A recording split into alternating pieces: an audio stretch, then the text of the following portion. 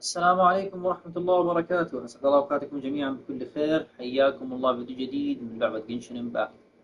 في الفيديو هذا الله يحفظكم إن شاء الله بنكمل طريقنا في الاركون كويست اللي وقفنا عنده إن شاء الله. وبسم الله نبدأ.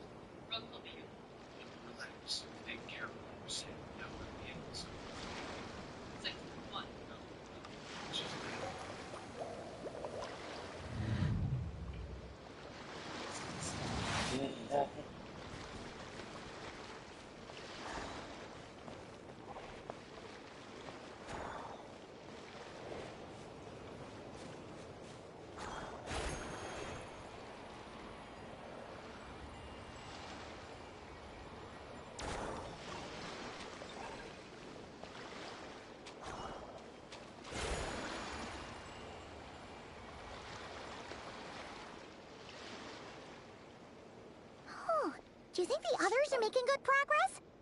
Hope it's all going smoothly.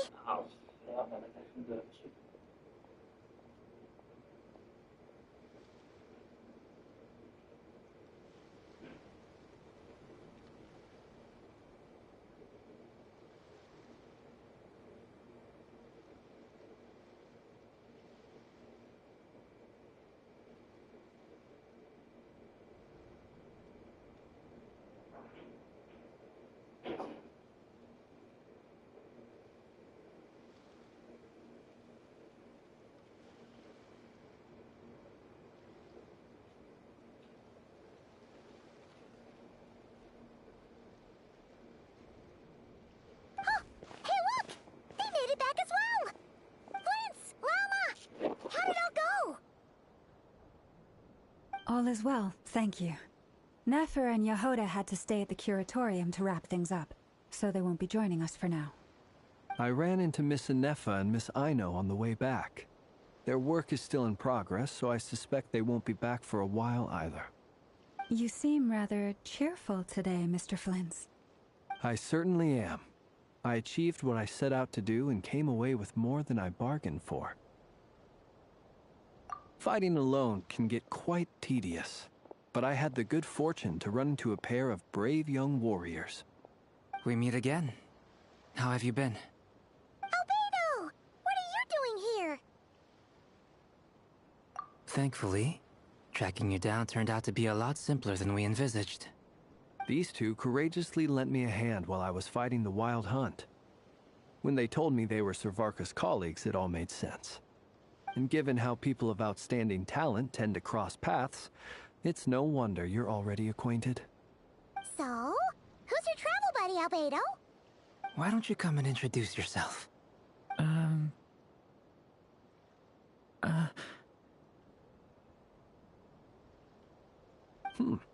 A gentleman of few words, I see. And a rather stern countenance. I presumed you were acquainted with him. مرحبا دورن. أهلين يا دورن. هذا التنين اللي كان نايم في جبل الدراجون سبين عند منصب. It's nice to meet you again. We've technically met before. Wait a sec. You're Mini Durin. That's right. It's me. I'm glad to see you again. By the way, he says it's okay if you drop the mini. Yeah, I'm not as mini as I used to be. Interesting, isn't it? The first step towards blending into human society appears to be reflecting on whether one's name really reflects who they are. Wow! You look so different. In a good way, of course. It's great to see you looking so healthy. Thank you, Paimon. And although you're as mini as ever, I understand that diminutives don't always convey endearment. I'll be sure to simply call you Paimon as a sign of my great respect for you. Wow! You're such a smooth talker now. Personally, I think our little Paimon is the perfect size. When people call her Little Paimon, it's just because she's so adorable that they can't help themselves. If that's not a sign of endearment, what is? You're absolutely right, Miss Lauma. My brother still has a long road ahead of him when it comes to understanding human relationships. Anyway, speaking of long journeys, didn't Columbina, leave with you? How come she isn't back yet? She's been catching up with old friends. Wouldn't be surprised if she stopped for a cup of tea or 10 on the way back. Uh-oh. People are talking about me. Hope it's nothing negative.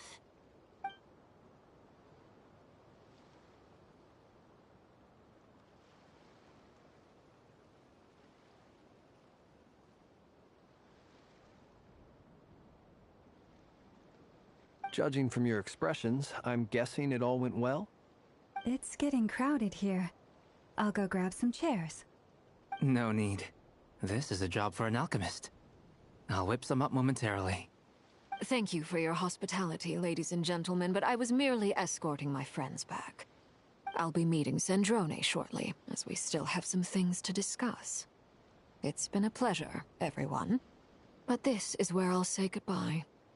We really appreciate your help. Oh, come on. Spare the formalities. I'm just glad I could help out some true friends. I understand. Well, bye for now, Harlequino.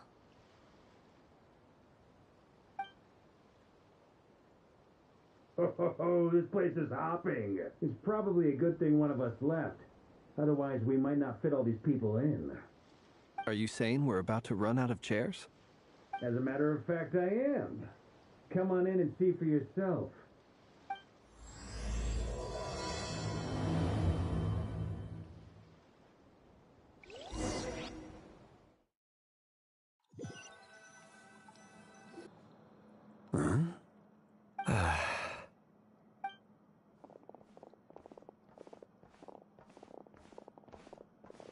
I overheard your little chit-chat outside, by the way.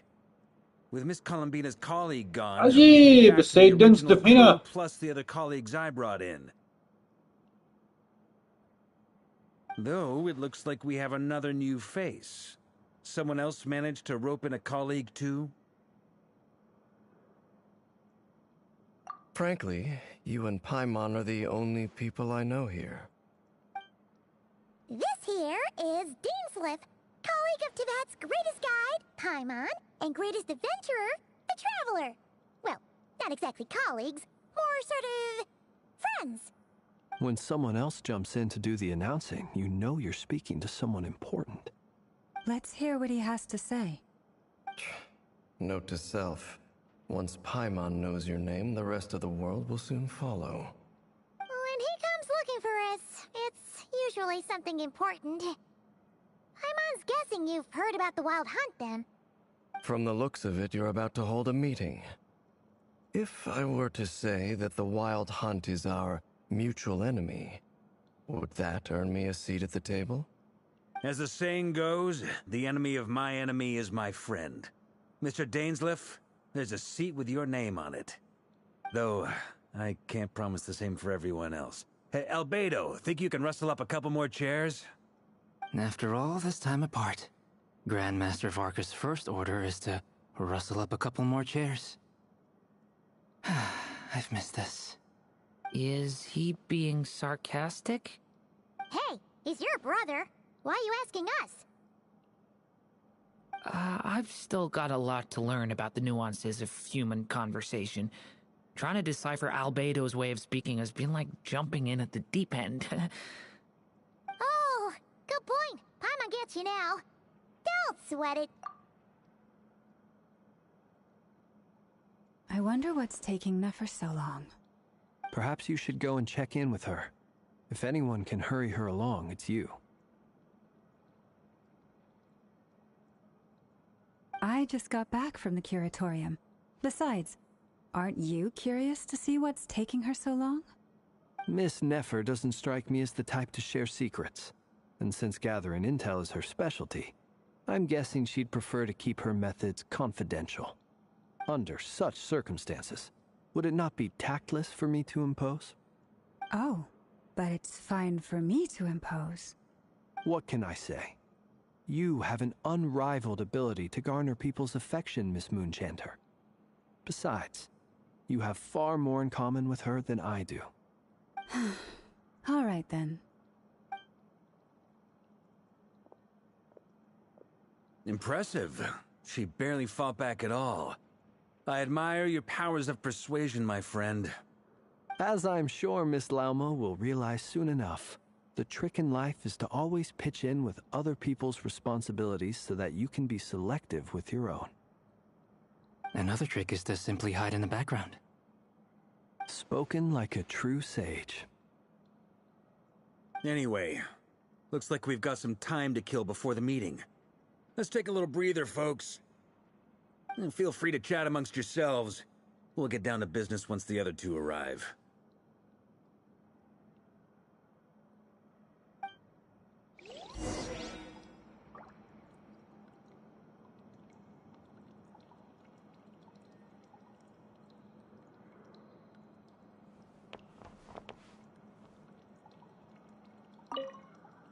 You're both awfully quiet. Why don't I start us off with an icebreaker? Much obliged. Have either of you ever had your portrait painted? If not, I'd be glad to help. That sounds like a lovely idea. You know how to paint, then? I dabble occasionally. He's an excellent painter. Tables, chairs, people, dragons, you name it. He'll paint it for you. I'm flattered. If I ever get the chance, I'd like to give it a try myself. I'll bear that in mind. Anyway, how about you, Durin? What sort of portrait would you prefer? Oh, I'd be fine with anything. Whatever style feels best to you. Very well. Then I'll play it by ear. You can replicate any style I want? I can try. If you show me a sample, I'll do my best to match it. Thank you. In that case, I'll dig up some reference material for you.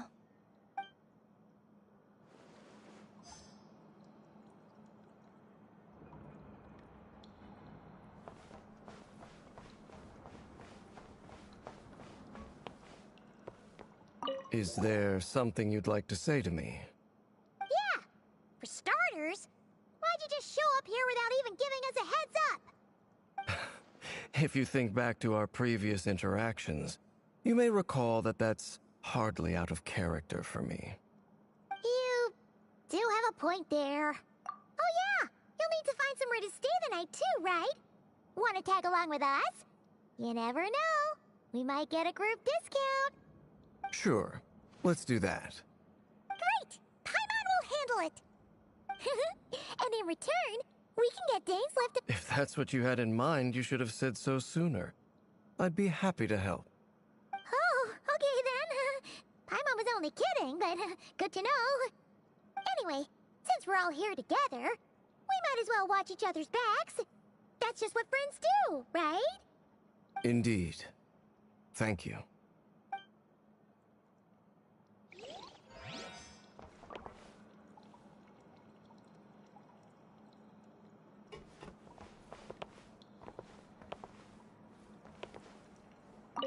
Truth be told, I can't remember the last time I was in a meeting with so many people.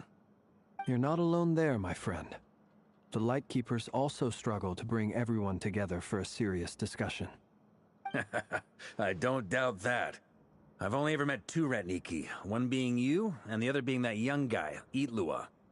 Itlua is a good apple. I'll give him that. He's kind, honest, and regularly delivers supplies to my lighthouse. A true Ratnik to the core. In that sense, he puts me to shame. So you're what? A fake Ratnik? That's what it sounds like you're saying. But I get the feeling that's not quite what you meant.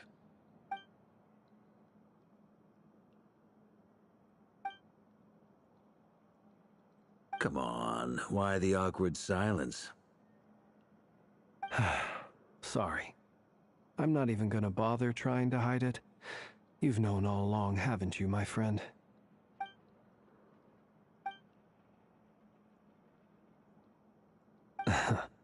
Now that was an awkward silence. Let's just keep this between ourselves. Probably best if Itlua doesn't know, huh? That goes without saying. Gotta be careful what you share with youngsters, after all. Anyone else in the know? Let me guess. The Traveler and Paimon? It's dangerous being too sharp for one's own good, you know. Then, in the name of the Animo Archon Barbados himself, I swear your secret's safe with me. When we went for drinks, you said that you and Barbados were practically best buds. In the light of that claim, do you really expect me to take your oath seriously? Of course. Just as long as you don't go spreading around the fact that I'm close with Barbados, all right? Fair enough, then. Nothing like a bit of mutual leverage to seal the bonds of friendship.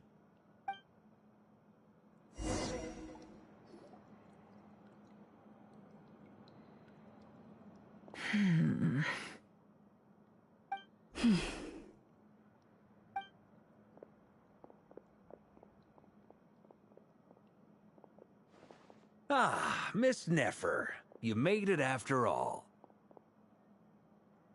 But what about Yehoda? I'm here to give you an update on how things are going on our end. Once this is over, I'll be heading straight back to continue my work. I left Yehoda back at the Curatorium to watch over things while I'm gone. Huh. So much for just this once.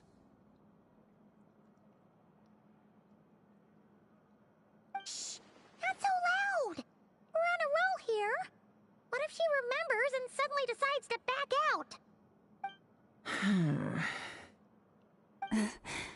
Did you say something, Mr. Varka? Huh?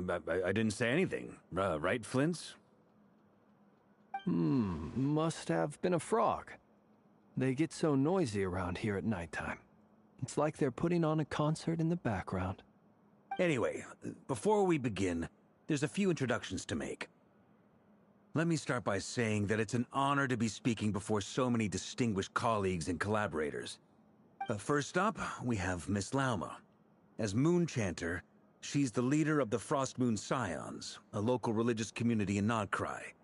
Then there's Miss Nefer, boss of the Curatorium of Secrets, and intel gatherer extraordinaire. Nefer is leading the investigation into Rerer's background, assisted by Yehoda and Lauma. From the little I've heard, they're making some great progress.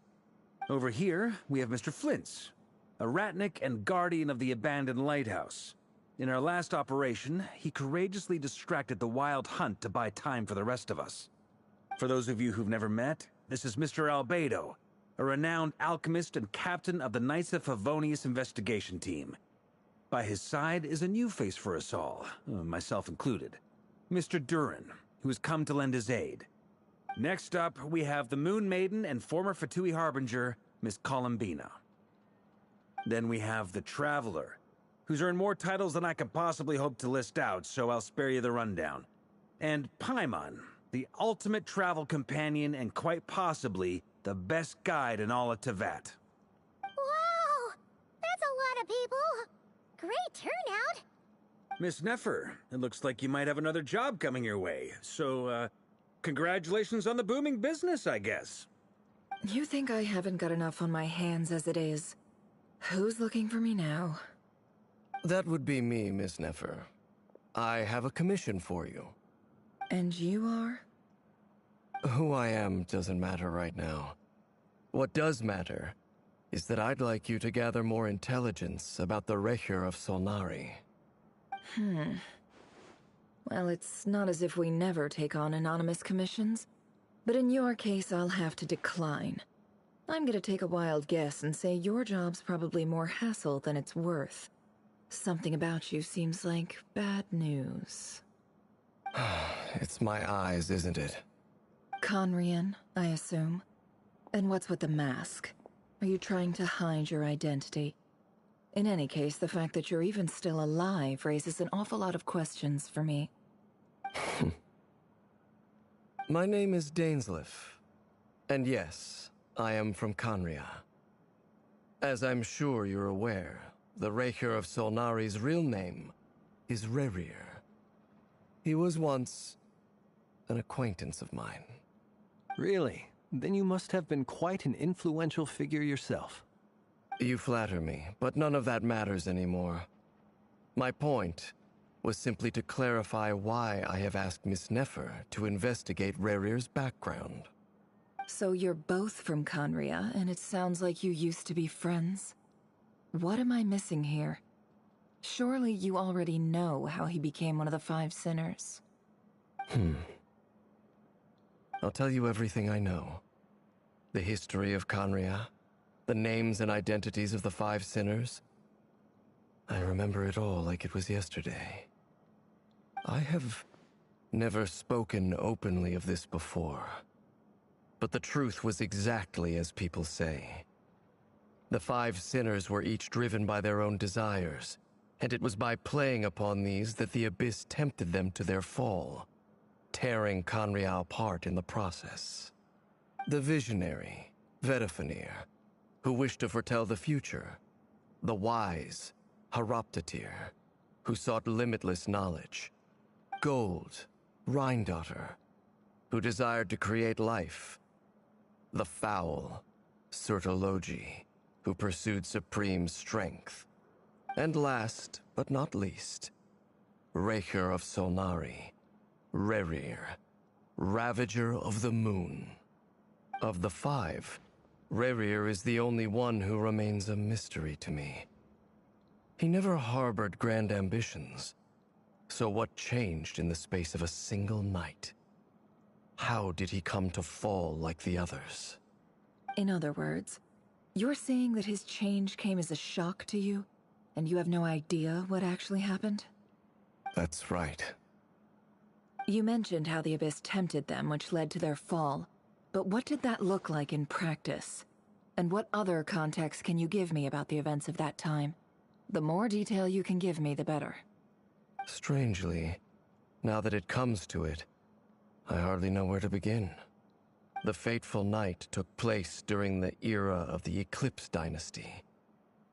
One day, my elder brother, the visionary, Vedifenir, was summoned to the palace by the Vinster King, only for the king to gouge out his eyes and cast him into the dungeons. When I came to hear of this, my fury knew no bounds.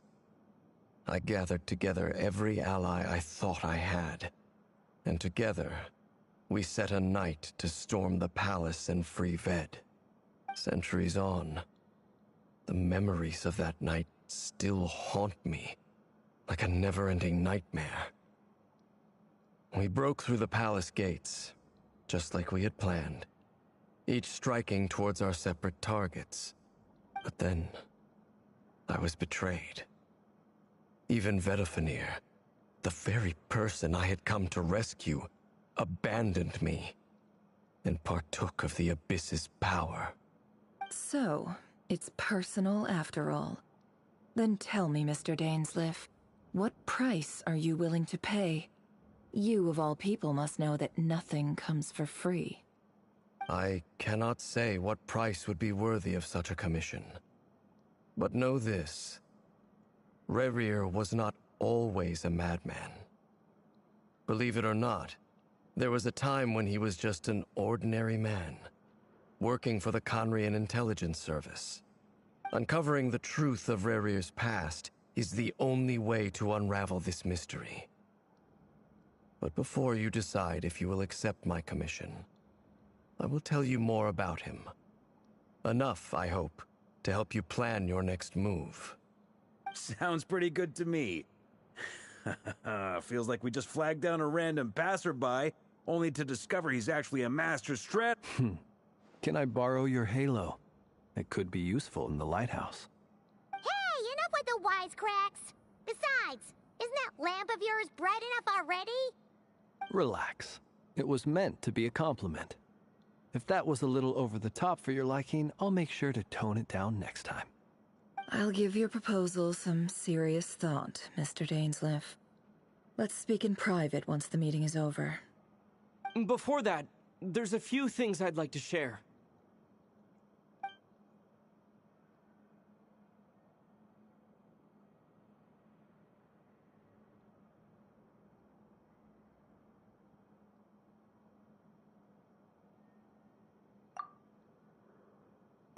Now that we've united the hearts of the three moons, your power should be greatly enhanced.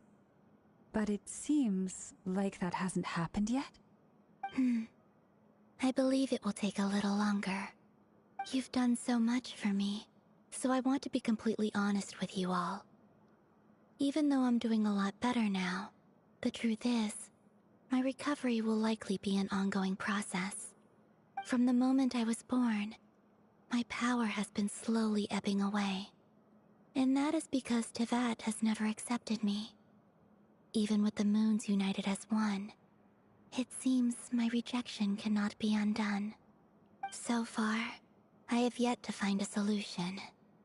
It may turn out to be a problem that will plague me until the day I finally leave this place behind.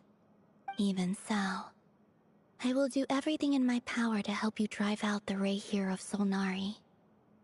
As Arlecchino put it, this is not about chasing the spoils of victory. It's just a gesture of heartfelt gratitude. Kutar.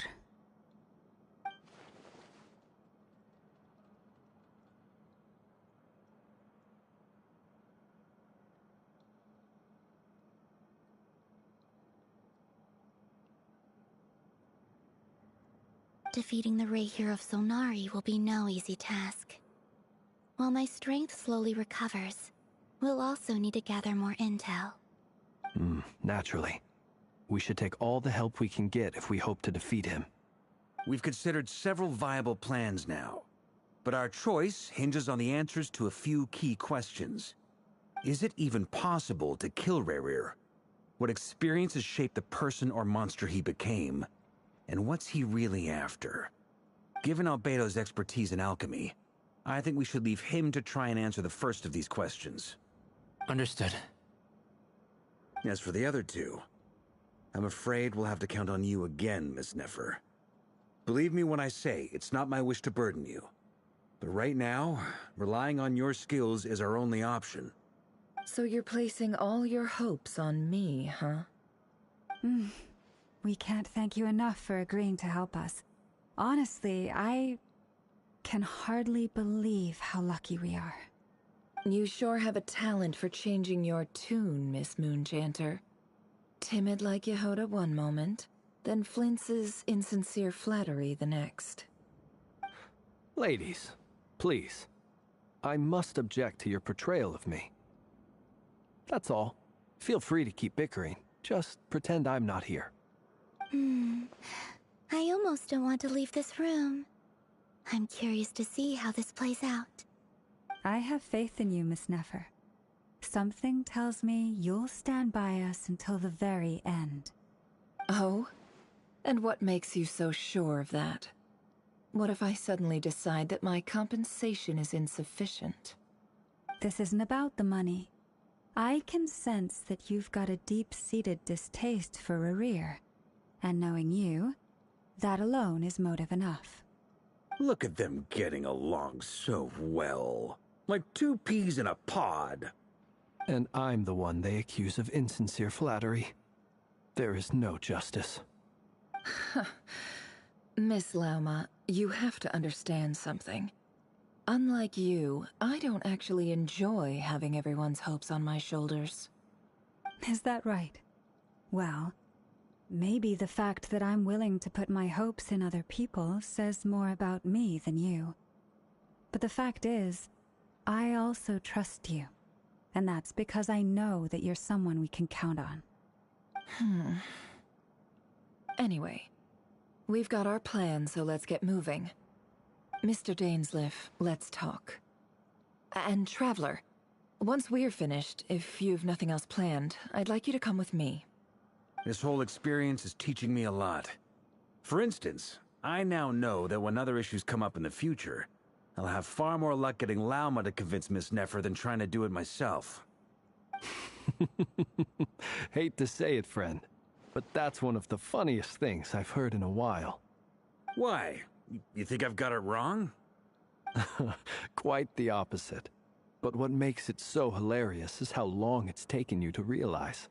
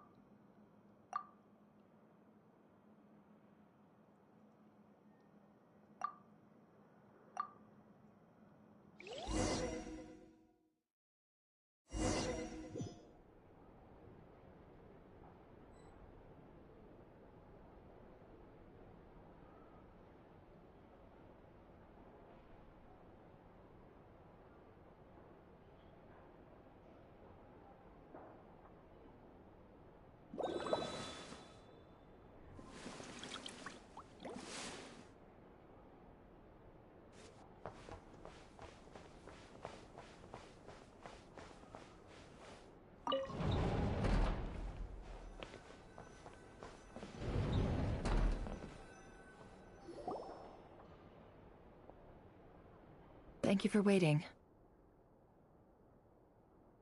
It's okay. We actually used the time to help Dainsleif get a room at the hotel.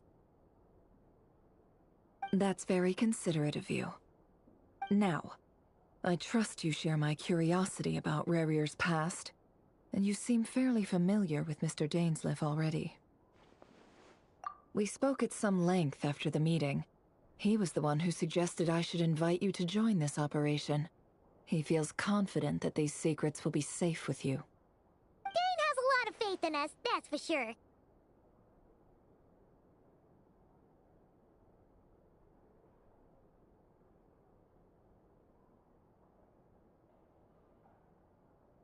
Likewise. I appreciate that you got right on board without interrogating me about why I invited you. It shows that you trust me to explain everything in due course. That's because we know what you're capable of. We appreciate you too, Nefer. You might have been forced to help in the beginning, but this time, it was your choice. That's one way to put it. Another is this, that once a decision's been made, it's set in stone. After that, my only goal is to see it through. Alright, so here's how it is. I'm going to access Rarier's thoughts again using my confidential method. Now, I'm sure you've seen things like this before on your travels, so you're surely well aware of how dangerous it can be. The reason I've gathered you all here is to ensure my safety during the proceedings. I plan for us to enter the fragment of his consciousness together, and once inside, I will focus on searching for information. Think of this as a diving expedition into someone's brain. If I'm the diver, you are my safety equipment, tasked with keeping me alive while I'm under the surface. Once the ceremony begins, we will all be spying on privileged information. But in the interests of safety, you must remain absolutely silent at all times. We will discuss our observations after the ceremony has concluded. Lastly, any individuals of a weaker constitution are advised not to partake in the ceremony. In any case, Paimon has her own job to do, which requires staying in the room but not joining the ceremony.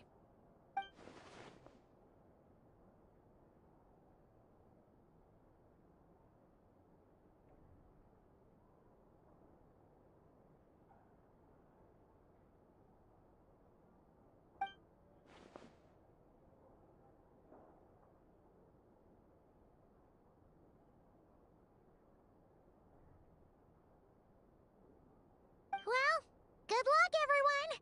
Sounds like all Paimon can do is cross her fingers and root for you guys. There's a little more to it than that.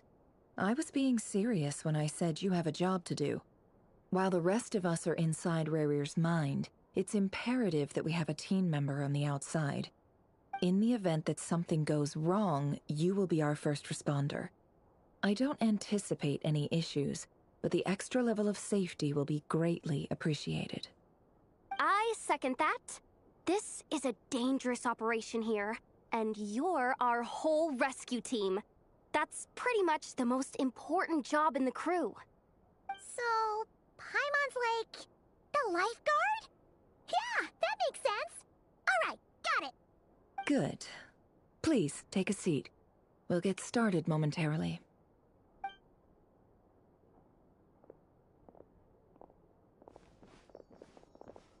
So, did Mr. Dainsliff tell you anything else? He told me that he believes Rarir kept some big secrets in his life. He's not sure that they were the cause of his eventual downfall, but he's asked me to uncover what those secrets were all the same. But surely you're not planning to go through with this, no matter the cost. If you think that, you'd be overestimating me. I'm a businesswoman, not a mercenary. But I do have my own professional reasons for taking this job. You think I'd turn down the opportunity to get a first-hand glimpse into Conrian history? No chance. Well, as long as you don't let morbid curiosity get in the way of safety concerns, we're good. We'll do whatever we can to help you. You're such a killjoy.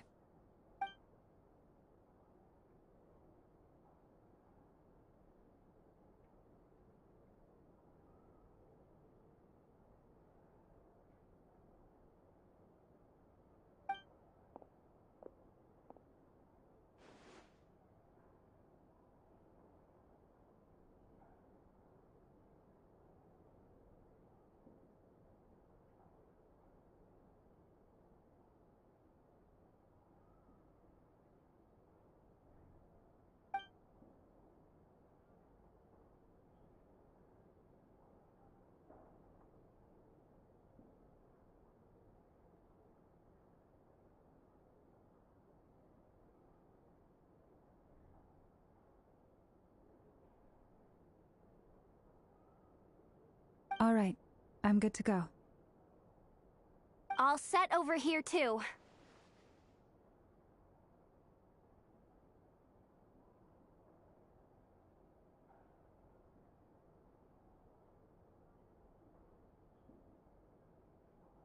Promise, Paimon, you'll be extra careful. All right. Let your whole body relax. We're about to begin. Close your eyes.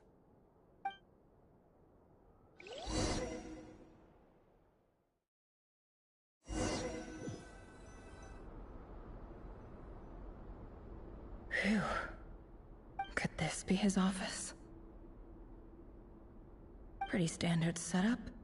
Bookshelves, paperwork, files. According to Dainsliff, Rarir used to be an intelligence operative. Chances are there's plenty of top-secret intel stashed away in this room. Is this where you keep your secrets, Rarir? Can't say I'm not looking forward to this.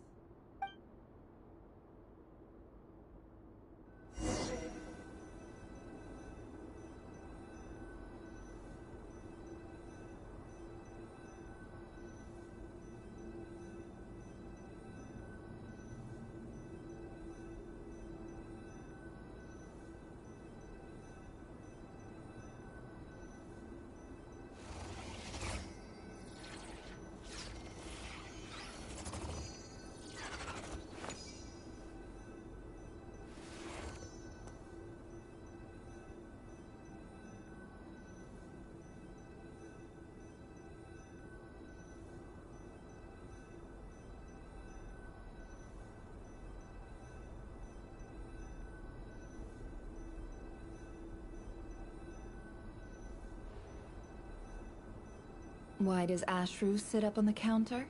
To welcome our clients, of course. A kitty's gotta earn his kibble somehow.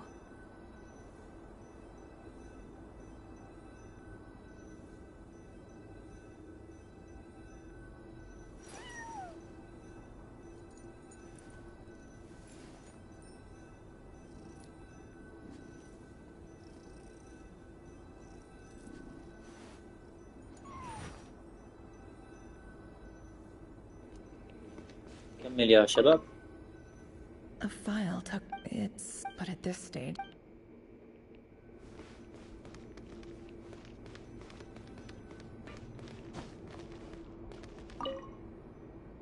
Bookshelves full of documents. Looks like these are all the Crimson Moon.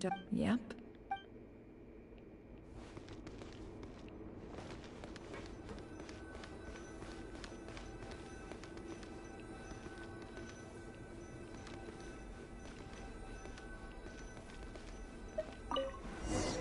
Through them, just like usual.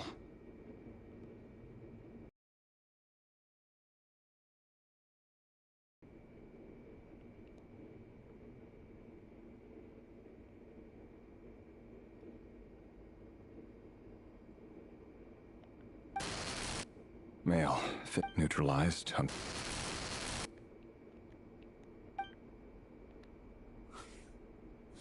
This one should be archived.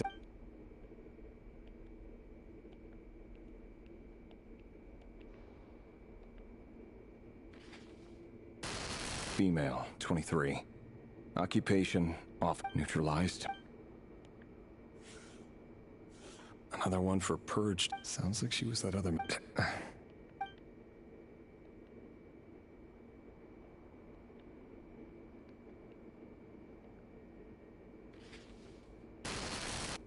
Male, 40. Neutralized on... شكلهم ساعة القمر القرمزي. Just another nobody. Come to think of it, I remember... جماعة ترليكين. Female, neutralized. Filed. I have no recollection. في واحدة من الملفات Female, neutralized. تبغاها. Filed.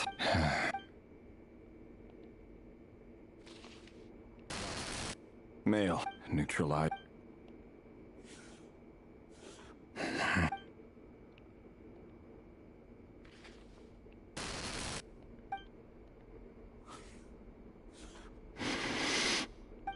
It's funny, isn't it? Your job is becoming both harder and easier at the same time, depending on how you look at it. Sooner or later, the Crimson Moon descendants will be completely wiped out.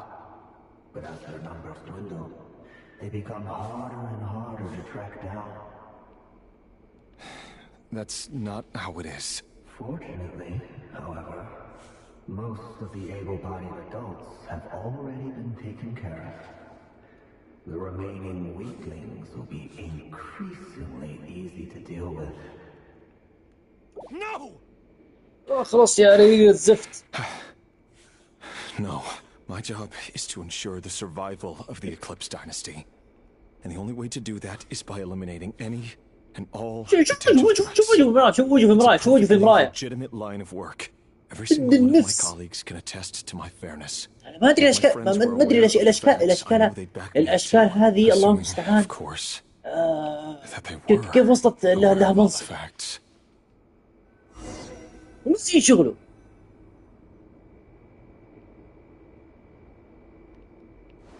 طيب يعني خلينا نشوف اللي فيدر فولنر.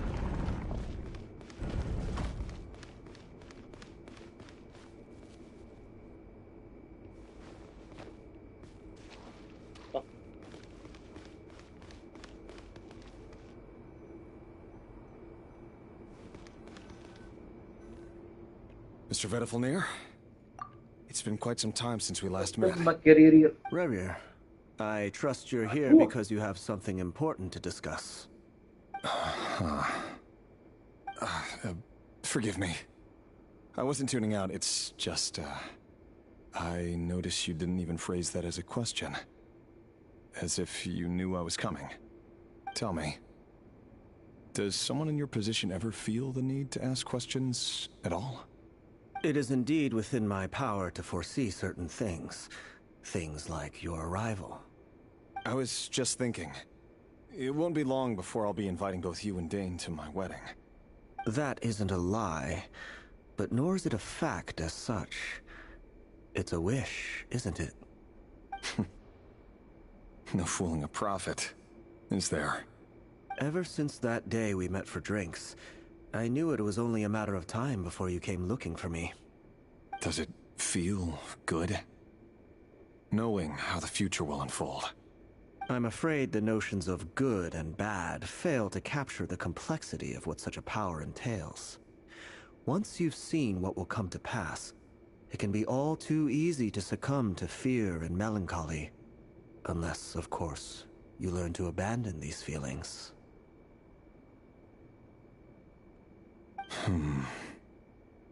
You fear my silence, and long to hear the words I left unspoken that day.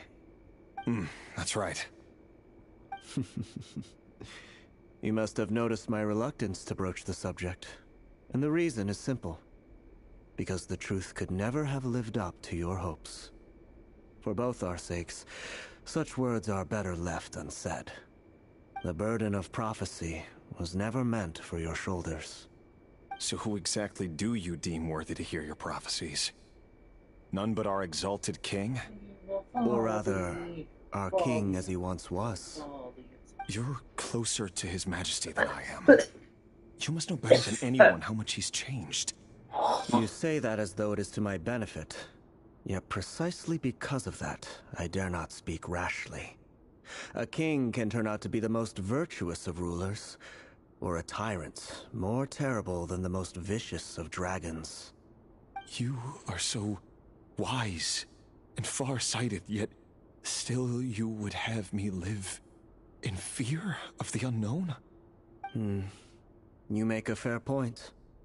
Especially given my silence alone was all it took to send you spiraling downwards. Very well then. Let me offer you some advice. And I say this not as a prophet or a visionary, but simply as the brother of your friend. For many reasons, there is very little chance of your marriage ending in happiness. If happiness is what you seek, you should find another fiancé.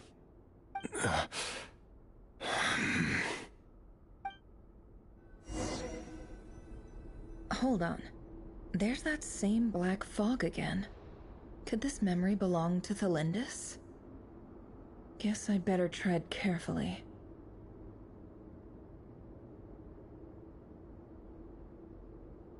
Don't trust your eyes uncritically. People only see what they want to, so don't be your own fool.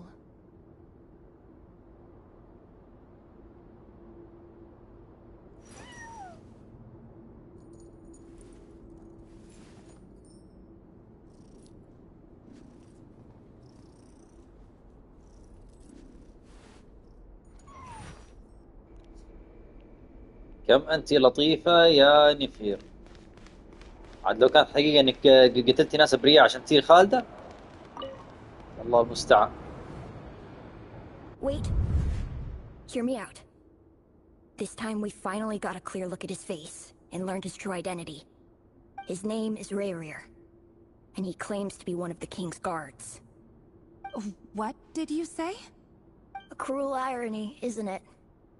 The man you're set to marry leads a double life as a brutal executioner.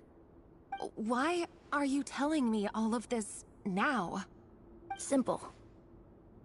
It's because I want you to kill him. You are the only person he would never suspect.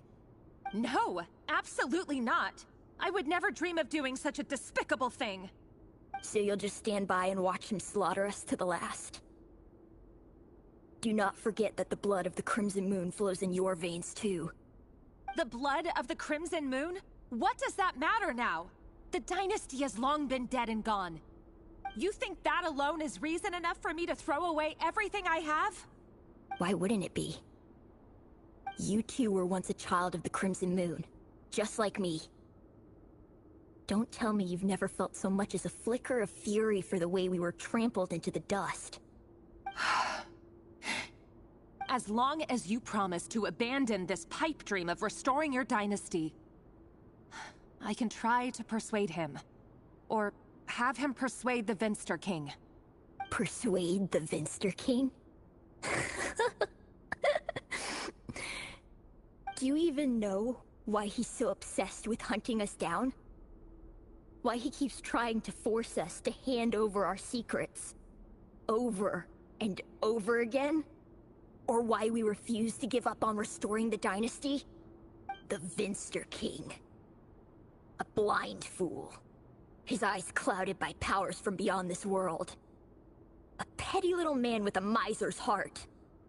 And he dares to sit upon the throne? Mark my words. Sooner or later, Conria will fall. And it will be his doing. If you can't bring yourself to do it, so be it. Just you watch. It won't be long before calamity descends upon us all. The Rehir of Solnari. That really is quite a secret you've been keeping from me, Rerir. But who am I to talk? Am I really any better? I've kept my own past a secret this whole time too. Love should be built on honesty. But ours was born from lies. And yet... is it really so wrong to hide things that would only make life harder?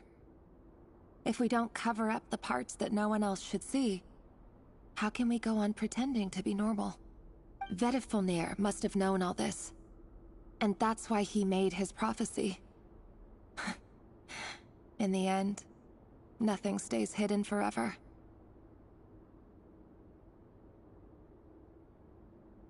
But I won't just sit by and watch this disaster unfold. I'll do everything in my power to protect what I cannot afford to lose, no matter who I have to face.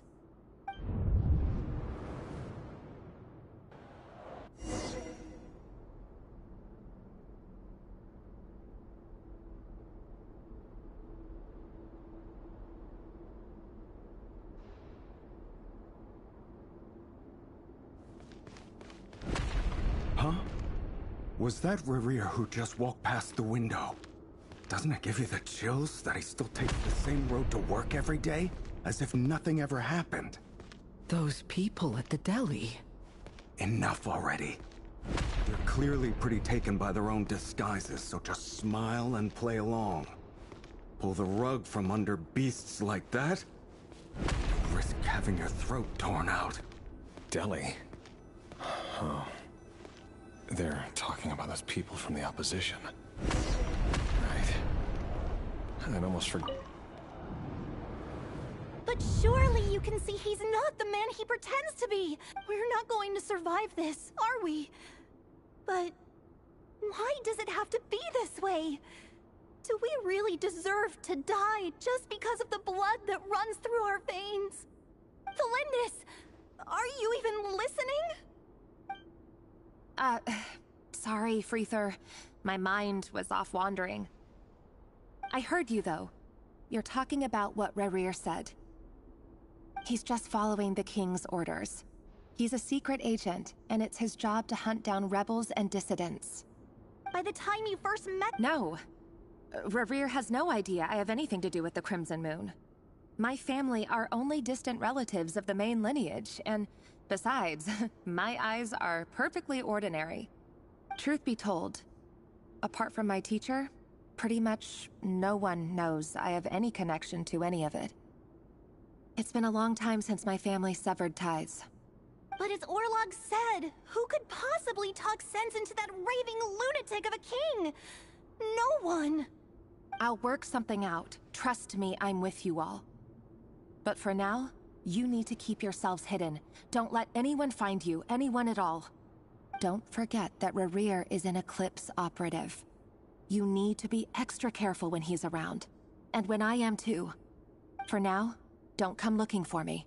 And if anything happens to me, just act like we've never met. If even you can't escape this, what hope do the rest of us have? But after all this time together, surely he wouldn't lay a hand on you. I won't speak in his defense, nor can I give you a clear answer to that question. But I'll do everything I can to put an end to this. Here, hold on to this. If an opportunity to escape presents itself, take it. You'll be glad you took some spare change. You call that change? But what about you? I've got a job, and there's still money coming in. But you can't go anywhere right now. Please think about yourself for once.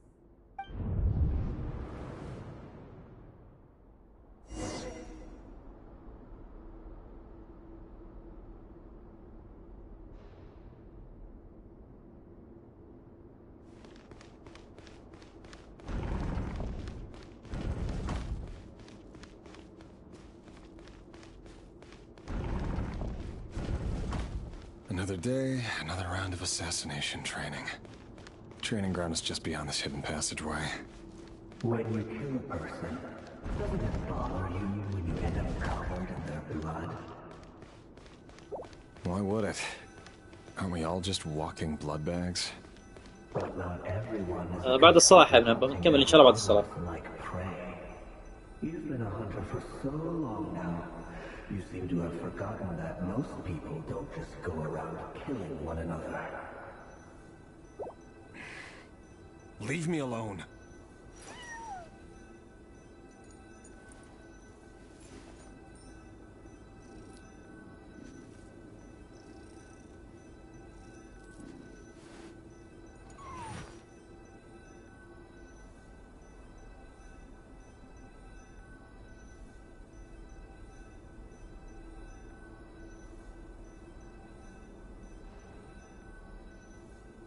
Emotions are like a raging torrent that surges through the mind.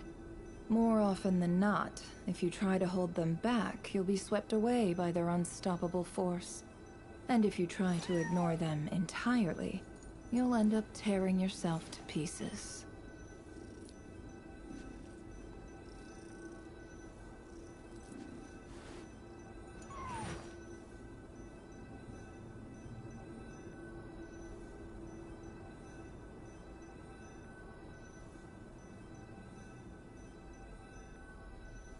Why does Ashru sit up on the counter?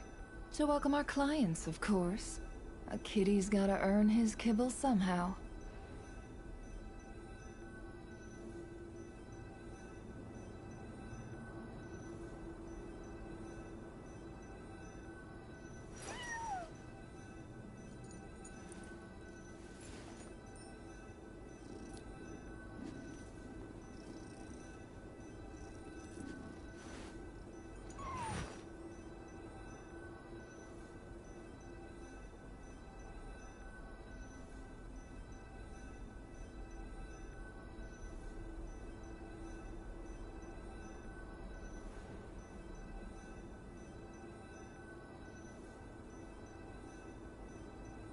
Don't trust your eyes uncritically. People only see what they want to, so don't be your own fool.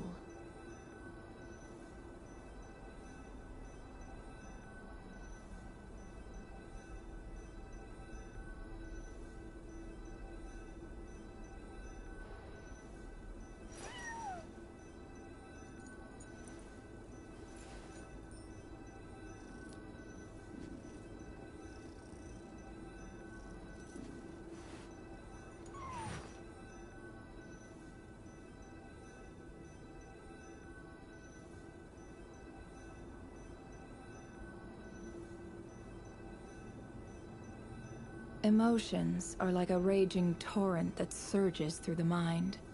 More often than not, if you try to hold them back, you'll be swept away by their unstoppable force. And if you try to ignore them entirely, you'll end up tearing yourself to pieces.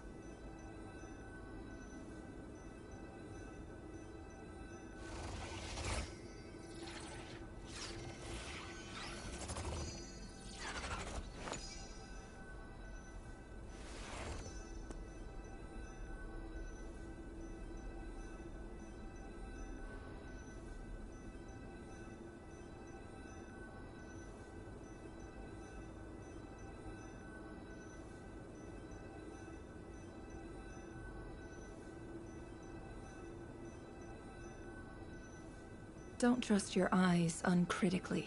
People only see what they want to, so don't be your own fool.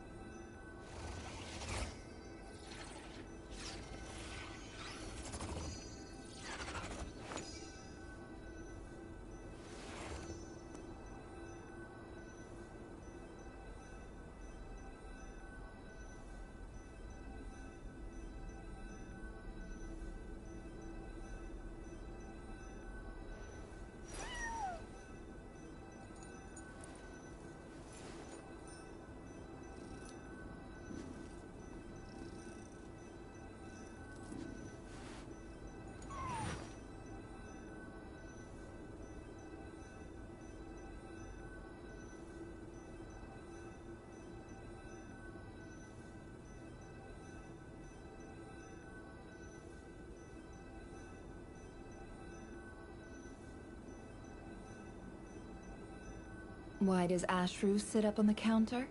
To welcome our clients, of course. A kitty's gotta earn his kibble somehow.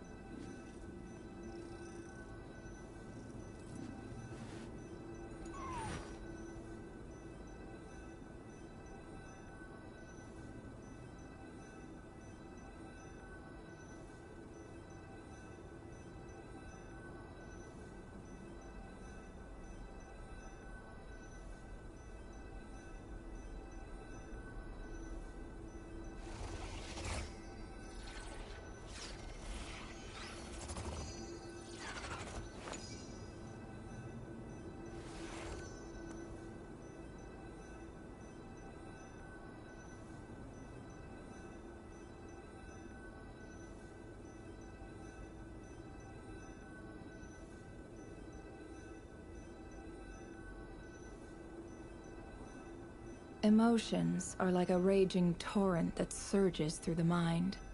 More often than not, if you try to hold them back, you'll be swept away by their unstoppable force. And if you try to ignore them entirely, you'll end up tearing yourself to pieces.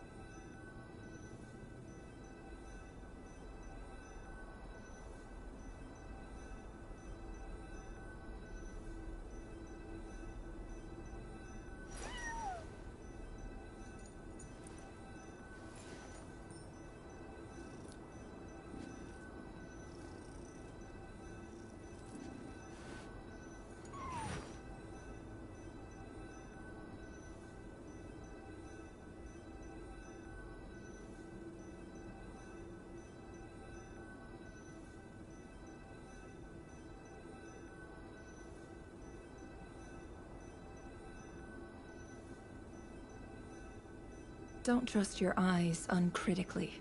People only see what they want to, so don't be your own fool.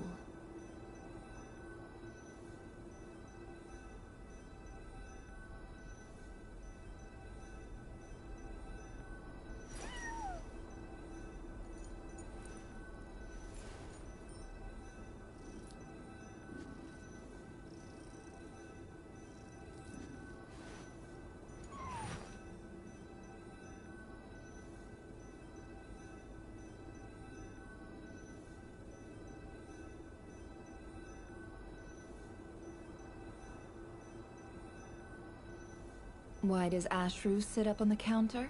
To welcome our clients, of course. A kitty's gotta earn his kibble somehow.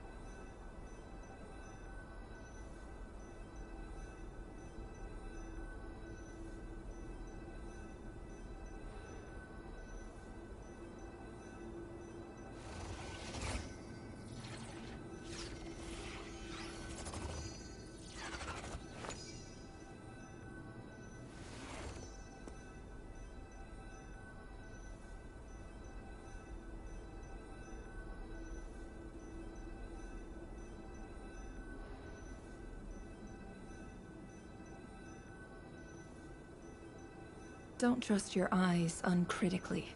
People only see what they want to, so don't be your own fool.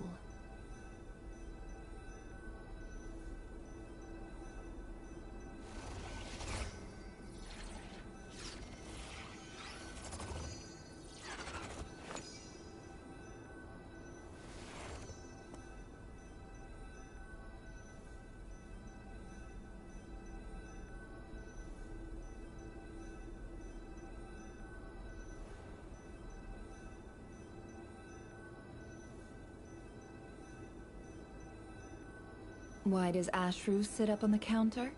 To welcome our clients, of course. A kitty's gotta earn his kibble somehow.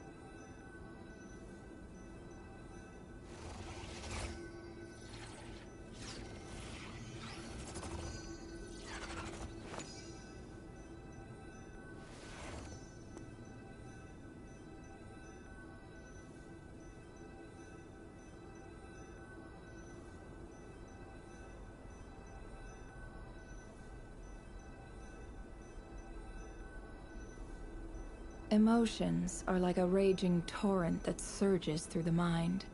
More often than not, if you try to hold them back, you'll be swept away by their unstoppable force. And if you try to ignore them entirely, you'll end up tearing yourself to pieces.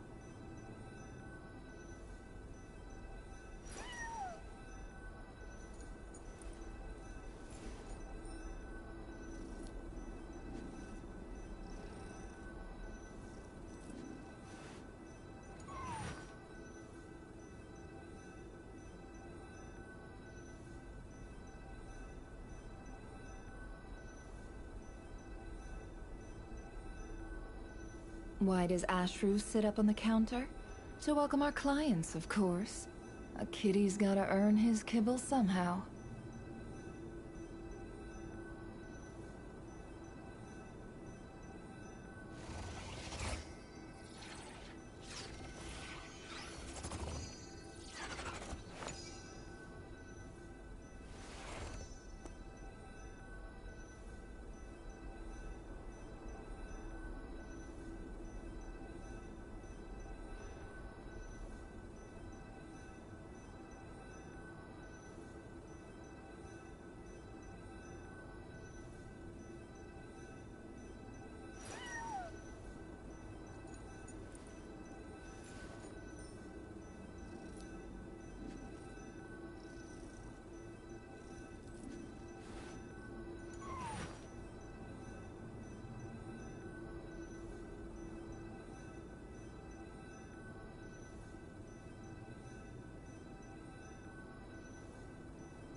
Don't trust your eyes uncritically. People only see what they want to, so don't be your own fool.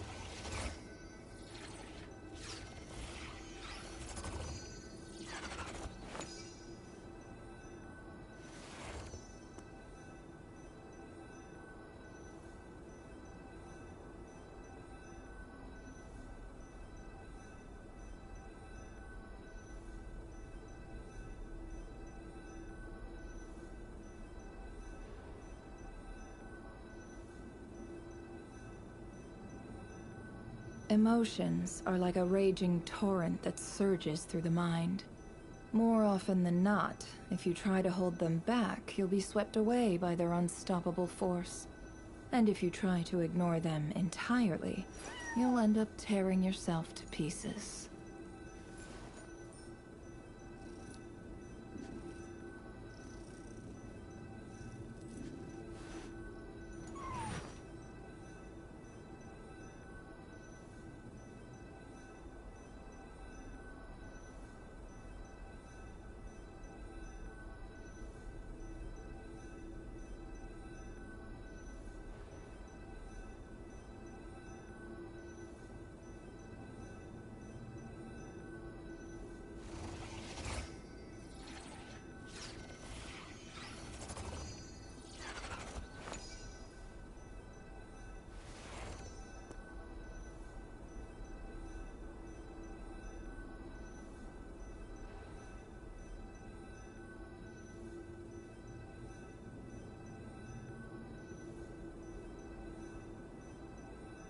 Why does Ashru sit up on the counter? To welcome our clients, of course. A kitty's gotta earn his kibble somehow.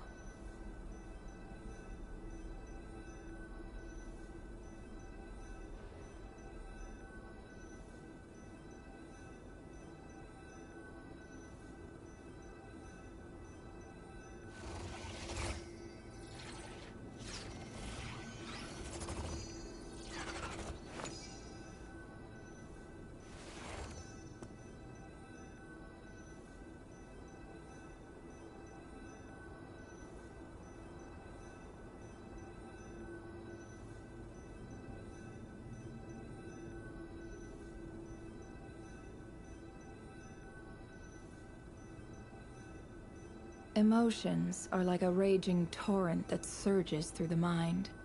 More often than not, if you try to hold them back, you'll be swept away by their unstoppable force.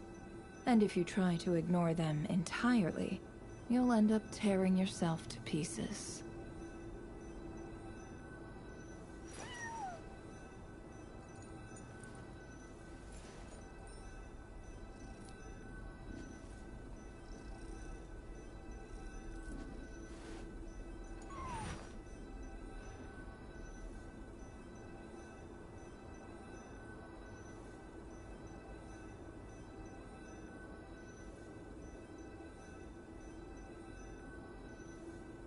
Why does Ashru sit up on the counter?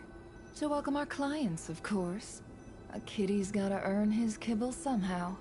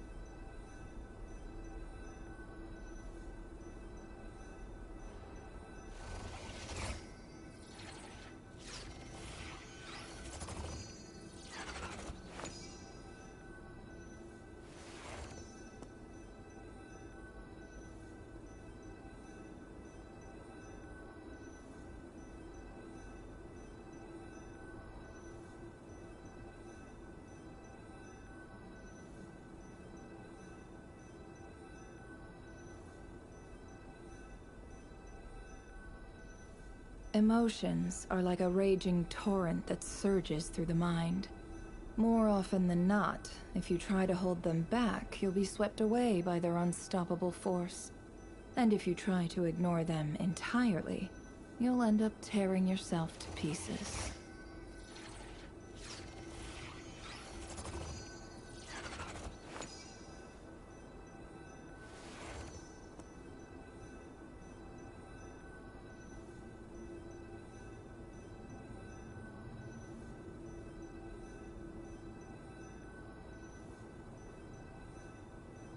Why does Ashru sit up on the counter?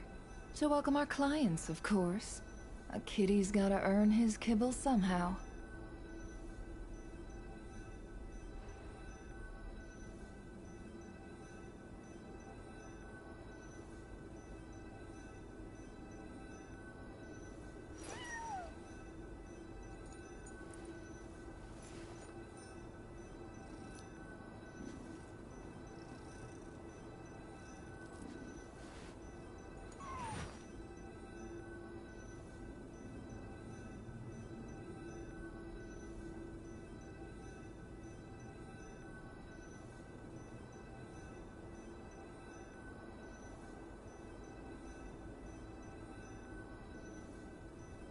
Emotions are like a raging torrent that surges through the mind. More often than not, if you try to hold them back, you'll be swept away by their unstoppable force. And if you try to ignore them entirely, you'll end up tearing yourself to pieces.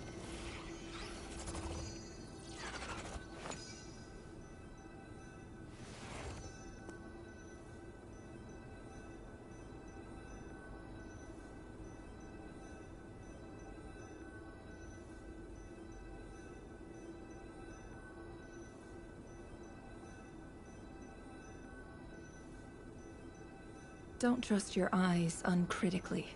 People only see what they want to, so don't be your own fool.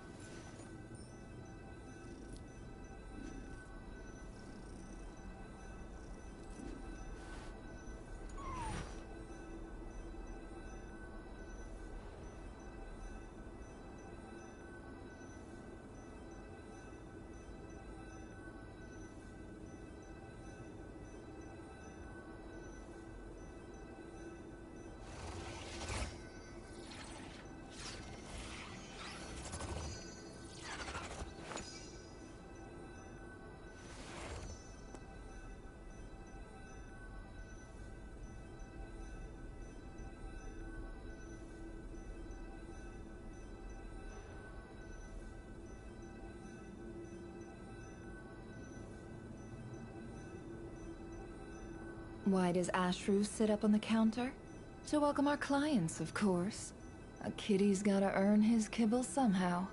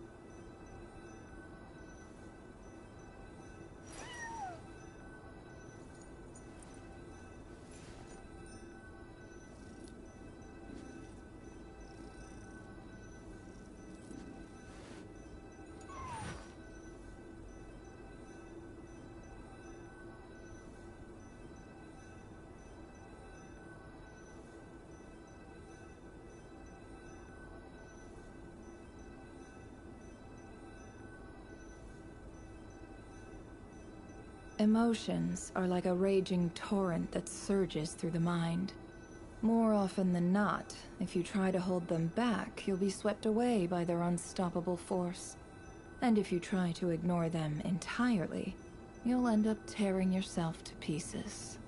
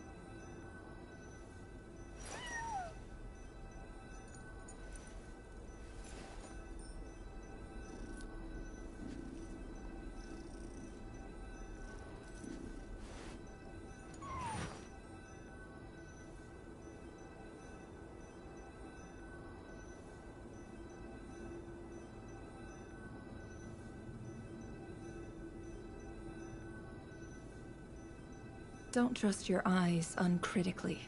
People only see what they want to, so don't be your own fool.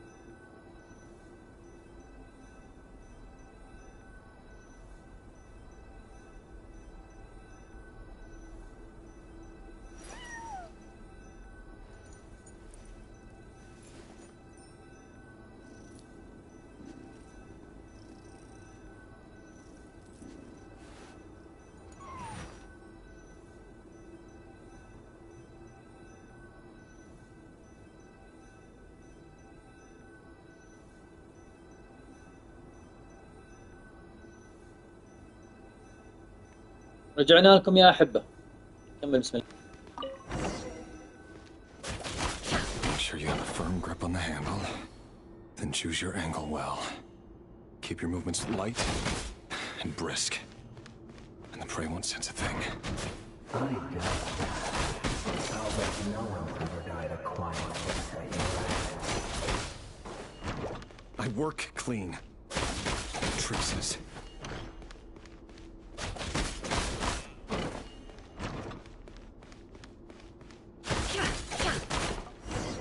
That doesn't make it over.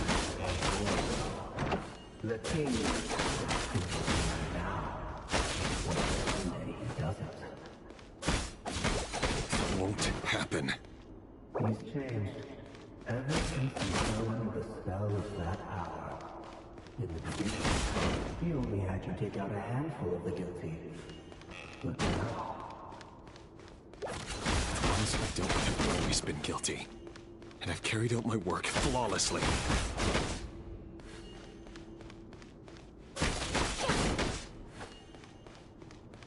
No more lies.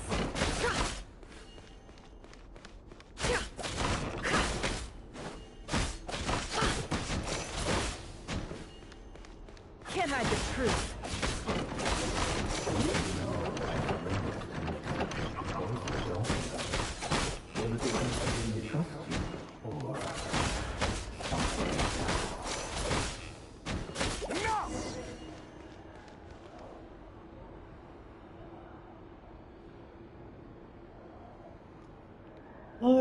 أعوذ بالله يا ريريريال.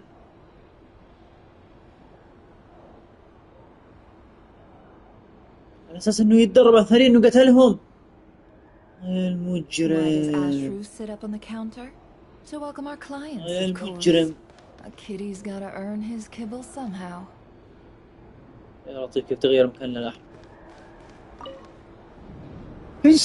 Delindis, do you still remember Orlog? المجرم يا ريرير. أنت وزوجتك أنت The boy وخطيبتك who was الزفت هذه. pretending to sell flowers. You spoke for quite a while, didn't you? Yes, we did.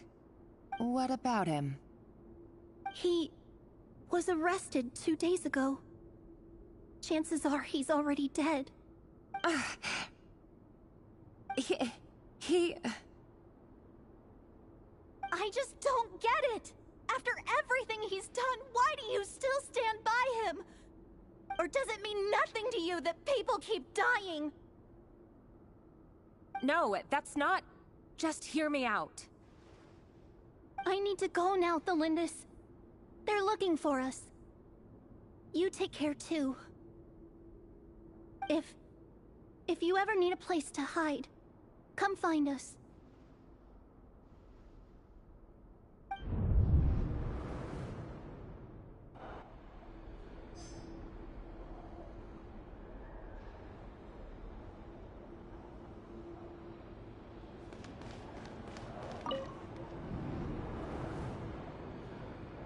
Author Thelindis.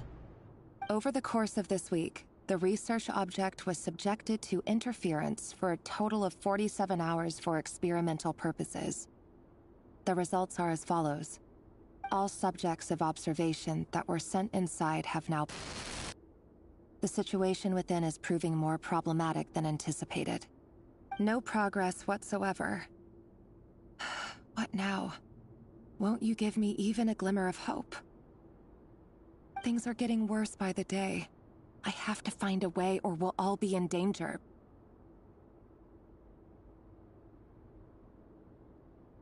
But I...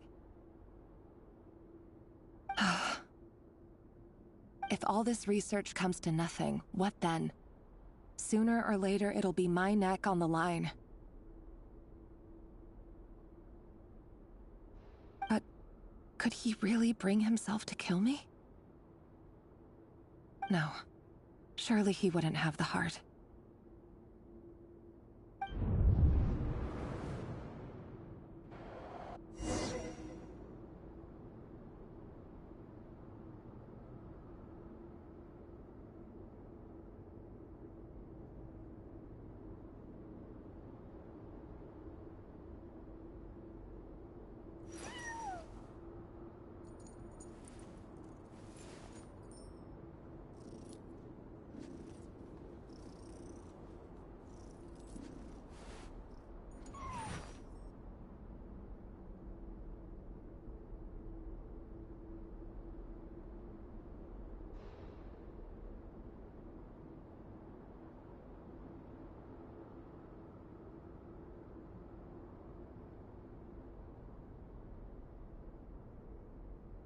Emotions are like a raging torrent that surges through the mind. More often than not, if you try to hold them back, you'll be swept away by their unstoppable force.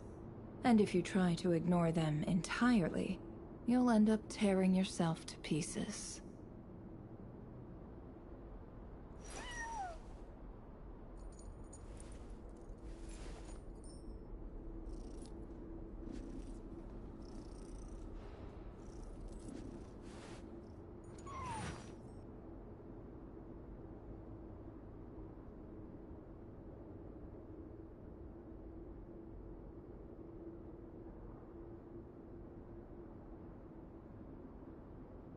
Don't trust your eyes uncritically.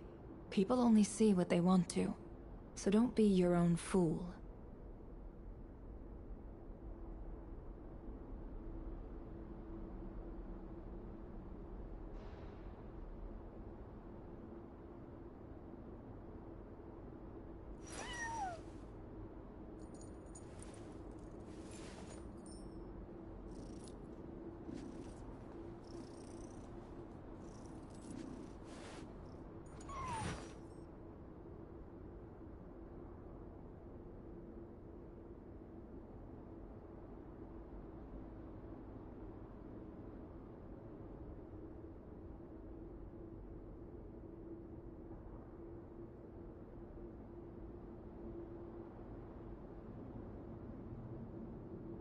Emotions are like a raging torrent that surges through the mind.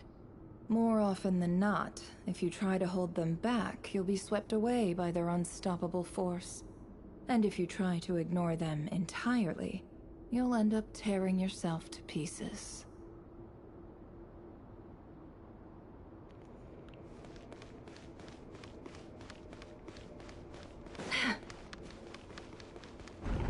حياكم الله جميعا.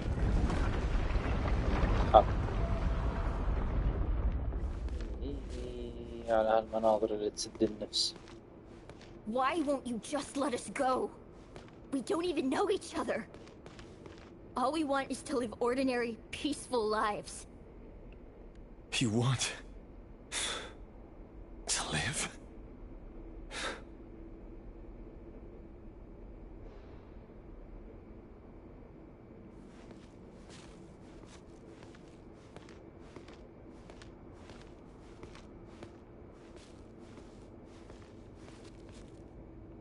Yes. I just want to go on living. Is that really such an unforgivable crime?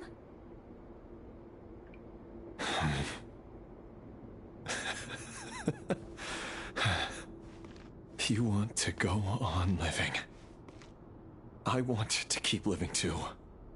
To keep living forever. That's why I have no choice but to continue on the path I'm on. If only some savior وعليكم السلام ورحمة الله وبركاته. حياك الله. Too bad that's not going to happen.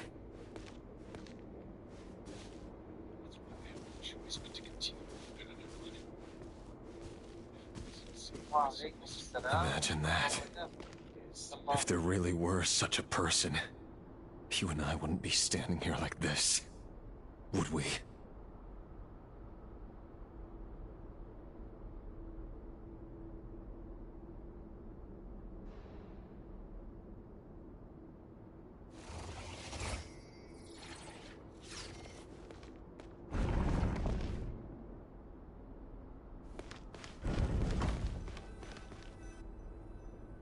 Today's files are in. Time to wade through them just like usual. No, I don't get tired of it. It's my job. And not only am I lucky to have it, I'm good at it too.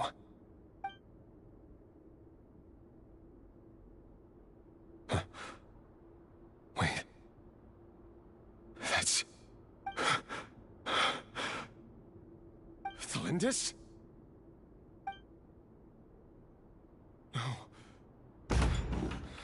No. No! Why? But you bear no mark of the Crimson Moon. How could you possibly have anything to do with them? It cannot be! A diluted bloodline. Carefully concealed. see it now. You've been living in the shadows just like me. What a fool I've been. Numbing myself with talk of justice. Even imagining my friends would back me up. But in the end, Irminsul. Finster King! How far are you going to take this? From the direct bloodline to secondary offshoots? And then what? Today it's the descendants of the Crimson Moon. Who will it be tomorrow? Will you not rest until everyone down here is dead? No. This cannot go on. This is where it ends.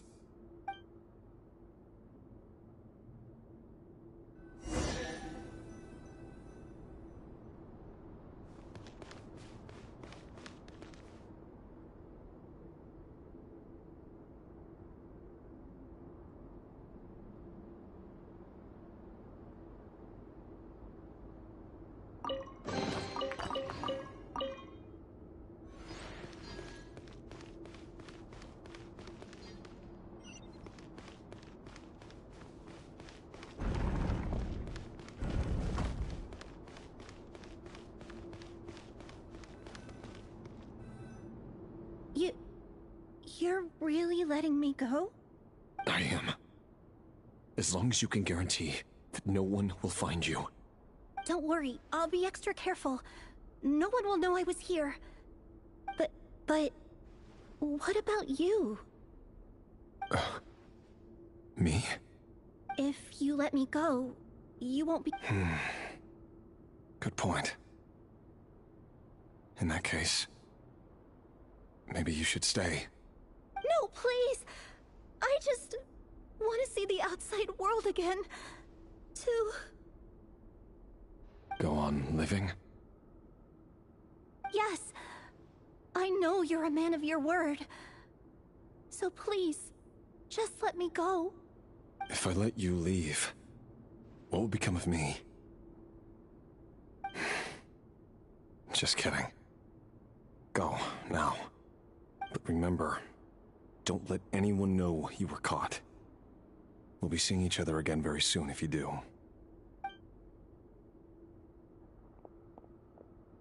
Even shadows in the dark must live by a code. But you can't save everyone. You've been whispering in my ear for days now, Vedifalnir. What are you trying to do? Break me down? I only say this because you long for an answer to your problems. Let her go, Rerir, or you risk losing everything. I will not abandon Thelindis. Then you'll need a little more vigilance and a lot more power. The world is changing, Rerir. Keep your eyes peeled for your moment of opportunity. That voice used to be so unclear. But now I know exactly whose it is. It's Vedifalnir. He won't tell me how to actually resolve any of this, but he keeps trying to manipulate me like a puppet. What's his game here? Tell me then. What will this moment of opportunity look like? And... no answer. He's like a ghost. Always disturbing me when I'm on edge, but never answering when I need him most.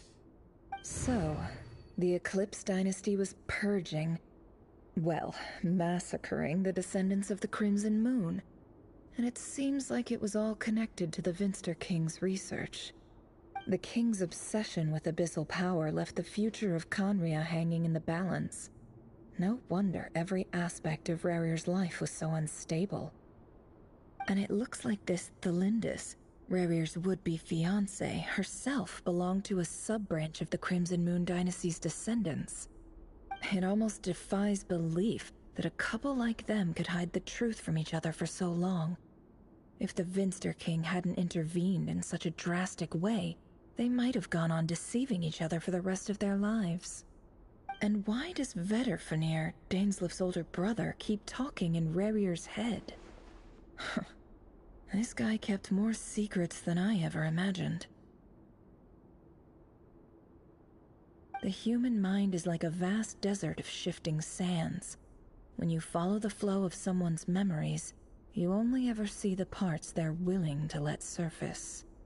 Time for something a bit more creative. We've been inside Rarir's mind this whole time, building up a picture of his psyche. There's already enough clues on the board to start reading between the lines and mapping out the rest.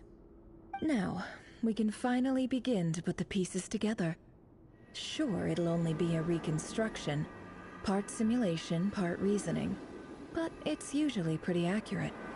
Once we've built up a cognitive profile, we just need to cross-check the logic behind his actions.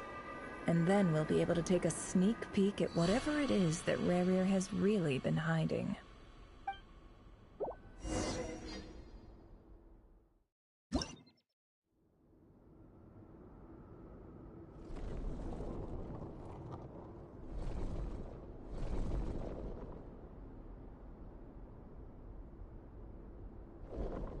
Rarir, are you there?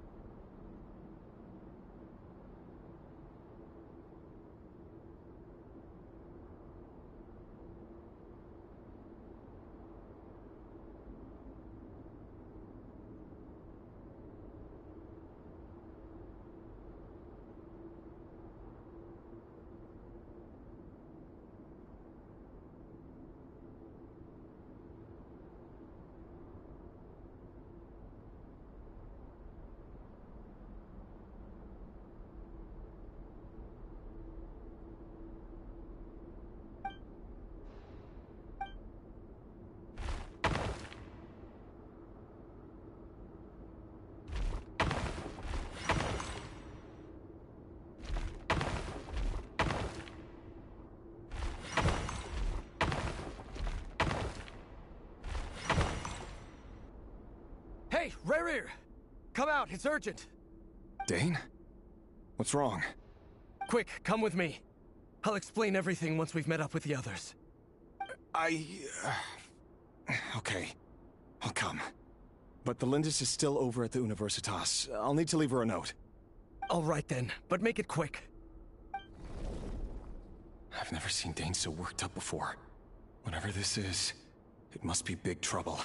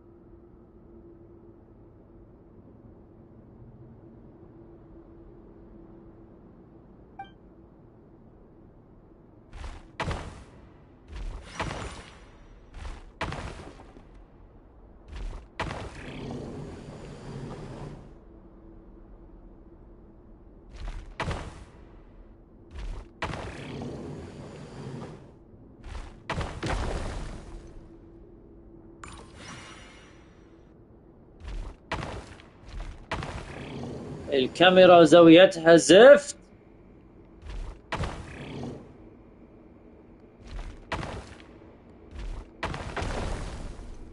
الكاميرا زاويتها زفت.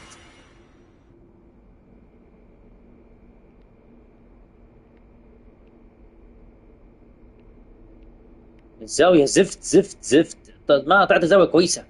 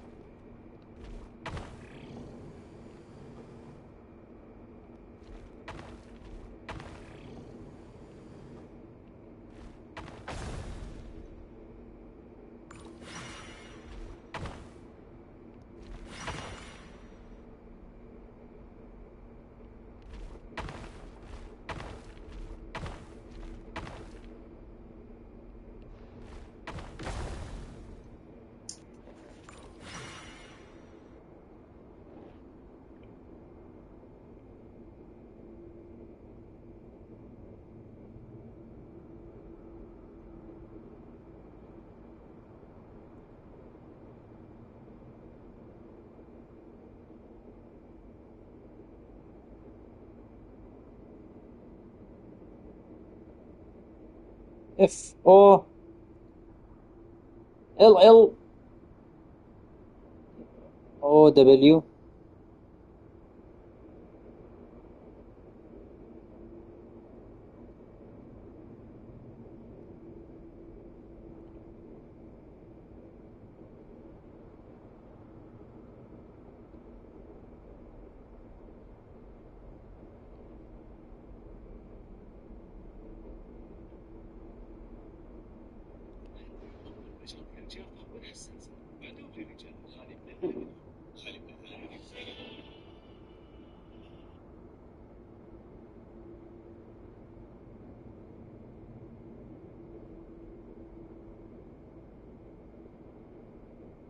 اها كده.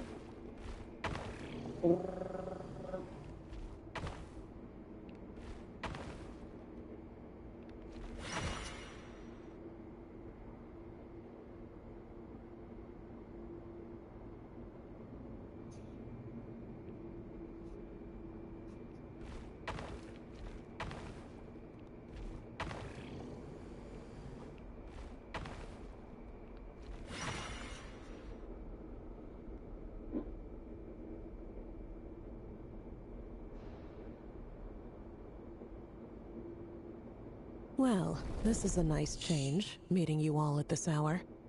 When men and women of ambition can speak face to face in broad daylight, I say that's a big step forward for our dear Conria.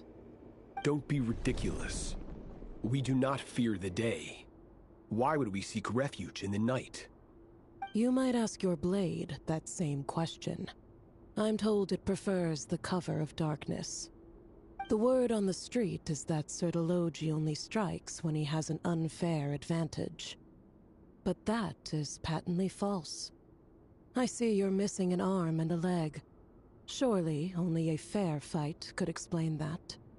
If this is your way of offering me replacement limbs, believe me, I'll take them. Oh, we can certainly discuss that. With bioalchemy, anything is possible. Assuming I have your full support in my research. Lunatic. Robtatir, what brings you here? Why, Dainsleif, of course. He invited me. Please, cast aside your apprehensions, Miss Rhindaughter. Whatever the rumors may say, I am but a humble servant of the king, and I can assure you he affords me no greater convenience than he does you.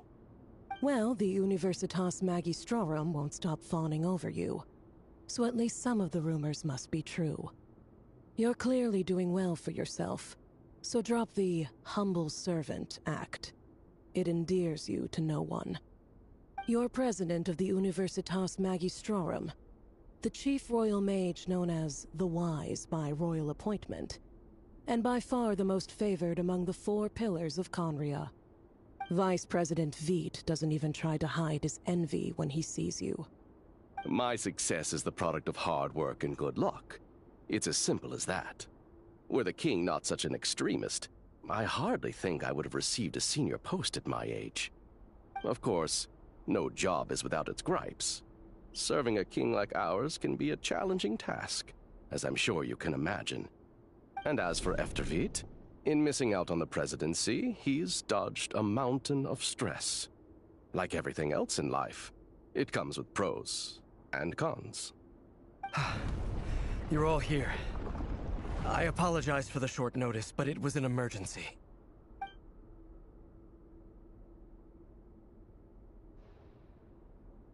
You must be Rarir.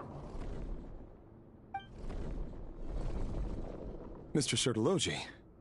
Yes, I handled your case file during your sentencing. Nothing personal, of course. I'm pleasantly surprised that you remember me. You're clearly a person of substance if you've been invited here. But Dainsleif, you'd better have a very good reason for convening this little gathering. It's my brother, Vedofenir. After he spoke at the court this morning, the king was so infuriated by his words that he had him blinded in both eyes and thrown in prison.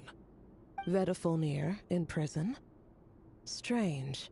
I thought the king trusted him and Horoptatir more than anyone else in the world. Does this mean the king's circle of trust just got even smaller? It has nothing to do with trust.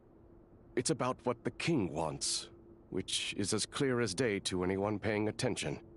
I simply appease him, because it's in the best interests of the Universitas Magistrorum. And also because you're slimy. Vedafilnir, perhaps less so. But still, a visionless visionary? It rather inclines me to think that qualifications are not what get you ahead in Conria. Do you honestly think this is an important discussion to be having right now? Dane, what are you planning to do? Rescue Vedafilnir, I assume. Correct. It will mean storming the palace by force. Tonight. I need all of you on my side. That's far too dangerous. And don't forget, Dainsleif, you're captain of the Royal Guard. You swore an oath to the throne. Hmm? You've been planning this for a while, haven't you? I have no desire to commit treason. But whatever critique the king may have of Vedafilnir, disfiguring your most loyal subject for putting the best interests of his court and nation first, this is not the conduct of a wise ruler. My blade will force the king to see the error of his ways. So, Vedafilnir's prophecy enraged the king. I'm sure it wasn't what he wanted to hear, but if he won't take counsel even from the visionary, that is deeply troubling news. The extent of His Majesty's madness is now all too clear. The question is, how does a man like me get out of this situation unscathed? You have noble ambitions, Dane, but I'm afraid they don't do much for a guy like me. I'm not interested in saving the world. All I want is a letter of pardon. A letter of pardon? For whom? Thelindis? The chances of the Vinster King issuing a pardon for anyone connected to the Crimson Moon seem vanishingly slim.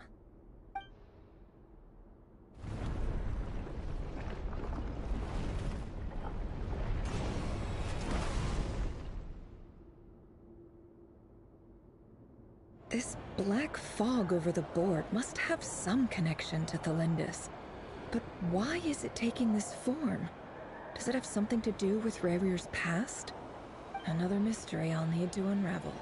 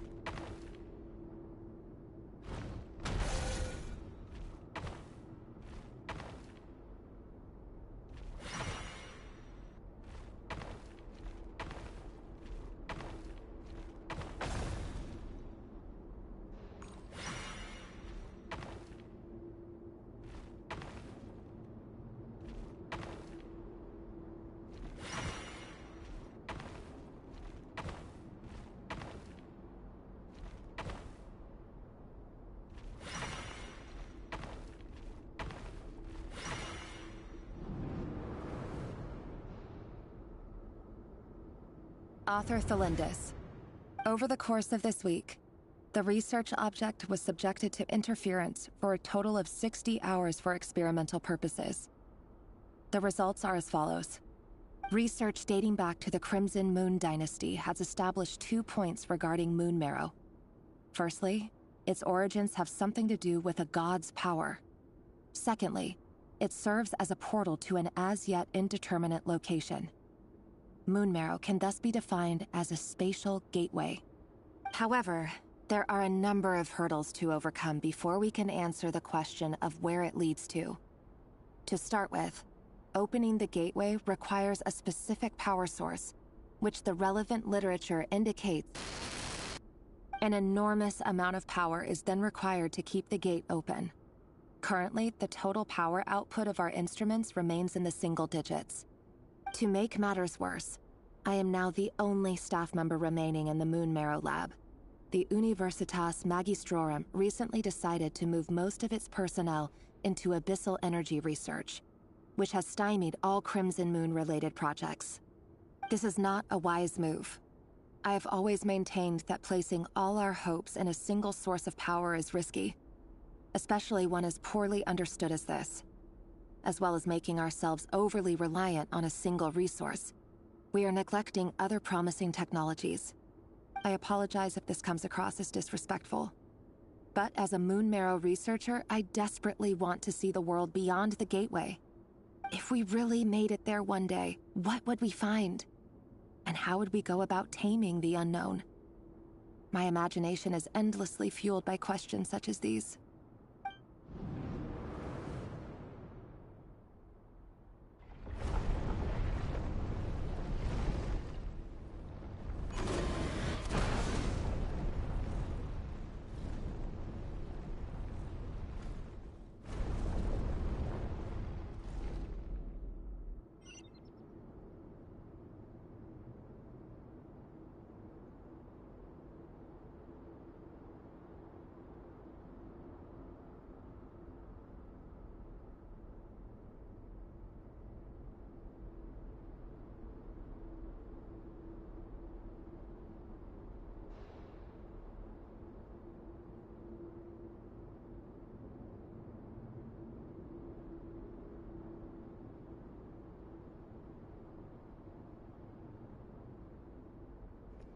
جنشن امباكت جنشن امباكت والسخافة اللي تسويها والملل اللي تسويه في عالم الألعاب. ملل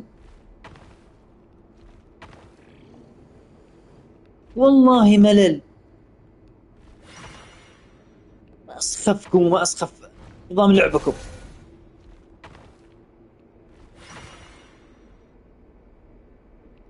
والبلاهة اللي فيكم يا شيخ.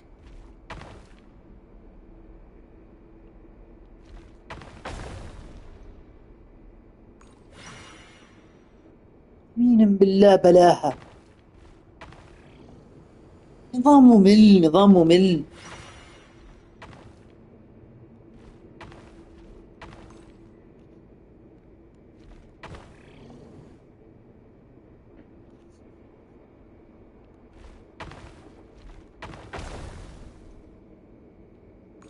ملل ملل ومساحة ووجع راس. ضاقت معاي بسحب عليكم وطز. شوفك العاب ثانية تتونس فيها. ايش العذاب ذا؟ السخافة يا شيخ.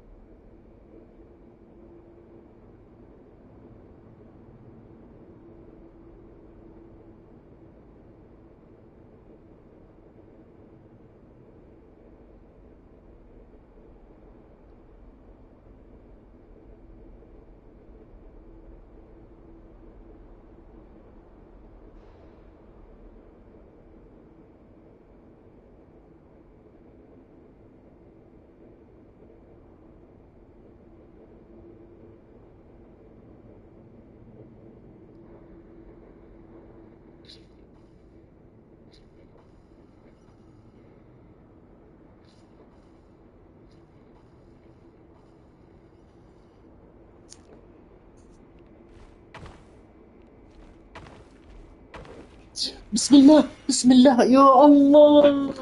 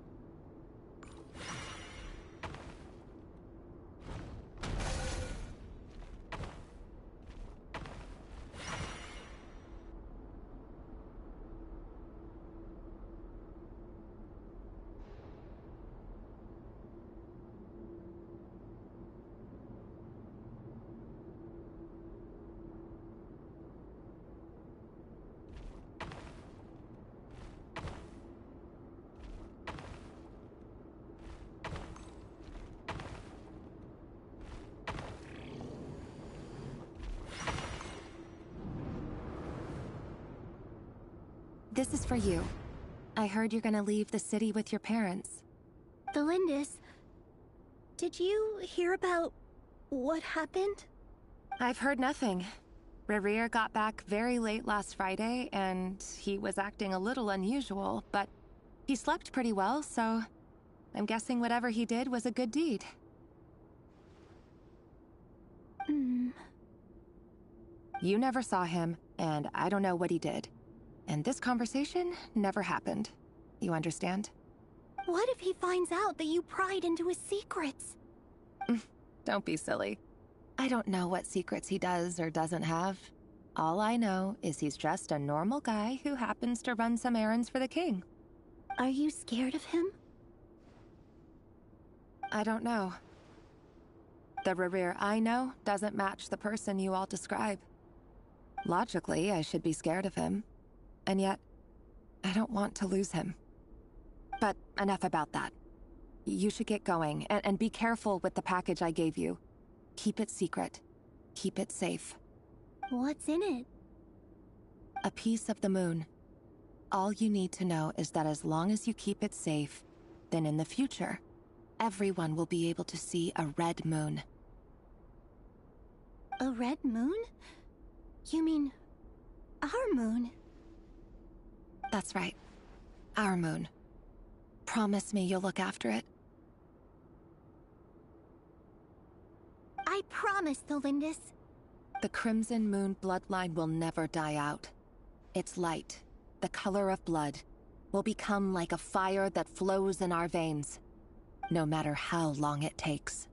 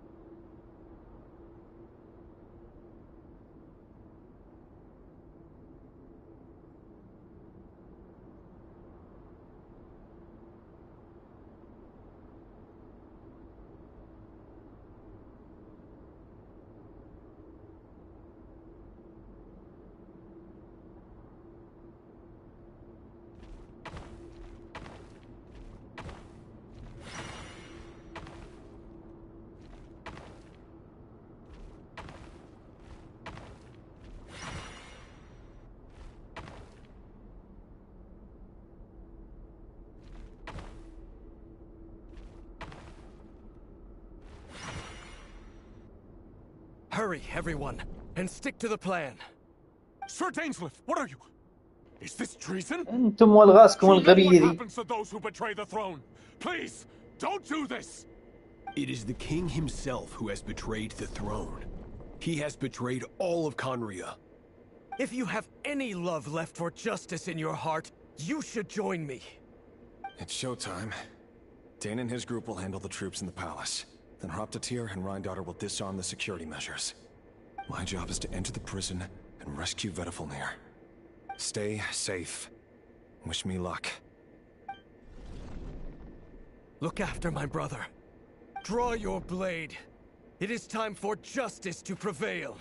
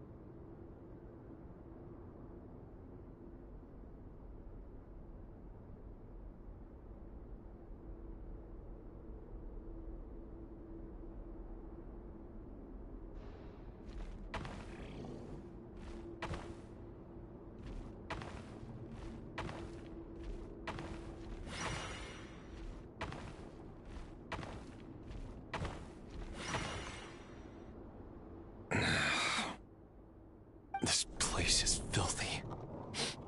And the smell is abominable. Clearly, the king doesn't allow his prisoners a single shred of dignity. This is dire. Found you. Hello, Mr. Vedafilnir. Ah, it's you. Surprised? Oh, wait. I guess surprise isn't an emotion that prophets feel very often. I certainly felt some surprise in the moment when I was blinded. Surprise at the king's sheer ignorance. Surprise at just how unfairly this world responds to words of earnest remonstration. I'm curious. What did you prophesize this time? It wasn't a prophecy. It was a word of warning. Someone had to say it. The king has forsaken all reason in pursuit of his obsessions. I simply told him that if he continues on this path, Khaenri'ah will surely fall. But he didn't listen. Worse still, he stabbed you in both eyes and locked you away. Dane asked for my help. The court is in complete chaos now, but I'm sure you predicted that. Everything is transpiring as I foresaw, yet I am powerless to change it. Fate is an immutable force. I can but lament as the inevitable unfolds. I do wonder whether giving a man the power to see the future does nothing more for him than slowly crush his spirit. Forgive my curtness, Vedafilnir, but the king did not suddenly turn on you today. His suspicions have been brewing for a long time. You can't have wisdom beyond the reach of your fellow man without attracting his fear and suspicion. There are things the king does not want to see. So, he doesn't want you having visions of them either. He blinded you because he thought this would make the visions stop. He wasn't entirely wrong. I did indeed lose my power to see the future. Right up until... Until what? Just now. I believe I saw something new. Well, tonight could go a lot of different ways. 5 of us banded together to storm the palace, also we could rescue you. This will go down as the most tumultuous day in Khaenri'ah history. I sense hatred in you. But also hope. A desperate hope that with the tyrant deposed, that will be the end of the story. But this is not the end. It is the beginning of a new chapter, in a whole new story. There are many men of honor and courage in this world, Rerir. But you are not one of them. You're not here for justice, are you? You're here for yourself. Is that a dagger? Interesting. Why not the polearm? It was always your weapon of choice. With your abilities, I don't doubt that you were able to recover some of your sight. But I also doubt that you want to make an enemy of me right now. Of course not. We're on the same side, aren't we? We could be. But I need you to be honest with me, Vedafilnir. At this point, you're my only hope for the future. You mean your future? With your beloved, Felindis? Yes. And I know there are bigger things at stake here. A dynasty, a nation, maybe the entire world. But forgive me, I care first and foremost about myself. I can't abandon the one I love to save myself. I just can't do it. But you see a broader picture of the future than I. You see the solutions to the biggest problems of our age. So tell me, what is my solution? What's the answer? In matters of fate, answers are either right or wrong. What will be, and what will not. Maybe you are willing to pay a certain price in the pursuit of happiness, but unfortunately, fate does not negotiate. That is the cruelest thing about fate. It is unmoved by your sacrifices. That can't be true. I know it's your voice that I keep hearing in my head, urging me to see how the world is changing, to seek more power, so I can protect the things I love. You show me disaster, but you won't show me how to avoid it?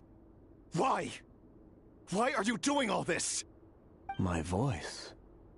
In your head.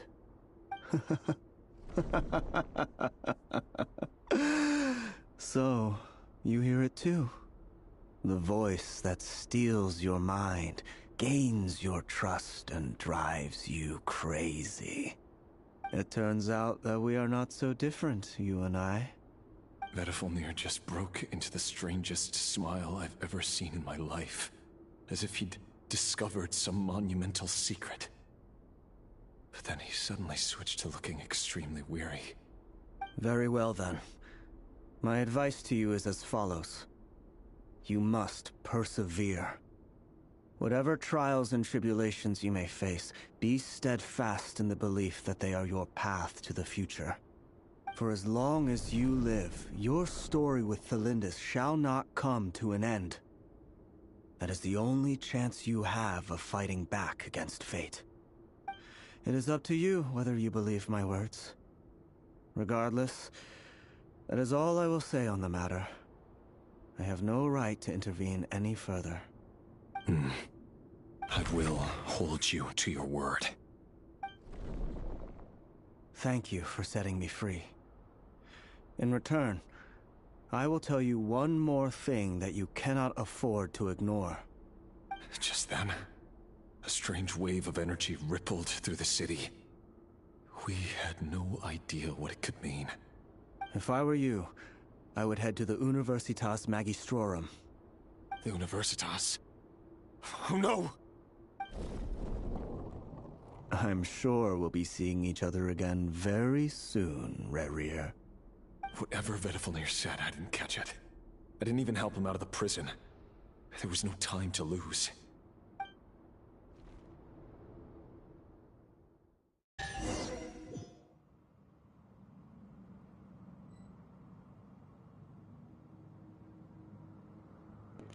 أخيرا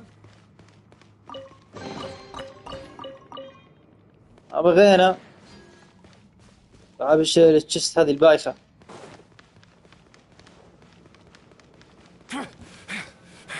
Monsters? أهلا وسهلا. Daughter's doing on the Universitas Magistrorum. Out of my way! Just me turn over. Chip can't hide the truth.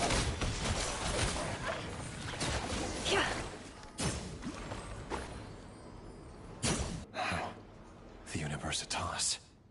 That reminds me of a rumor I once heard. Allegedly, the king installed secret mechanisms in the palace and around the city. No one knows where they are or what kind of power they hold. But if they were ever going to activate, it would probably be on a night like tonight. Help! Help! Hold on! Don't let them anywhere near you! Save me! I can't! Ah! That sounded like an explosion. So, the rumor is true? The king really went through with it. What other means does the king have at his disposal? They must run on power from the Abyss. And given it's a major center of Abyss research, anyone over at the Universitas will be in grave danger. I have to hurry!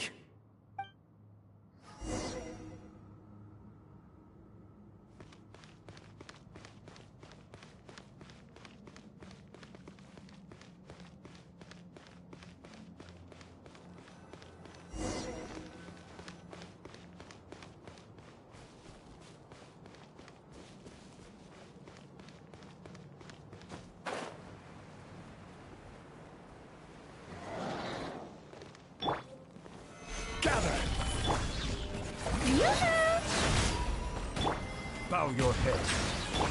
I see everything.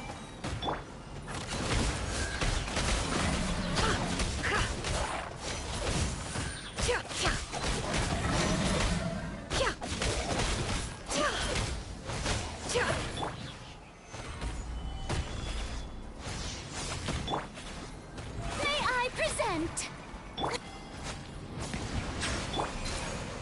Committed to memory. No more lies.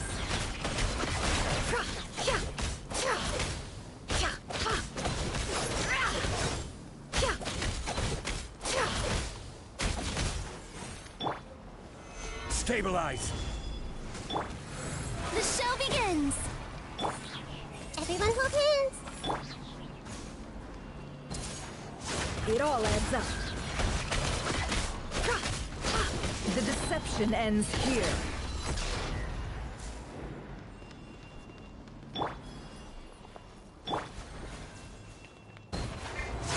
How brilliant! Gather! This is order.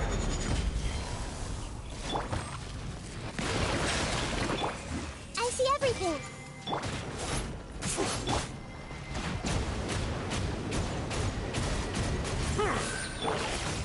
Everyone hold hands! Let the mighty be humbled. The Temple of Wisdom! May I present? Can't hide the truth. Seek within. No more lies.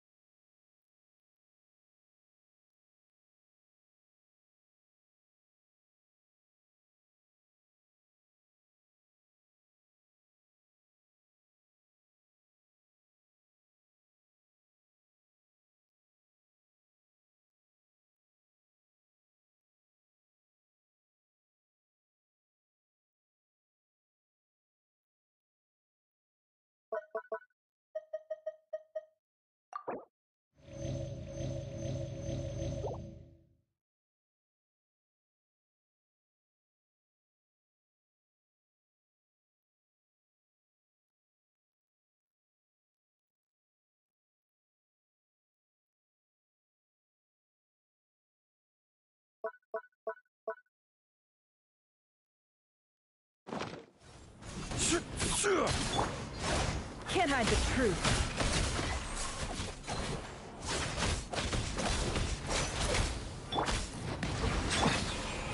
Gather! The show begins! Grow, grow, grow! It all adds up.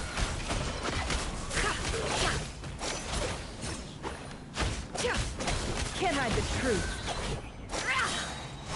The deception ends here.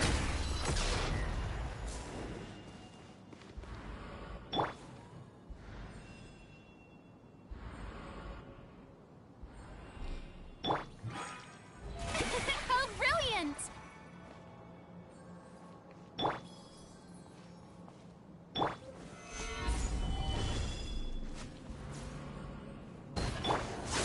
Settle down.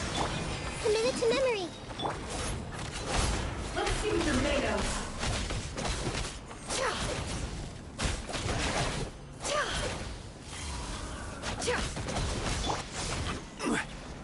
Stabilize. Bow your head. May I present? Take! Share my knowledge!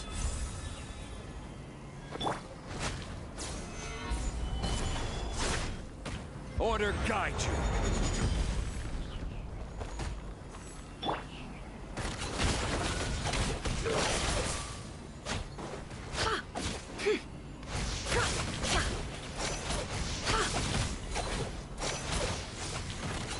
Let's see what you're made of.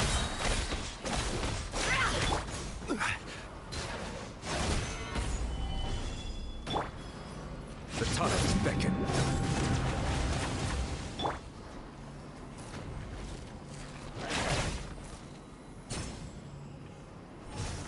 Gather!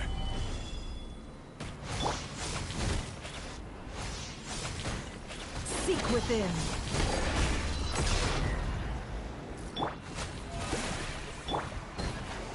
Stabilize! It all falls into place.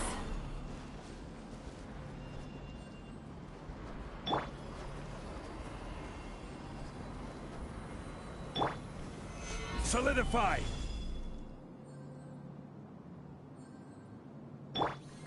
The show begins! I see everything! Hey! No more lies. Silence!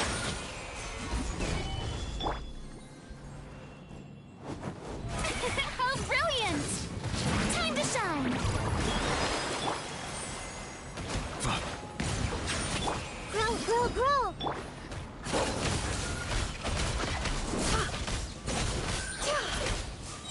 The deception ends here.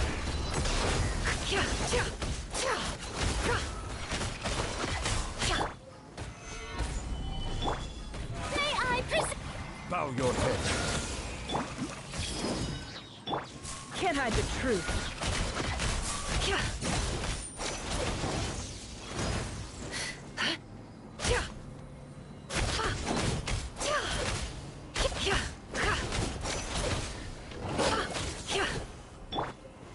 Gather!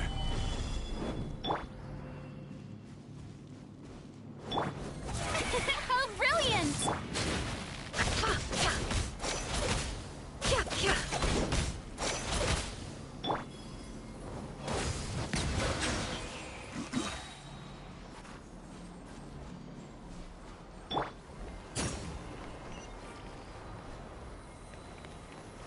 The show begins!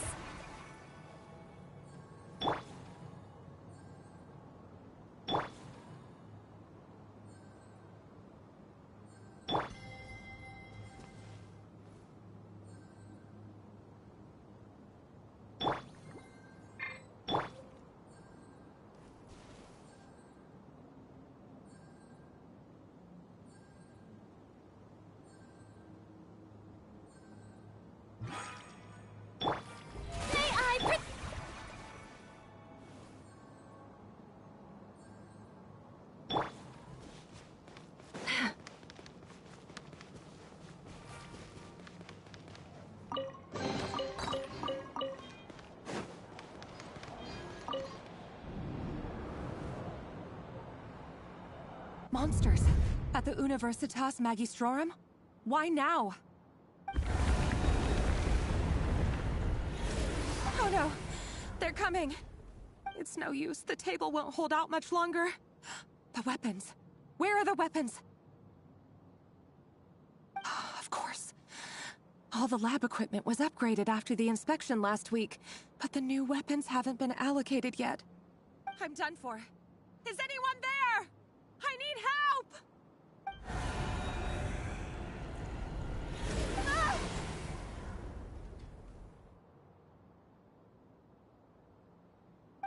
Stay back! Please stay back! Please!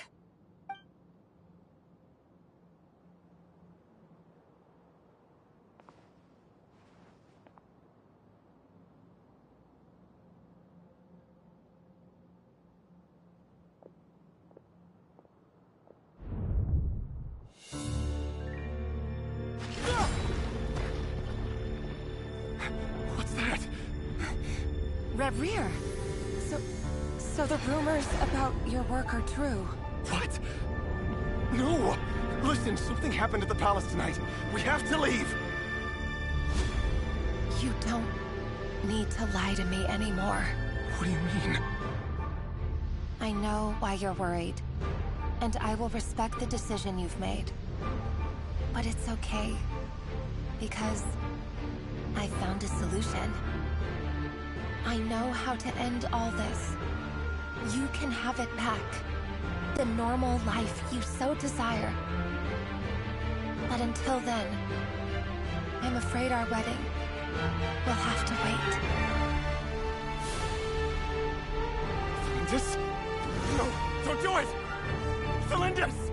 Cylinders!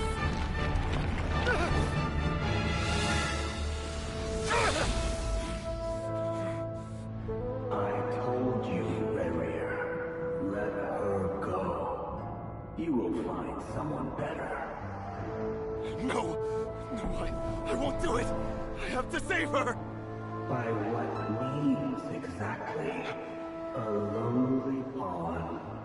You lack the power and the strength of will.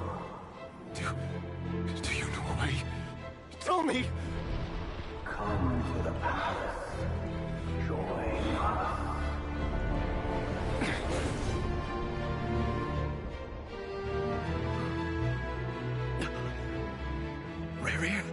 Thank goodness we... Step forth and take your share. You made it. Not you too.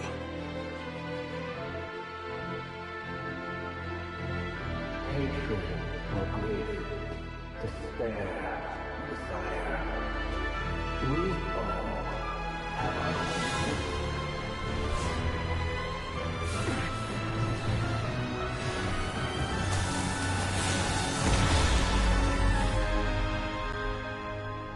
Rayrear. Rayrear. Flindis? Were you daydreaming?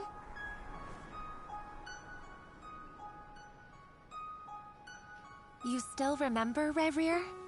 That question you asked me a couple of weeks ago? Oh. You mean the proposal? Yeah. I'm wondering, where do you think would be a good place to discuss it? Maybe in the garden? Or were you thinking a fancy restaurant? It's your choice. يا سلام، احب الاشياء اللي زي كذا. احسن، تستاهل تستاهل. ضحكوا عليك يا غبي، ضحكوا عليك يا مغفل، ساقوها عليك جماعة العبس، ساقوها عليك ام الاشماتة.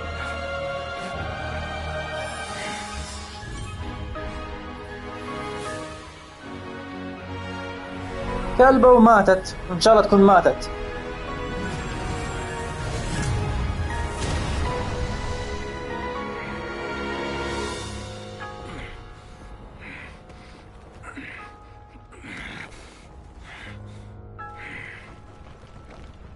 I will find you. And then you can give me your answer.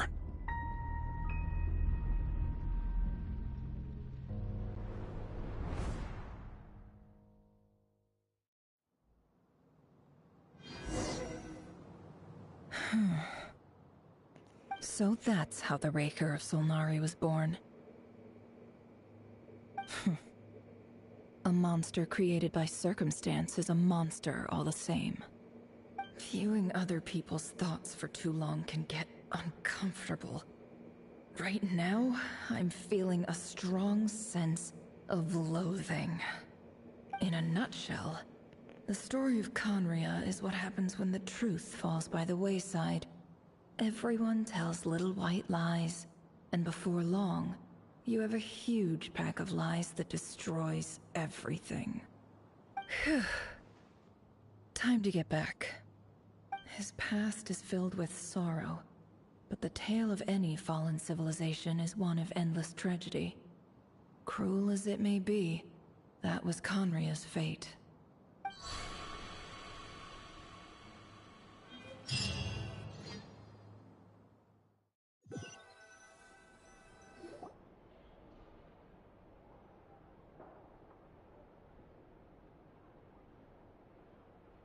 Everyone, I'm back.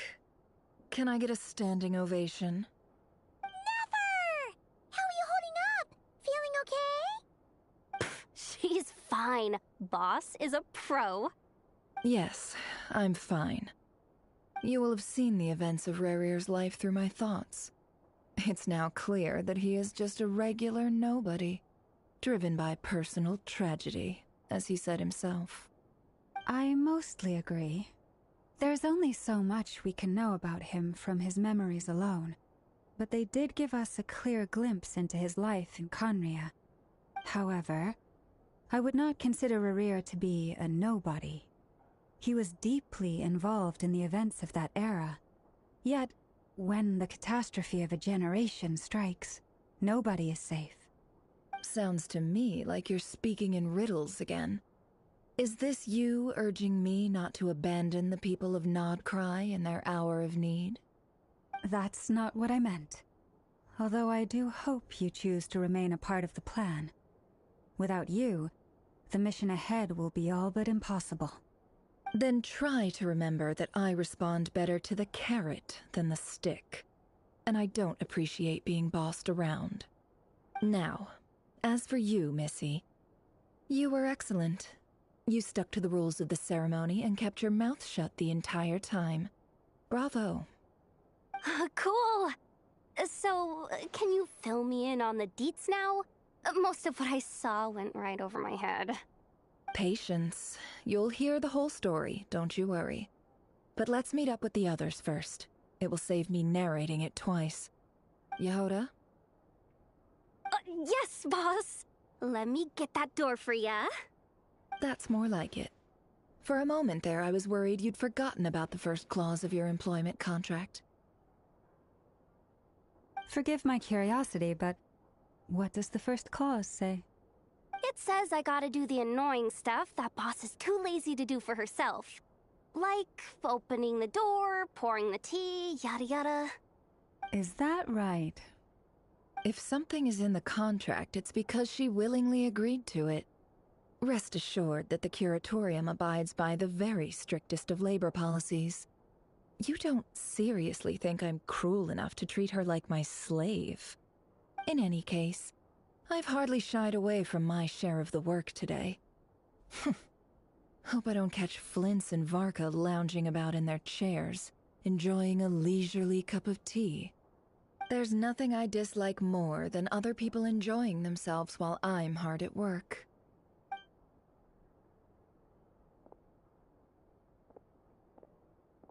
Oh no.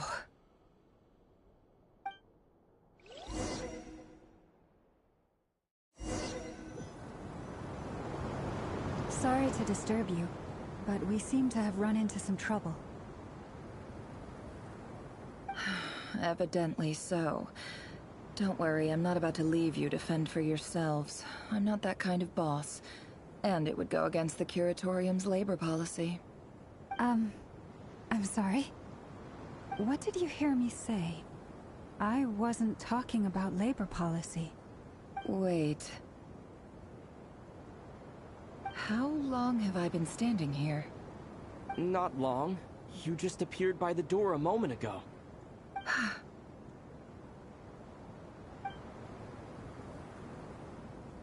Boss, what's wrong?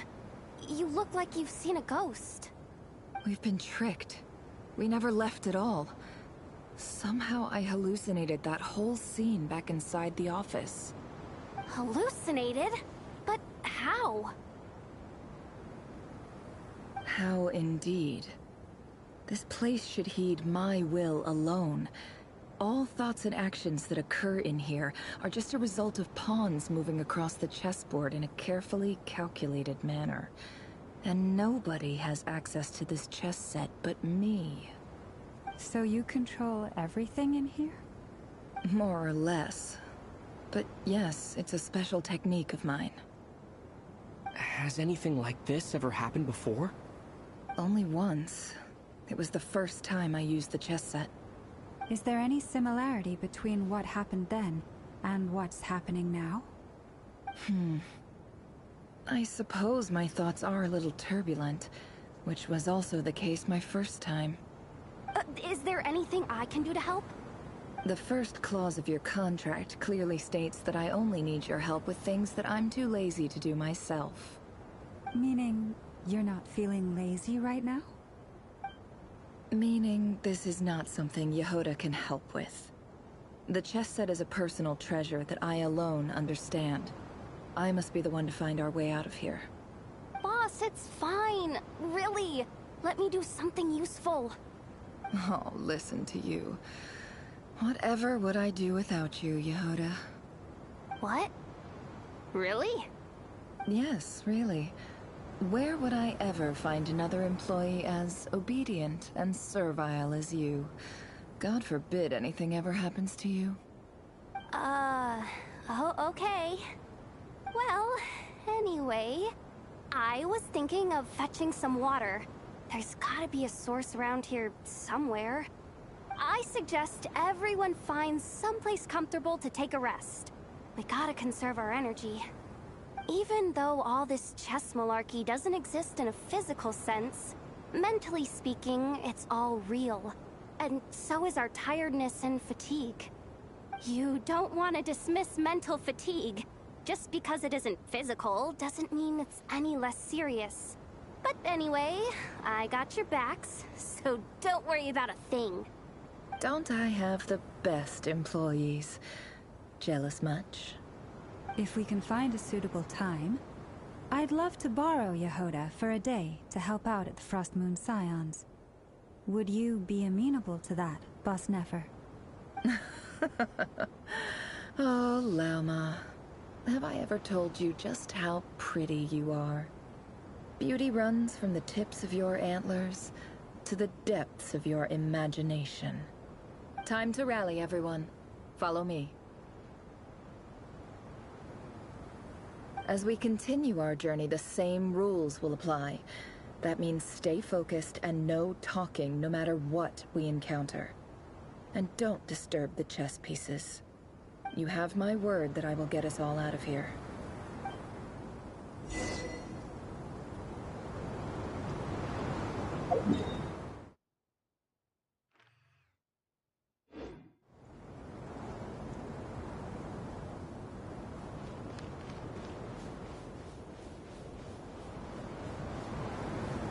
هذه سمروا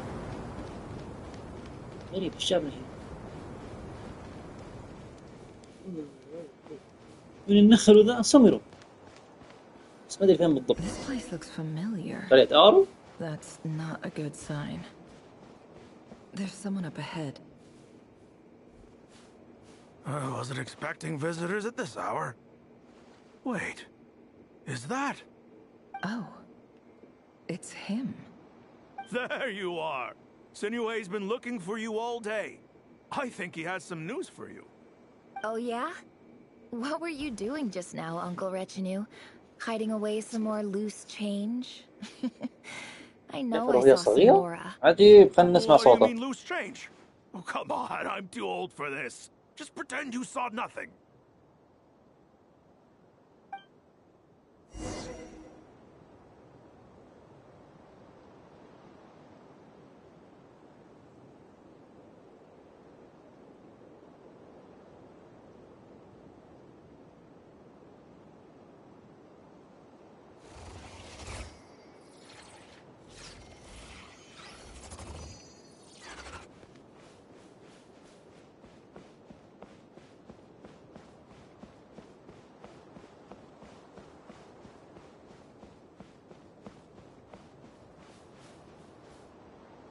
Hey, kid. Mind telling me what Sinuhe's been up to recently? I'm trying to get in his good books and I need a way in. Get in his good books? Why? What do you want with my dad, Uncle Apepi? I've written a new song. I was hoping to showcase it at the next festival, but I'll need his approval. A new song, huh? I'd love to stay and listen, but unfortunately, Uncle Retinue says my dad's looking for me. Well, there's plenty of time and I'm not going anywhere. See that pile of stones? I'll be sitting there warming up my vocal cords. Come find me when you're done. Pile of stones. Got it.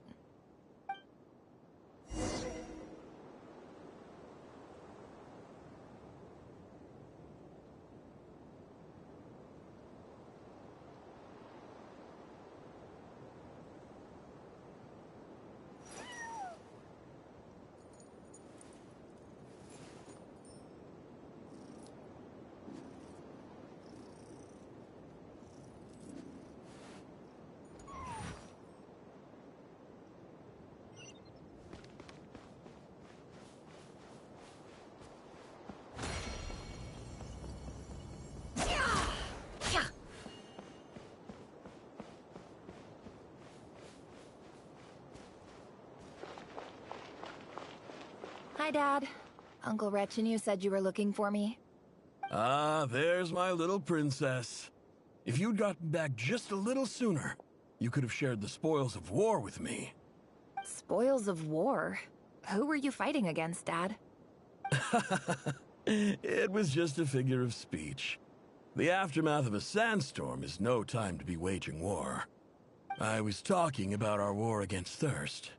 I went out to fix our water supply problem, and now I'm back. Which means... we have a well again. That's right. I found a new one and brought back as much water as I could carry. It should last us for a good while. If it wasn't for these blasted sandstorms, our wells wouldn't be caving in. You wouldn't be spending all your time out searching for new water sources. As the chief of our tribe, I'm supposed to be leading us out of hardship and poverty, onto better things. You know how prosperous our ancestors were. I've told you all the stories. And look at us now. Squeezed into these hovels. No one would choose this, if it wasn't for the endless wars over the years. But things are looking up. I started working with some folks from the academia a few months back. They gave me some contacts in return for my assistance in the desert. So you're the academia's helper now? Special ambassador, they call it. Think of it as a partnership. It's nothing bad, okay? We've been isolated here in the desert for too long. Seeking opportunities elsewhere is the best thing for us, and the fastest way to progress. So, do you get anything good out of being a special ambassador? Of course. My luck's improving all the time. One day, I swear I'm gonna lead us out of this place. We'll find somewhere new. Somewhere better.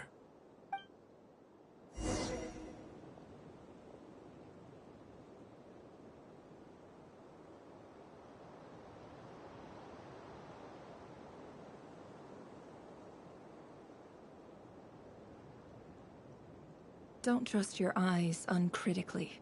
People only see what they want to, so don't be your own fool.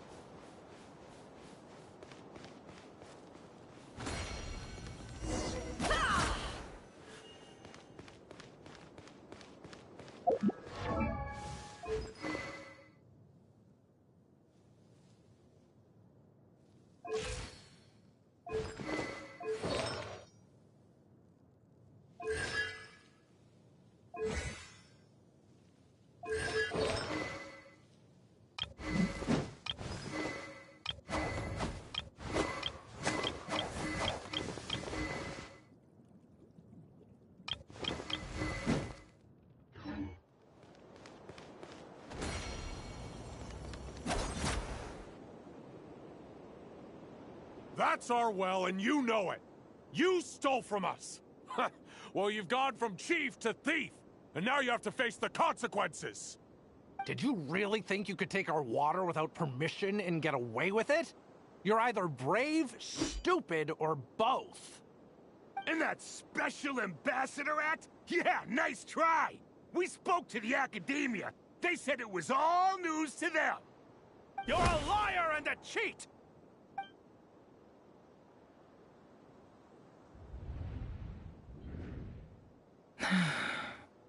I heard Yehuda gasp, but I don't blame her.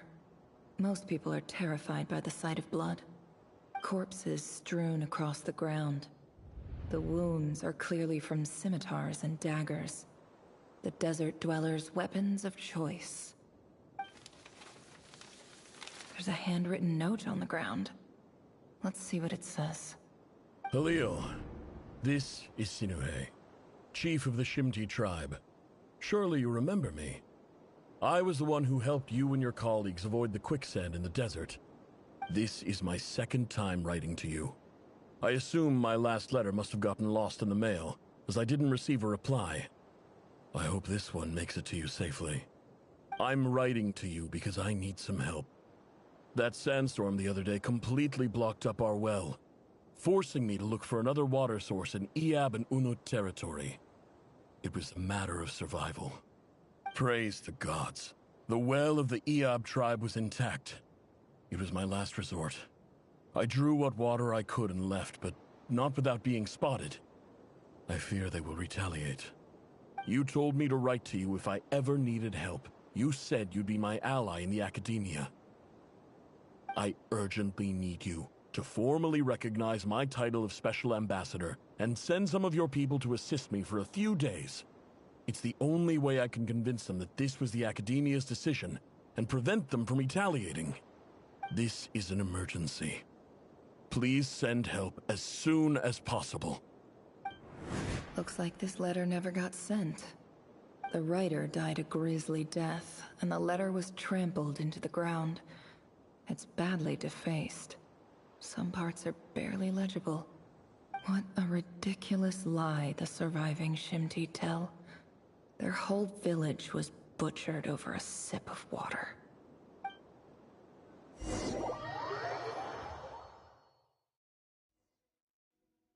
Ah, officer. Welcome. Welcome to our humble village. I thought you would at least have the courtesy to provide some respectable libations. This is the finest wine Aru village has to offer. I promise.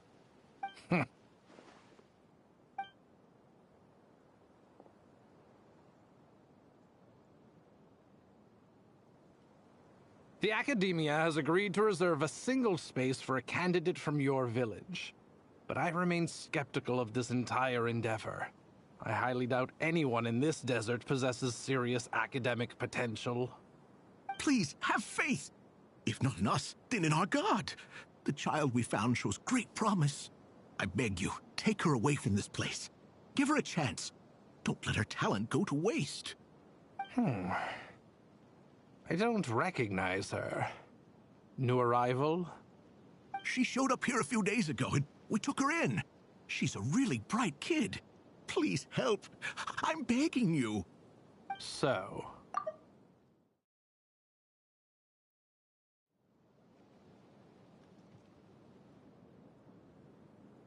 Nowhere special. Just a sand dune. What about the rest of your family? How many of you are there? Just the one. It's only you? Correct. So, no brothers, no sisters, no mother or father? Any who have slept on a bed of sand, I call my brothers and my sisters. Apart from that, I have no family. All right. Get over here. Sign your name on the form.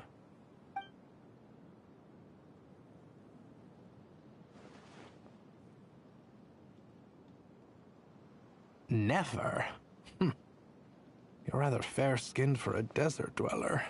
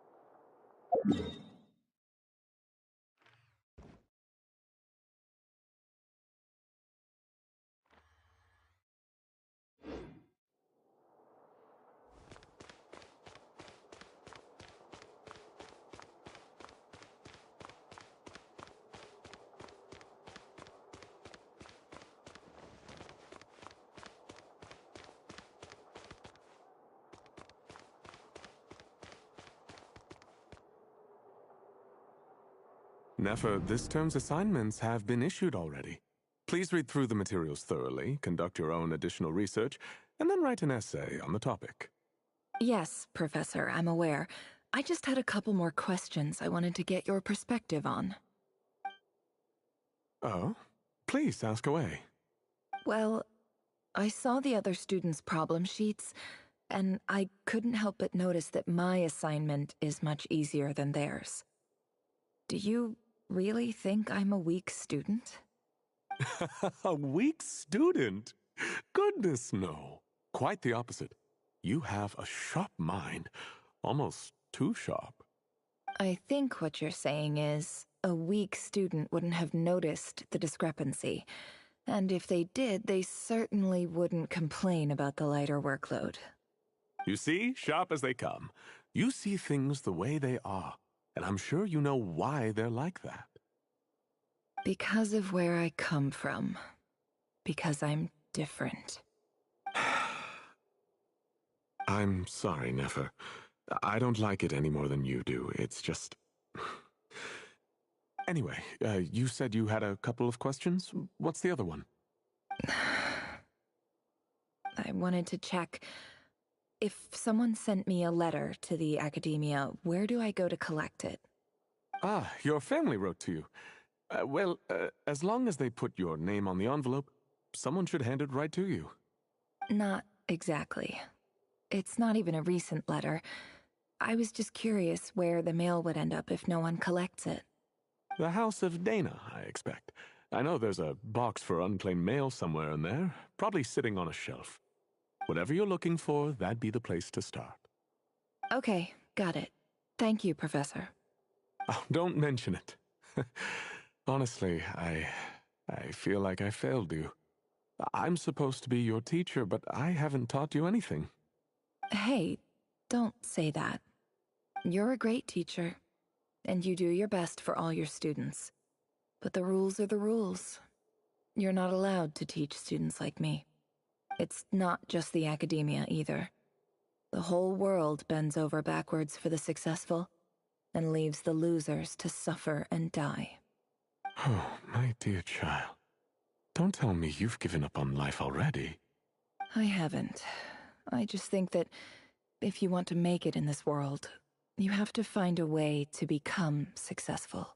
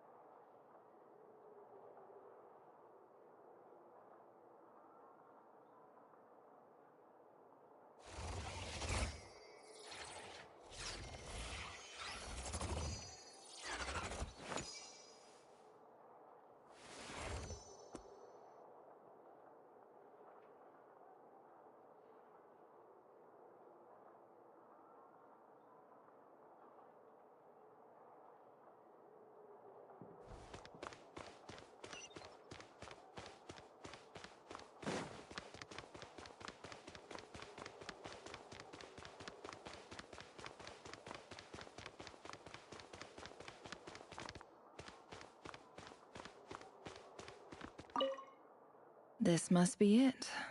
A big cardboard box full of unclaimed mail. And probably some letters that ended up here by mistake, too. Let's take a look.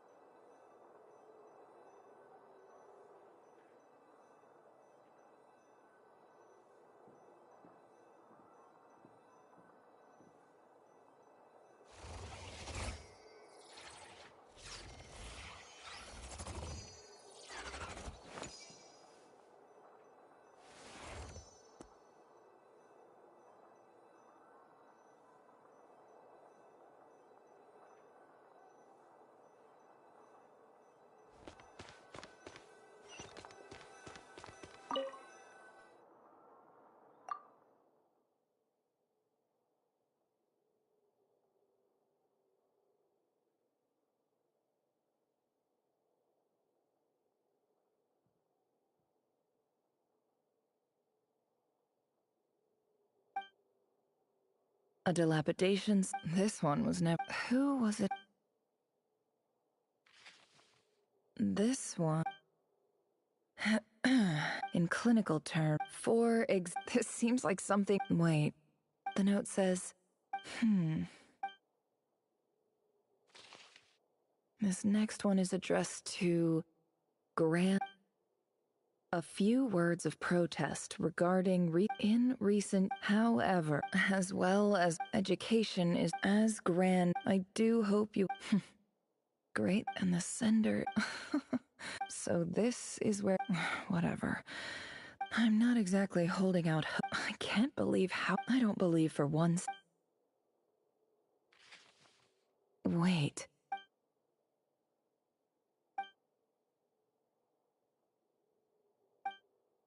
Greetings, Halil. I don't know. In my tribe, the Shimti tribe, this brings me to my. There was a terrible sandstorm a few days ago, which blocked up the well in our land. To ensure my people's survival, I had no choice but to venture into Iyab and Unut territory in search of an alternate water source. The Iyab and Unut are descended from the Thamudians. While we trace our ancestry to Tulatala, we worship the Lord of Flowers and have had relatively good relations with our fellow tribes up until now. I found a well belonging to the Iyab tribe. They declined to help us, but I really had no other option. So I took some water to keep me and my tribe alive. My actions are certain to incur their wrath. When we met, you assured me that you would be my ally in the academia. I would like to take you up on that offer, because I really need your help. I wonder if you could send an academia representative to meet with me. That aside, the last time you were here, you mentioned that the academia had started accepting students from the desert, and I told you a little about my daughter, Nefer. We have next to no resources here in the desert, and my power and influence are limited. Would you consider enrolling my daughter at the academia? She is a smart girl. I know she won't disappoint you. From the outset, the academia never took you seriously. Those things they promised were just empty words. I doubt they even remember the name Sinuhe. And you were so emphatic that your luck had finally changed for the better. You swore you'd lead us to a better place one day. You spoke with such conviction, like you were the most powerful chief in the whole desert. You liar. You lied about everything. You promised the world and delivered on none of it. And who fell for it? Just me, by the looks of it. Despite your best efforts. Which makes you a pathetic liar. You weren't even any good at it. I think I'll take over from here. Let me show you how it's done.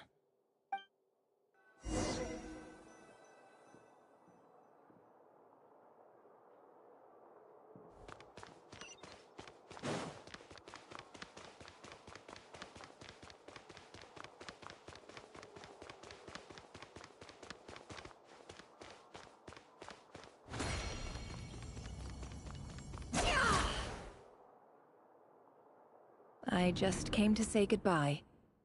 Thanks for everything you've done for me in my time here. Nefer? You packed your bags. Where are you going? I'm quitting. Something's come up in my hometown. Gonna head back and deal with it. Huh? But this was a hard-won opportunity for you. You know that better than I do. It was. But it doesn't matter. I have more important things to deal with, and they can't wait. Oh, and I didn't want to overfill my bags, so I left some incense on your desk.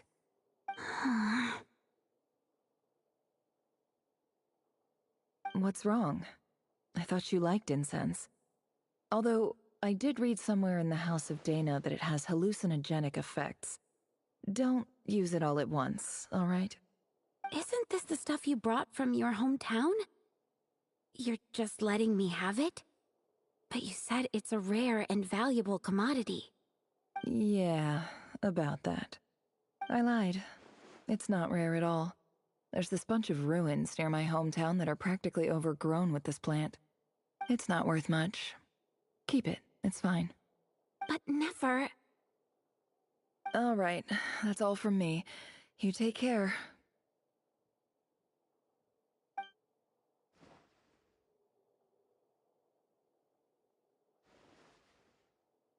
Don't forget me, okay? I mean, we're more than just classmates, right? We're friends. Yeah, I'll remember you. I lied again. That incense is worth a fortune, and it's a rare find even in those ruins. And as for remembering her, I have far too much to do when I get back. No time to reminisce. I'll be lucky if I even make it through this alive. But either way, I expect I'll forget you pretty quickly.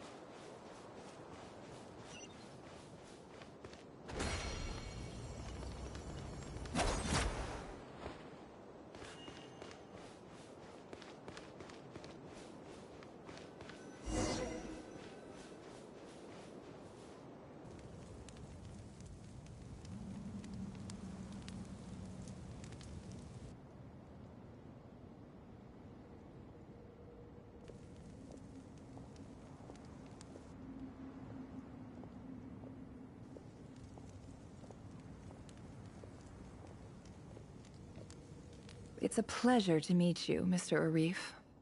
So, what does the Academia want? Since they've sent their special ambassador, I assume there's a big business deal to be made. If not, I'd be very عجيب يا أريف. Please, sir, lower your blade. You're lucky I'm the one they sent. Not all special ambassadors share my admiration for the Iab people. The ever-shifting balance of power in the desert reduced the once great civilizations of this region to rubble and sand. But the story of the Iab has a very different trajectory. Others grew weak, but you grew strong, beginning in obscurity and moving to prosperity. You're the only ones who defied the trend. Huh. So, you do know who you're dealing with? This well is the perfect symbol of your strength, is it not? It used to belong to the Unut, but it looks like you have control over it now. You're not wrong. But I'm sure you didn't come all this way just to flatter us. Of course not. I came to bring you some very good news. Some information that recently came to light, which might just be your ticket to freedom. Records uncovered by the Vahumana Darshan show that a certain well currently under Iab control is built on top of some ancient ruins. These ruins are of great archaeological interest to the Academia. I checked the map carefully on my way over here, and I'm confident that this is the well in question. The Academia is offering 50 million mora in return for excavation rights. 50 million? No, wait. If these ruins are as important as you say, 50 million's a little low, don't you think? Don't get greedy, Iab. We know far more than you think. We know that you seized this well by force. Wasn't that the first step in your rise to power? To drive away the Unut and steal their water supply? So what if it was?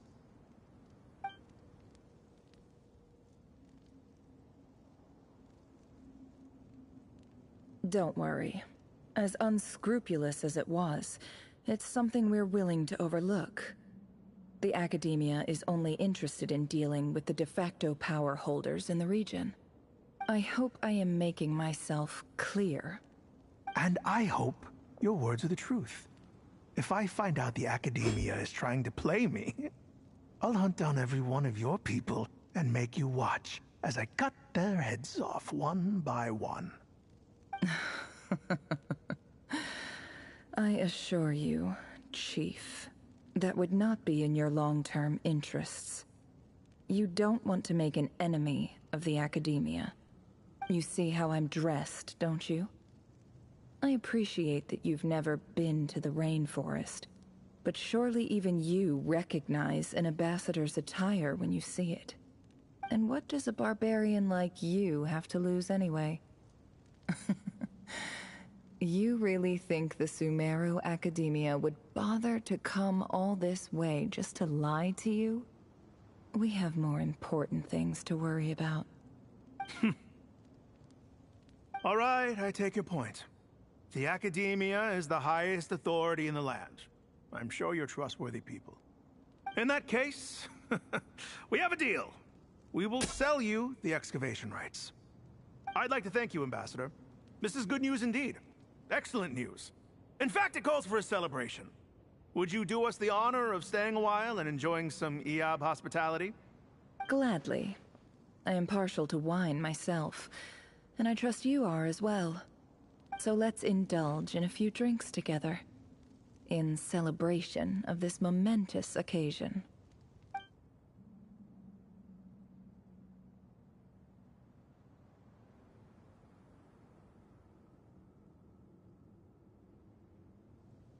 Chief! Chief, it's an emergency! It's the Unut. They've taken the well. What? Well, don't just stand there. Take it back. Yes, Chief. I have every confidence in the EAB's military superiority. What is it? The Unut's response. I am obliged to remind... No! Please, Ambassador, just give me some time. I swear the Unut, that well is ours. Glad to hear it. I will wait here for an update. If there is a trade... Much obliged. Wow. All it took was a few words and I've got him wrapped around my finger. What an amazing feeling. So, in summary, Ambassador... The EAB are ruthless murderers, so let me ask you... Kill them all. Of course. Precisely. The Academia does not tolerate them. At the same time... We have our own rules. See, Dad? Lying is easy when you...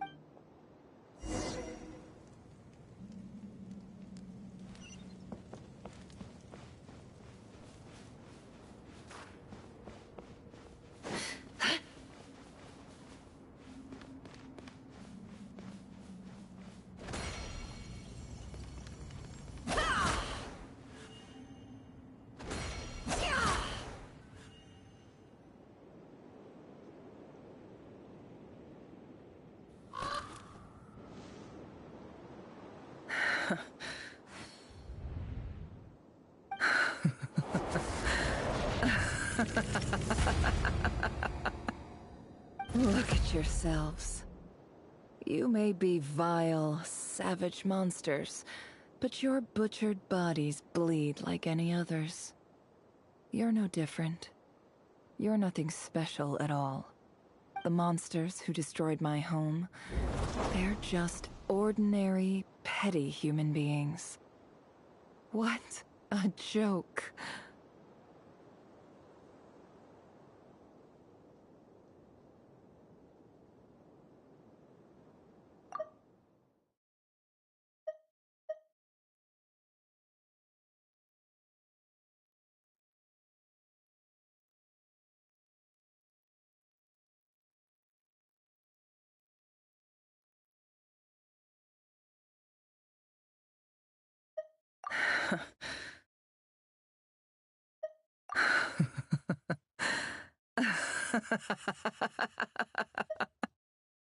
Look at yourselves.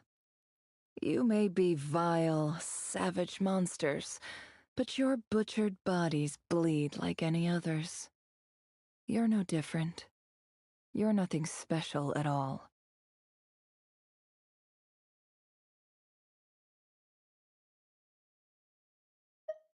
The monsters who destroyed my home, they're just ordinary, petty human beings. What a joke.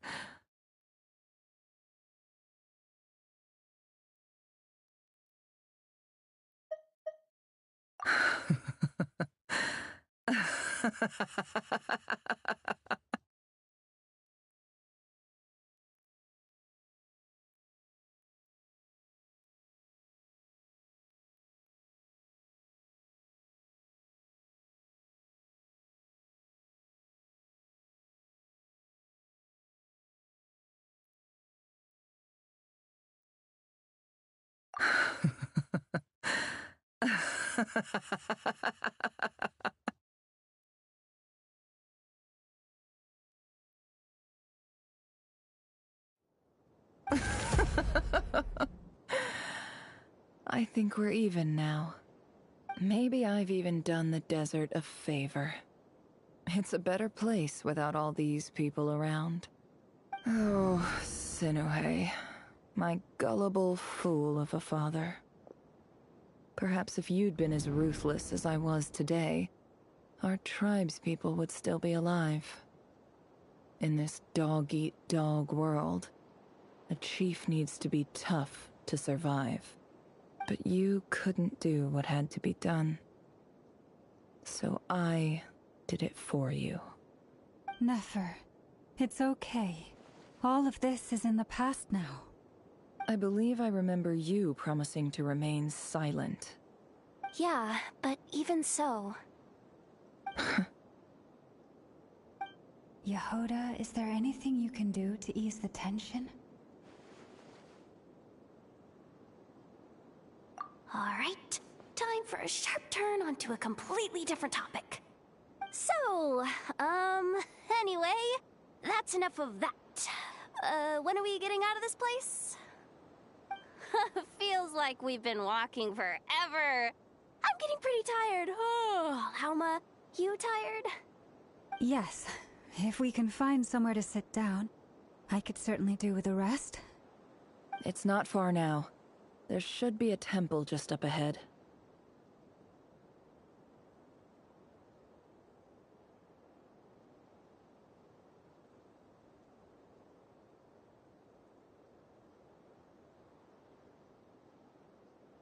Yes. Really? A temple? That's where this story ends? I guess that's how things go in the desert.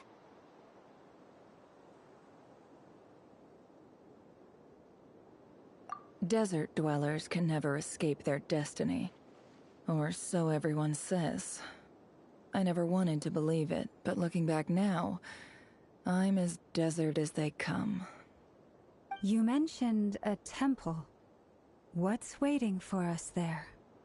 My biggest trade secret of all. Ah.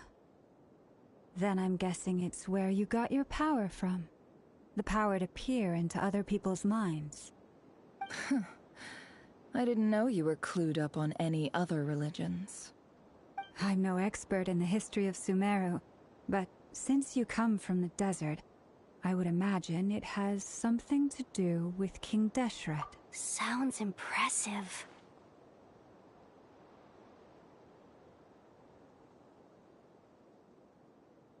Ah, I know who you mean. General Mahamatra Sino. The spirit of Hermanubis dwells within him. That's Boss Neff for ya. She knows everything. Sino's hardly a figure of obscurity, but I know about Sethos too. What about him? Is he a big deal or something? Well, he's not a small deal, let's put it that way.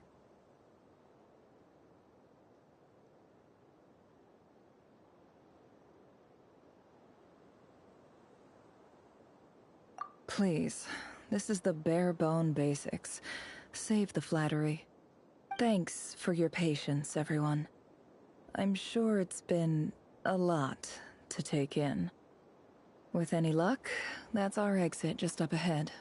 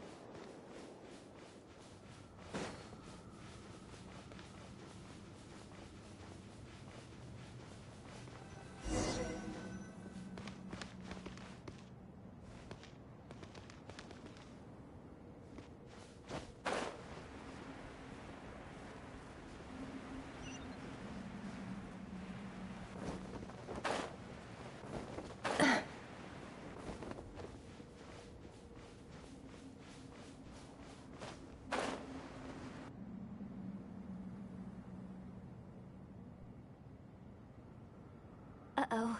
Uh-oh. Uh-oh. I'm totally out of my depth here. I don't have anything to add about any of this stuff. Like, look at that statue, for instance. I want to do the whole name-dropping, this girl knows her stuff thing too, but I've never seen anything like it before. A statue with the head of a bird. That's Thoth, the Ibis King, one of the 7 pillars of King Deshret. The legends say that he, the Crocodile King, and the Goat King were the 3 retainers of King Deshret. Let's take a look.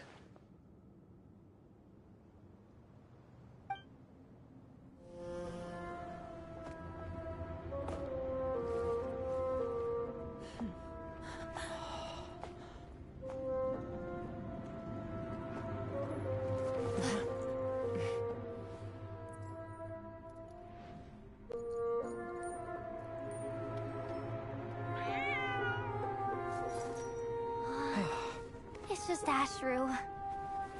So, all is well?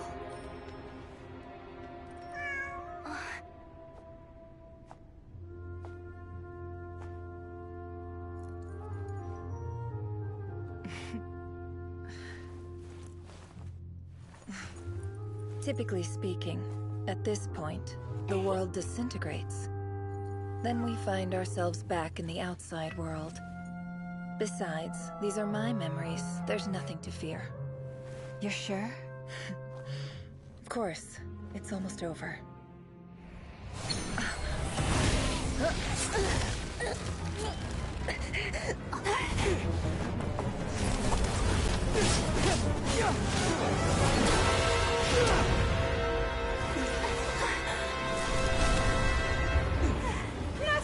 Hold on!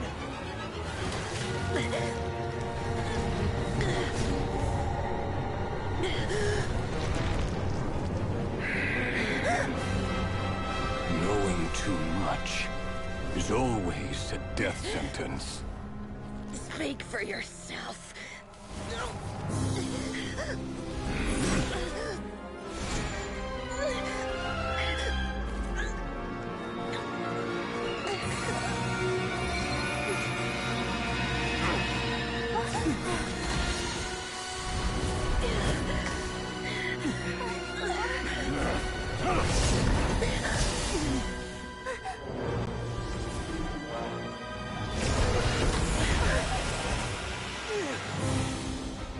How repulsive.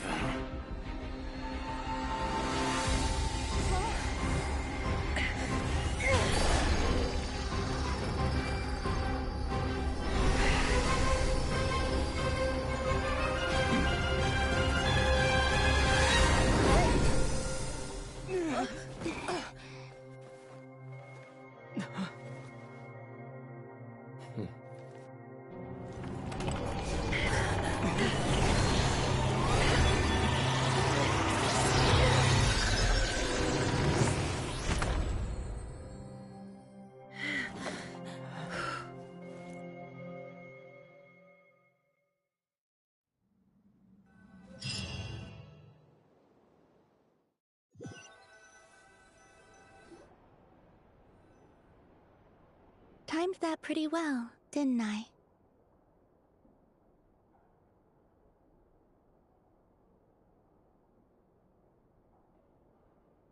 It's okay. I'm just glad no one was hurt. Paimon noticed you doing something too, Dainsleif. Were you helping get them out? Of course. When I asked Nefer to conduct this investigation, I was not naive to the dangers involved. I had a duty to ensure your safety. Good to know your sense of justice is still intact after all these years. I take that to mean that you saw the truth. That comes as a great relief. I certainly did. And thanks to your help, I also managed to trap Rerir inside the chess set. Whoa, really? How'd you manage that? Well, to be honest, I sensed that something was wrong long before we made it to the temple. By using this fragment to probe into Rerir's past, well, the monster formerly known as Rerir, it seems I alerted him. I was tracking him, then he caught on and started tracking me too. Can't say I'm surprised. But how did he track you through your thoughts alone? That shouldn't be possible. Rerir was a secret agent who reported directly to the Vinster King. He is an expert at finding a trail and hunting down his pursuers. No wonder. He infiltrated the chess set, read my thoughts, and built a new virtual chess set inside of it. That's why we weren't able to leave at first. Speaking of your chess set, it's quite a remarkable item. Would I be right in thinking you have some connection to King Deshret? You overestimate me. I only have a connection with one of his underlings, the Ibis King. You all saw how this came to be. A long time ago, the Iab massacred my tribe, the Shimti, in our home village. A few years later, I enrolled in the academia, where some new information came to light. The Unut and the Iab fought a bitter battle over the rights to a well, all for the sake of a non-existent 50 million mora. The Iab ultimately won that confrontation, but their victory came at the cost of almost every warrior in the tribe. The final blow to the Iab came at the victory feast, when an Unut assassin beheaded their chief right before my eyes. The remaining Iab fled and have been scattered to the winds ever since. Having gotten my revenge, I returned to my hometown, where to my surprise, the nearby temple was still standing. There it was, seemingly immune to the relentless hostility of the desert, while my tribal home lay in ruins. As I stood there gazing at the temple, I noticed a cat just outside. This cat, as it turned out, was home to the spirit of the Ibis King. He led me to a gate deep inside the temple, and there he made a deal with me. This chess set is my gift from the Ibis King. The chessboard within is made to the same specifications as the one in the mausoleum of King Deshret, and represents his power of piercing analysis. With this chessboard in its container, I gained a certain ability to perceive hidden secrets. Now, you could conclude that the Ibis King simply wanted to give the people of this world the power to seek the truth, but I don't believe that's the full story. Every god plays favorites. Their hearts are as fickle as any human's, full of secrets, perversions, egotistical tendencies. But precious few gods are willing to admit this. It is the same with all powerful forces, including fate itself. Their gaze falls preferentially upon a select few. As you rightly point out, this is an act of favoritism. If you're alluding to the Abyss, then yes, I agree. Gather the others. It's time to share everything I've learned.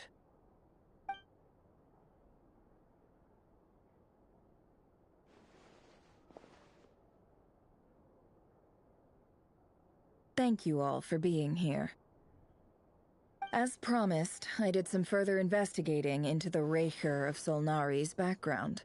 I am pleased to report that the investigation has been most fruitful indeed.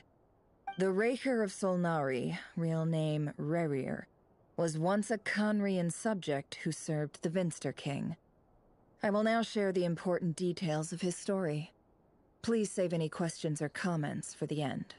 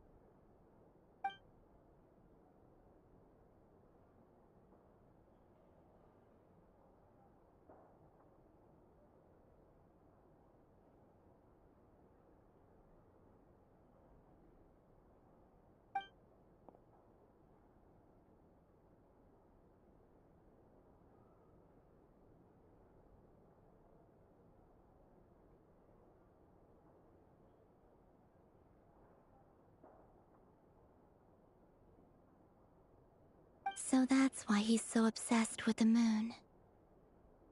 A tragic tale, to be sure. But it does not excuse his many transgressions.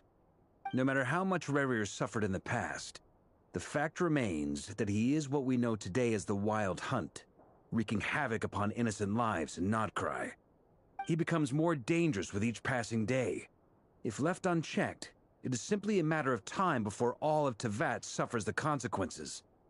This is a threat that the Knights of Favonius cannot ignore. A question for Miss Columbina.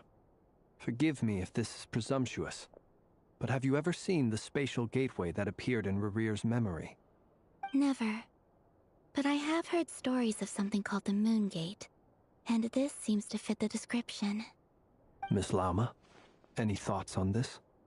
In the lore of the Frost Moon Scions, the moon is believed to hold many secrets.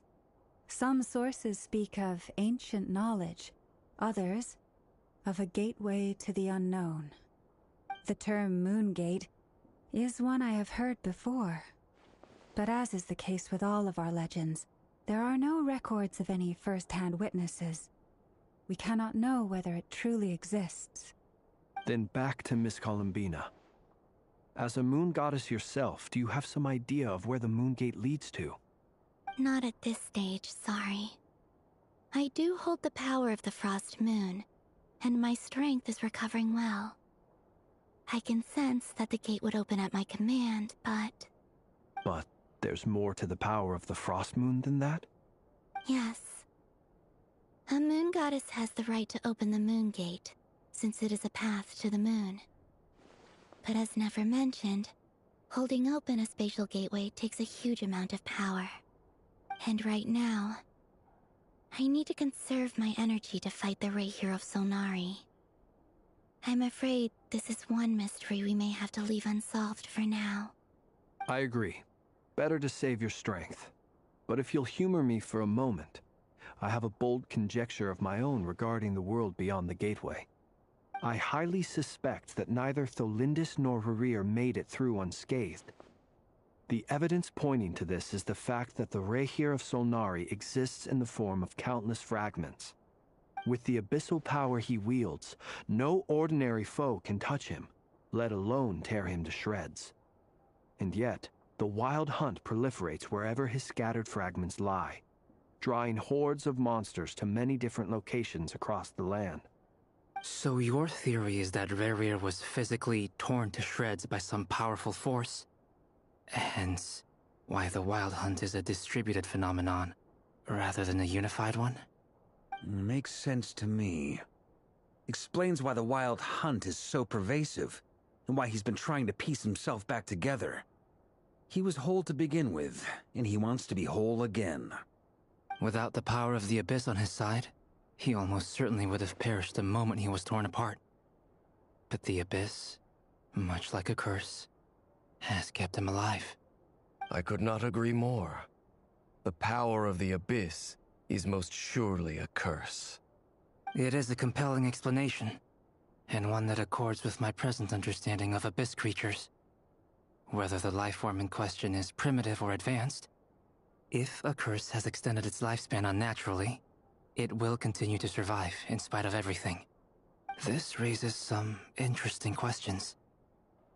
I will run some experiments and see if there is any validity to my suspicions. That being said, regardless of whether my research bears fruit, I would like to thank Miss Nefer for conducting such a thorough investigation. Already, it has greatly enriched my understanding of the entity we face. My pleasure, Mr. Albedo. I too hope that the information I have shared today proves useful as we look to formulate the next stage of our plan. Hey! What is it, Dainsleif? You look really upset! It's just... when I think of the man I once knew as Rerir, I struggle to understand why things had to turn out like this. The two of you used to be friends, didn't you? I don't know if these words will bring any comfort, but my heart goes out to you. Mine too. We can never know all the hows and whys of the way things are. The moon and and stars are full of untold secrets and lies, and the skies are host to many more mysteries than these alone. Yet, none of that can begin to compare with the complexity of human life. Those are the first comforting words I've heard in a long time. Thank you, both. Well, I think this is a good place to end today's meeting. I'm sure Nefer needs some time to recover. She's been through an awful lot today. That's very thoughtful of you, Llama. Of course. Sounds good to me. Take some time to rest and digest before we reconvene to nail down a plan.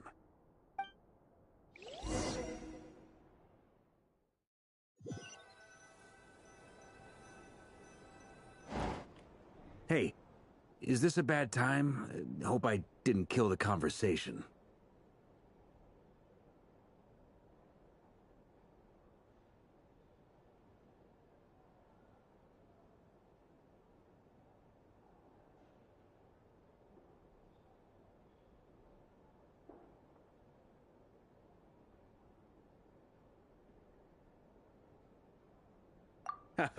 No need. Come on, let's talk outside.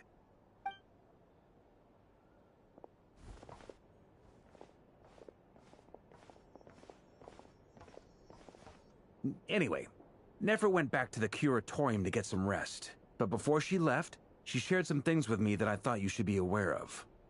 Firstly, although she managed to trap the Raker of Solnari inside her chess set, there's no guarantee that the power of the Ibis King is any match for one of the 5 sinners.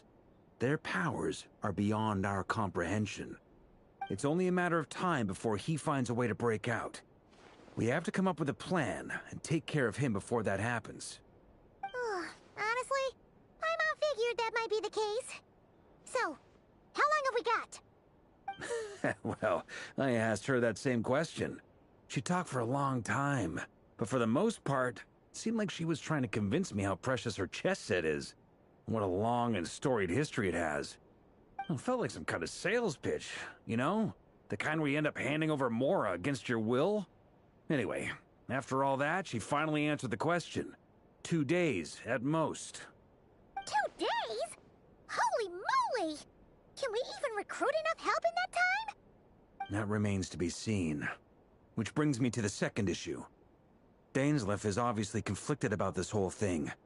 But given how little time we have, there's no way we can pull this off without his help. You have some history with him, right? Do you think maybe you could talk to him for us?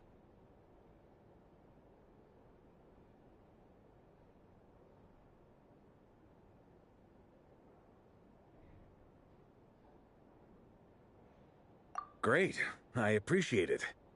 All right, on to item 3. So, Albedo, Durin, and I put our heads together and came up with a plan. Can't promise it's gonna work yet, but at least it's a start. We figured we'd bounce the idea off you first. We'll explore it further once everyone's recovered.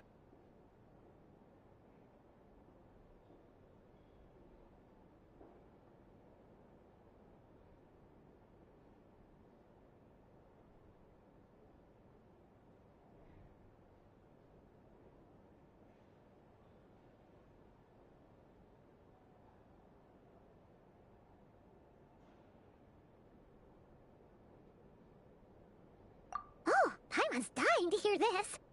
All right, so here's what we're thinking.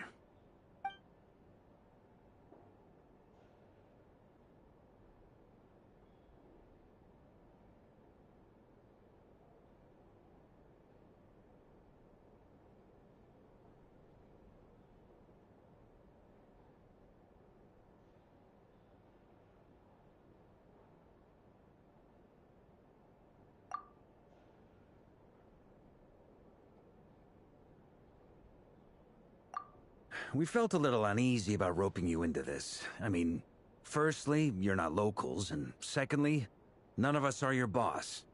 You're well within your rights to refuse if you so choose. Roping us in? Why would you even say that? We know the stakes here. It's all of us against the Rayher of Solnari, or none of us stand a chance. I choose my words very intentionally, I'll have you know. I like to think there's an art to striking a down-to-earth tone even when the stakes are through the roof. Sir Varka, I have a few thoughts about this plan. I'm all ears. I think we can be more flexible with how the roles are allocated. In my view, the most sensible lineup would be like this.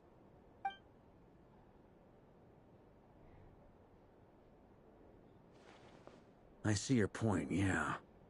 But if that's how we're going to approach this, you'd better make sure you're ready. To be clear, I don't doubt your abilities. Far from it. I just want to make sure. Are you really willing to take all this on? I want to do everything within my power.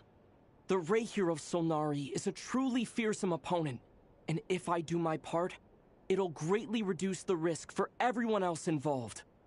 Well, that tracks with what I've heard. Jean's mentioned in her letters that you're so diligent it's almost abnormal. As in, most people weigh up the risks and rewards in situations like this. But you seem to just march towards danger without a moment's hesitation. Of course, everyone appreciates a fearless pioneer. But all that aside, I'm the Grand Master of the Knights of Favonius, and you're our honorary knight. I want to make sure your courage doesn't come at the expense of your safety. Thank you, Sir Varka. Well, I should be the one thanking you. It means a lot to have you on board. I'll give some serious thought to your suggestions.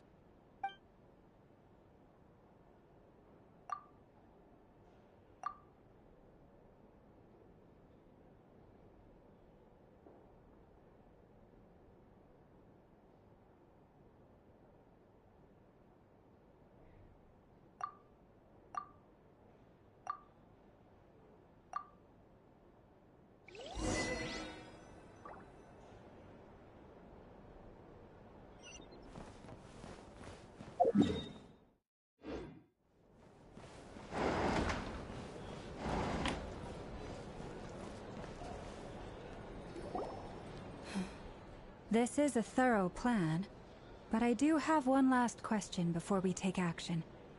How can we be sure that our enemy won't leave the designated area? Great question. Albedo's been hard at work analyzing Rarer and the Wild Hunt's behavioral patterns. His conclusions are as follows. Firstly, from the earliest known confrontation until now, Rarer has never displayed any ability to manipulate the dimension of space. So it's unlikely he has any power in that domain. Secondly, he seems to have a particularly strong vendetta against our group.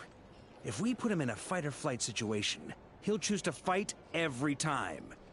Thirdly, finally, and most importantly, he is consumed by hatred, both for the moon and for his enemies. Turns out, we tick both of those boxes. We have a reincarnated moon in our ranks, and a spy who accessed his private memories without permission. He'll be baying for blood, not looking to escape. As someone who's had their fair share of interactions with the Wild Hunt, those all seem like valid observations to me. Understood. Then I will defer to the verdict of the group. Well, everyone, that's the plan in full detail. Albedo and Durin are carrying out their part as we speak. Plan approved. Scheduling. Okay, any firepower you need, I got you covered. Let's light this baby up. The Frost Moon Scions are behind you as well. And the rest of you?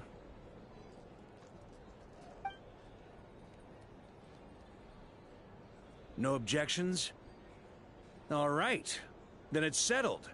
This is the plan we're going with. Next up, an old tradition of mine.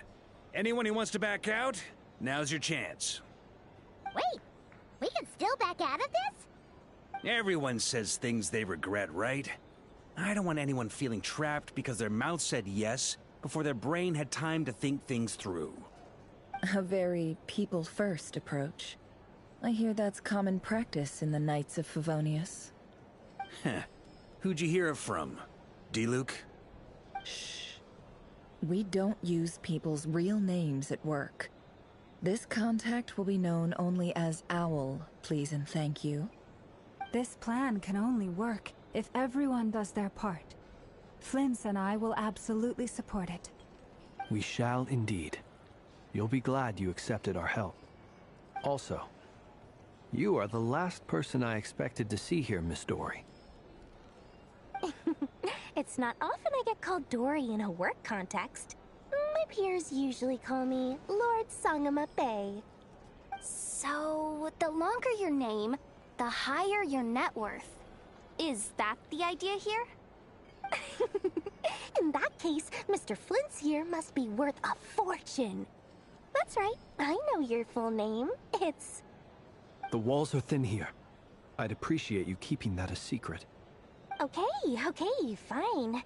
Ugh, I'm actually only here as a favor for someone else. Do you have any idea how much it would cost to hire me otherwise? Oh, does this mean someone out there actually has the power to boss Dory around? It most certainly does not. We have a long-standing and mutually beneficial business partnership. She's actually the mom of a friend of yours. Said mom supplied me with a great little trinket, but now that lady's ruined everything. If I don't start building a little goodwill now, my whole business in Notcry is gonna go down the drain! Okay. So what exactly is so special about this pendant? It's a lucky charm that a great mage made for me. We have a business relationship, and she was worried that something bad might happen to me. So, she wanted me to have something that can store power to protect myself with. I finally got it all fully charged up with Kuvaki, and then never went and used it all up at once! Never lost so big in my life! You're right. It was all my fault. I didn't mean to drain all the Kuvaki in the pendant, but I'll make it up to you. You will? Well, in that case, how about you give me your chess set, and we call it even? I knew you'd say that. Well, it's yours if you want it. In fact, take it now, and I'll even throw in a free Raker of Solnari. Deal? You're putting me in a difficult position here. It's a very useful thing to have around, but I have a funny feeling it won't be around much longer. I guess we'll see in a couple of days. Looks like bankruptcy for me. Hey, don't be so pessimistic. See this through and you never know. You might find a new business opportunity on the other side.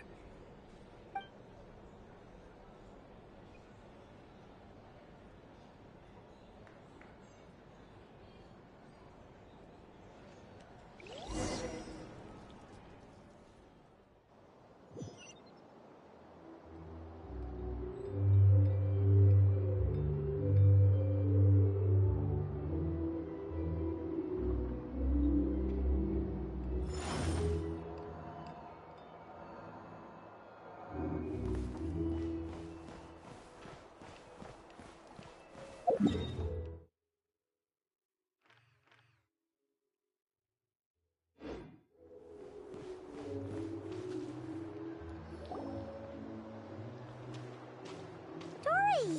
How are things going? Feeling ready? Oh, I was born ready. We only have 2 days. You think Lord Sangama Bay would let an opportunity like this slip by? Don't forget, when something's in high demand, the people with the goods on hand get to charge the highest price of all. Even higher than the sellers taking advance orders. Ta-da! See? It's right here! Ah, it's so pretty! Did you make it?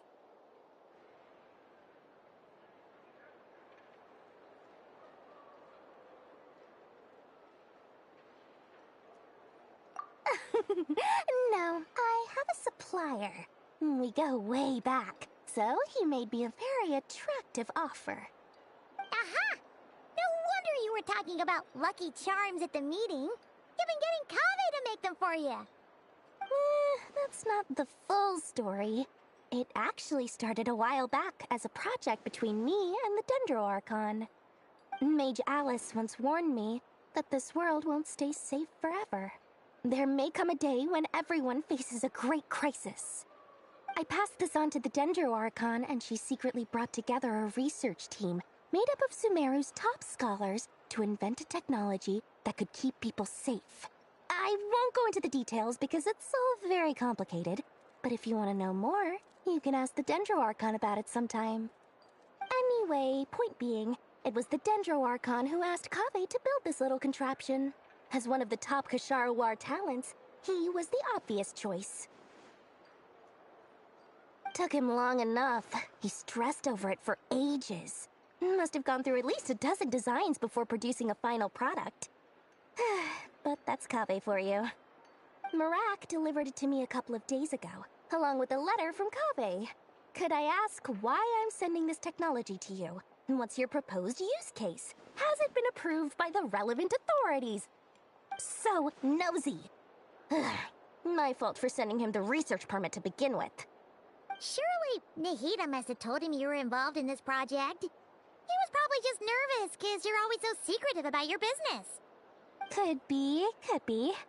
Anyway, I just replied, let's hope there never has to be a use case, because it would involve grave danger.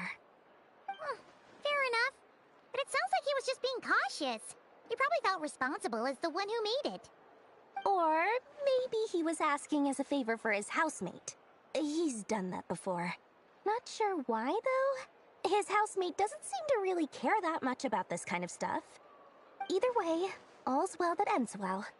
I'm just glad to finally have my hands on the product. I wouldn't want to be without it, given the potential dangers that lie ahead. Huh? What does that look mean? Paimon's just super surprised. This must be the first time we've ever seen you actually get serious about something.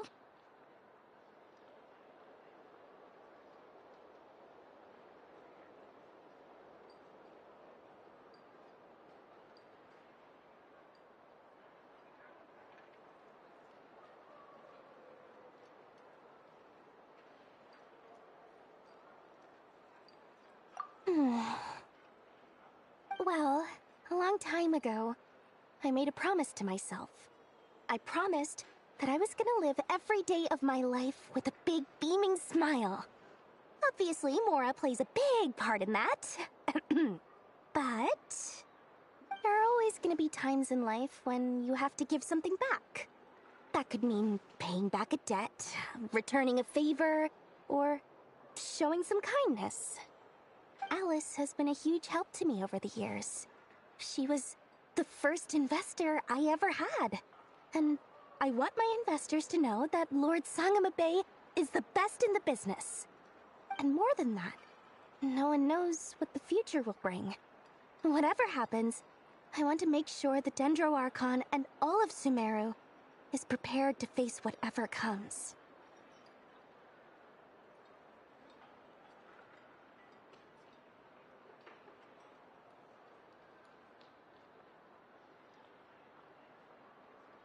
Oh, that? I was just making sure Nefer and I are square. Don't be thinking it was some sort of benevolent act. I'm no saint, so don't treat me like something I'm not. My priority is doing the business that I want to do. So long as my conscience lets me, but it usually does. That's the Lord Sangama Bay business model. Alright, if you say so. I do say so, and that's the whole point. I'm a businesswoman. Don't go trying to figure out what kind of person I am. You'll exhaust yourself. Much easier for everyone involved if you just take my word for it. Oh, and could you two help me get this stuff where it needs to be? Thanks so much. You're my favorite assistants.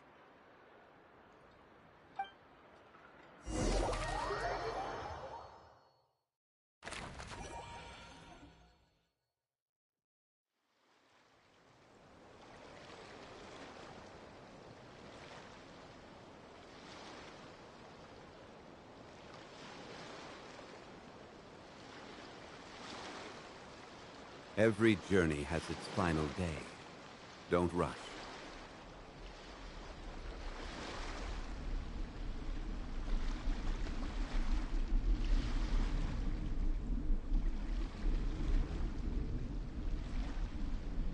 Osmanthus wine tastes the same as I remember. But where are those who share the memory?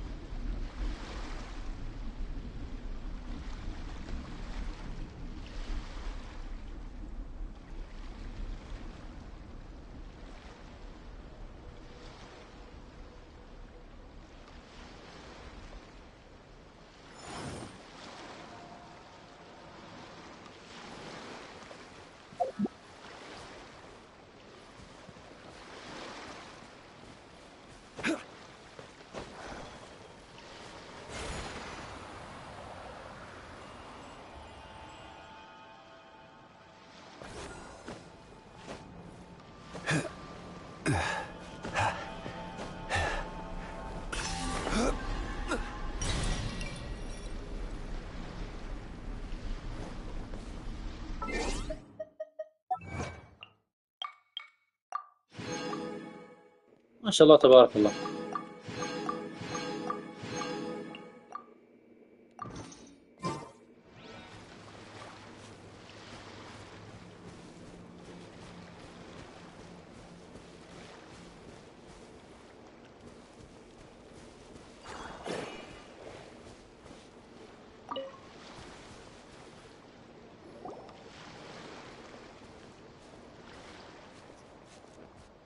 Traveler, Paimon, it's good to see you. Everything going smoothly over here? Sort of. As you're probably aware, Varka, Durin, and I captured some abyssal creatures from the Wild Hunt. Per the plan, we dissected and analyzed some samples of these creatures. The process went very smoothly. The findings, however, come with some troubling implications. What? You can actually dissect the Wild Hunt? That depends on your definition of Wild Hunt and dissection. Harmless, lifeless. These words are accurate descriptions. The Wild Hunt is an interesting phenomenon. In and of itself, it doesn't seem to possess anything akin to a human personality. But taken as a collective, the medium through which the Wild Hunt is summoned does appear to have a soul.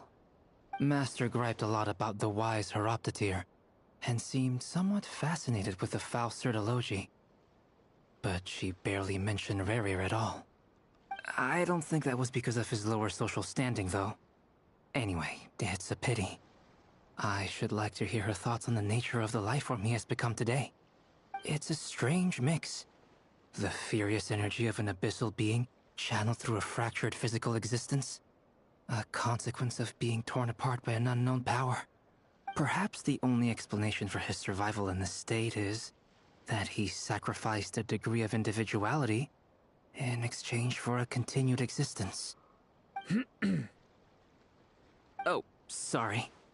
Once I get talking about interesting research, I have a tendency to go on indefinitely. Back to our research findings. Essentially, they confirm my hypothesis. Rerir's corpse is completely contaminated by the Abyss, and the effects are irreversible. You could think of this as Rerir in mutated form. But in my view, even that would be inaccurate. In reality, his whole being has been consumed by the Abyss. In other words, he is now nothing more than a manifestation of abyssal power.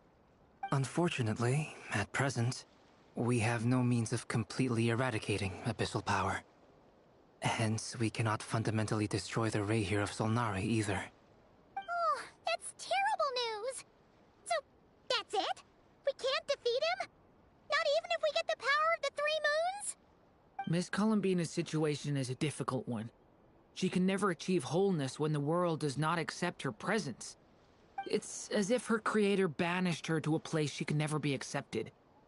It means she spends most of her energy just on her own survival. Given the circumstances, it's only natural to despair. But we must see this plan through to the end. Time to kick off the backup plan. Oh, Paimon almost forgot! This is for you. Dory asked us to bring it. Ah, how wonderful. Well, thank you for making the trip. Durin and I will be heading off shortly. I'm sorry I won't be there to protect you in person this time. Please be careful.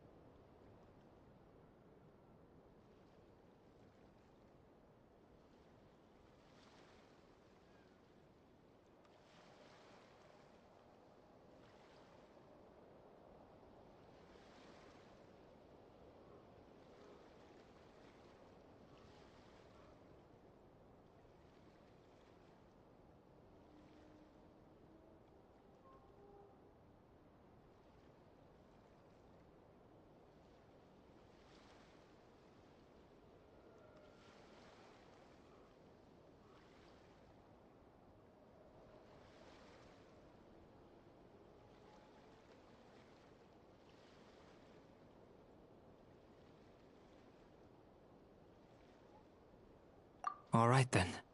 Stay safe.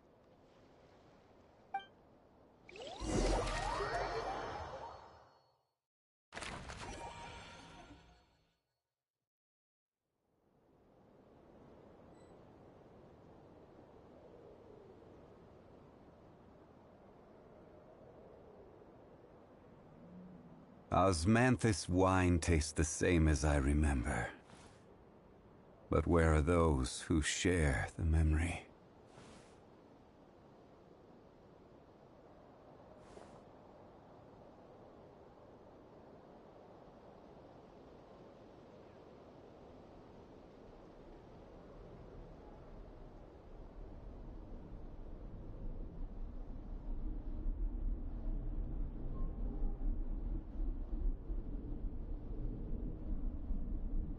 Boats are made for transferring commodities back and forth, and those that come across Liyue tend to stay a while, so it is where many things come to settle.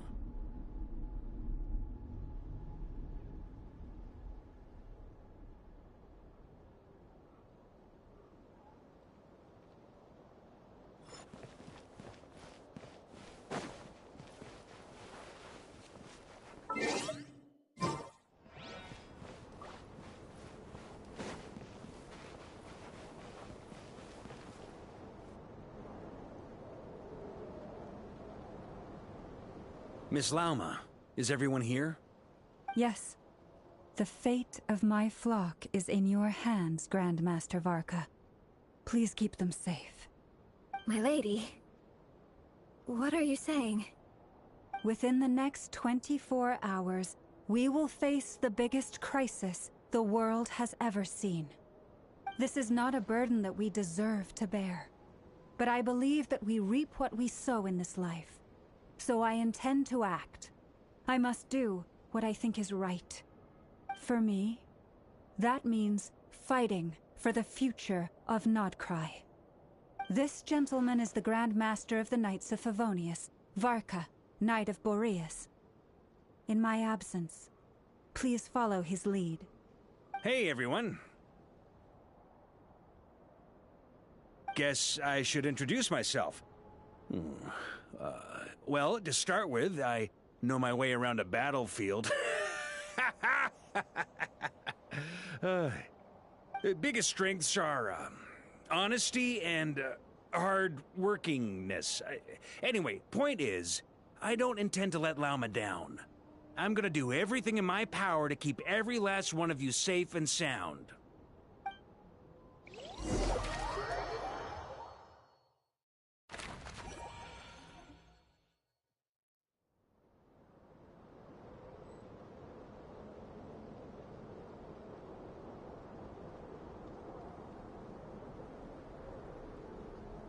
Osmanthus wine tastes the same.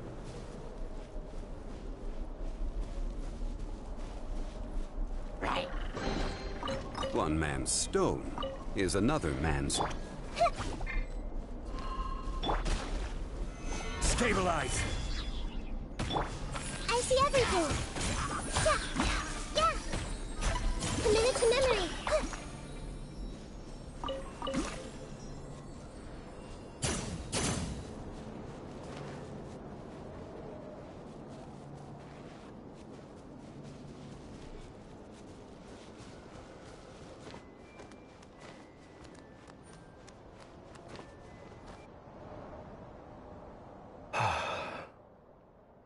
Something on your mind? Miss Columbina, was it? I believe that's how the others addressed you. That's right. Names are funny things. Have you always been called Dainsleif? Yes. I take it your own name has a more complicated history. I have a different relationship with names than other people. To be honest, I'm not even sure that Columbina is my name. At least, not in the same way that Dainsleif is yours. But it's what everyone calls me, and I go along with it. A lot of my life has been that way. I get so used to things that I forget to question why they are so. I never used to think much about where names come from, or what they mean to people. Maybe something's wrong with me. You're different from other people. I sensed it the first time we met. You're more perceptive than most. I'm sure your long life and rich range of experience explains that. Do you ever find yourself missing Conria, Mr. Dainsleif? Difficult to answer. I have dreamed of the past many, many times. Sometimes I'm fighting tooth and nail. Other times I'm lying on the ground, defeated. I don't recall any happy moments from that time. It has been too long. Is that because hatred survives longer than love and affection? That would not be for me to say. I make no excuses for the grudges I bear. But whatever the reason, I remember little that was beautiful or sentimental. Thank you for your help with the Rerir situation. Without your efforts, I never could have learned the hidden truth of his story. You're welcome. I know he's your friend. Friend? He betrayed me. And I never really understood what he was going through in life. Some friendship, that is. Okay. So, do you plan to fight him with us? You see, you're torn. Now you know what really happened. You see the things he's done in a new light. I need some time. Of course. I completely understand. Anyone else in your position would feel conflicted too. Actually, I went through something similar myself recently. Something happened that changed my perspective on a situation. A situation I took for granted at the time, but now I feel very grateful for it. You mean the Harbingers who still support you, even though you've left the Fatui? Yes. I always thought they were only helping me because Harbingers are forced to work together. But then I abandoned them. A warrant was even put out for my arrest. And even now, they still support me. Which means I was wrong about them all along. Clearly, they view you as a friend. I feel a little guilty now. I regret not seeing her help for what it was, and not treasuring it. I see the guilt that you're feeling now, because I feel it too. Hopefully, talking about it will do us both some good. Have you noticed that the Traveler and Paimon are over there? I think they've been listening. Huh. Shall we say hello? Sure.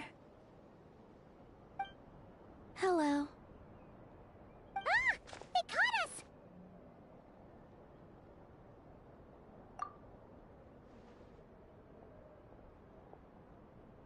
I apologize for making you worry. No doubt you wish to know where I stand on the plan to take down the Rerir of Solnari. I'm afraid I need a little time, but I will seriously consider joining you. You will? Oh, thank you so much! Everyone will be so grateful to hear that! They needn't be. This was something that I was going to have to face up to eventually. That doesn't matter to them. They're grateful to you regardless. You can't control their gratitude, so just accept it. And then, have a think about whether you're willing to join us.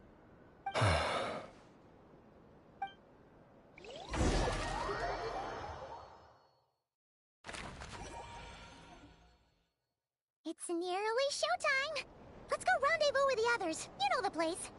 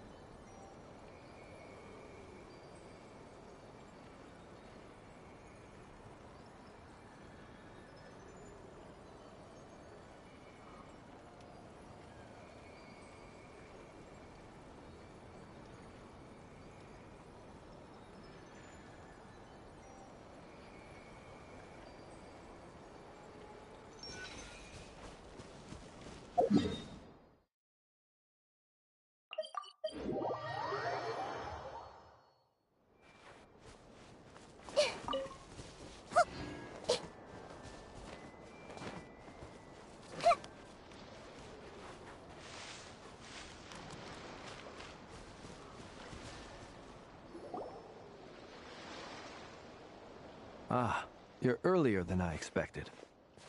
Hey, Flint's! Been waiting here long? Not too long. I came a little early so I'd have some time to think. Are you nervous about the battle? Quite the opposite. I'm reminiscing on my past battles. When I was awakened by the Ratniki, I had not touched a weapon in many years. I felt like the battlefield was not where I belonged. But after waging war against the Wild Hunt for so long, I came to realize something. A life of absolute peace is simply not a possibility for me. My restless flame indicates that somewhere inside of me, there is a deep yearning to root out the evil in this world. Oh, that doesn't sound like such a bad thing.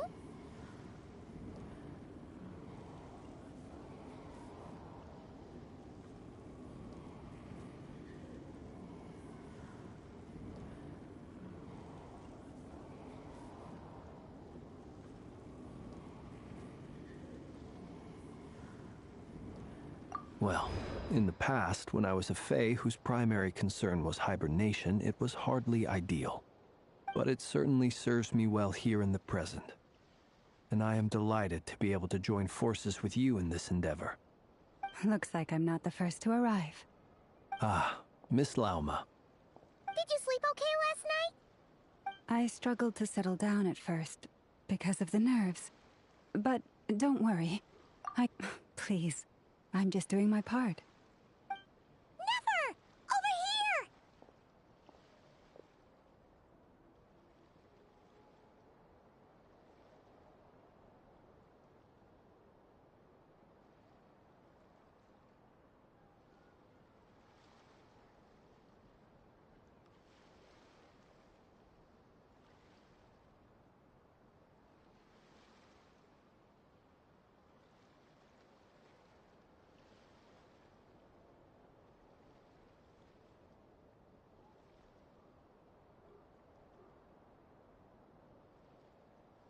Aino asked me to relay a message. She said Anetha will be on high alert and keep a close watch over all secondary districts where defense is required, providing support as necessary.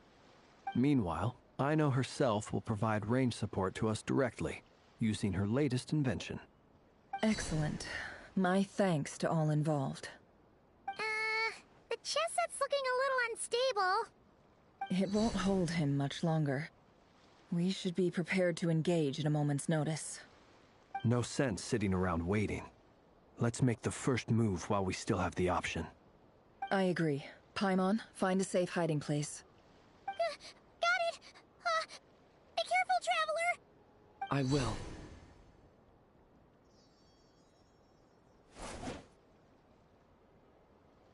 Everyone, take your positions as soon as the battle starts. Every ounce of strength we have in our bones, let us bring to this fight. Ready? Let's go. I've seen all your futile ploys before. You have become the authors of your own demise. I wouldn't be so sure about that. You are merely a moment of sport before I tear down the moon.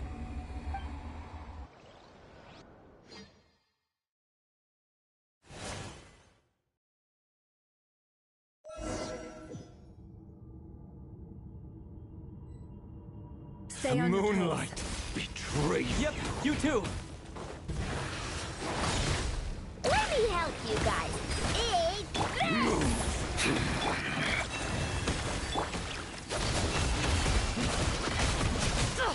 Absurd. The moonlight betrayed you. The moonlight betrays you. Hunt him down! The moonlight betrays you.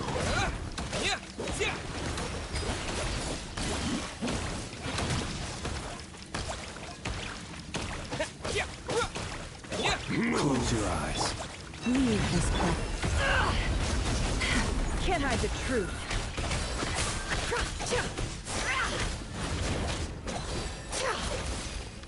It all adds up.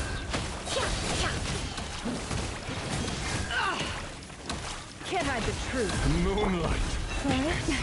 A grave transgression. With one heart, we pray. Hunt them down! Observe.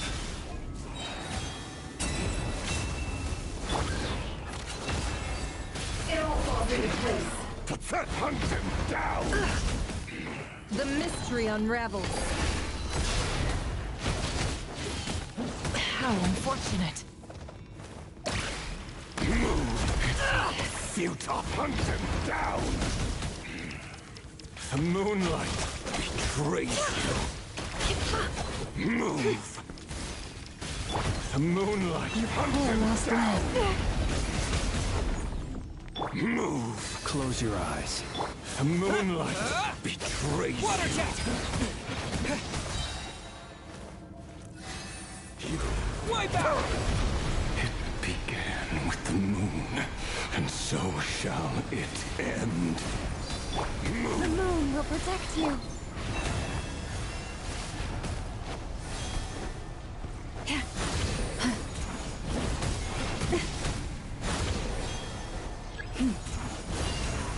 Do you see now?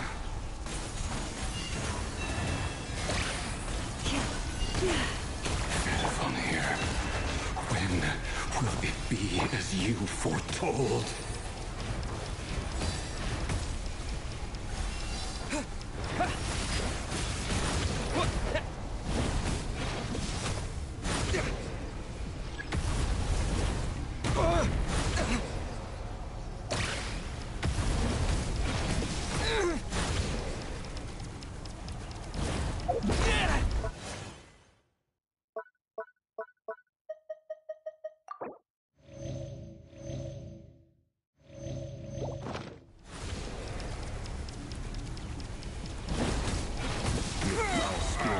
Welcome here.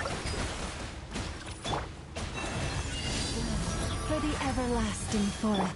Close your eyes. The night cometh. Seek within.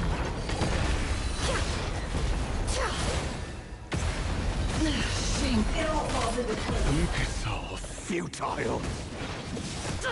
Absurd. Hunt them down! Stay your hand. Pathetic! Leave this place. Be silent. Water jet!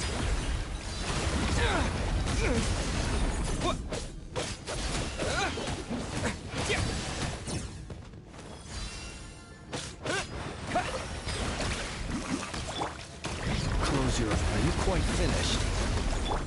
You commit a grave transgression. It all adds up. It all falls into place. Pathetic!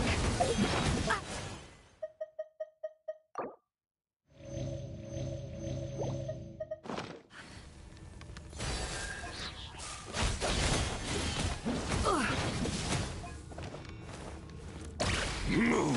It's all futile! Leave this place. By the frostmoon of old.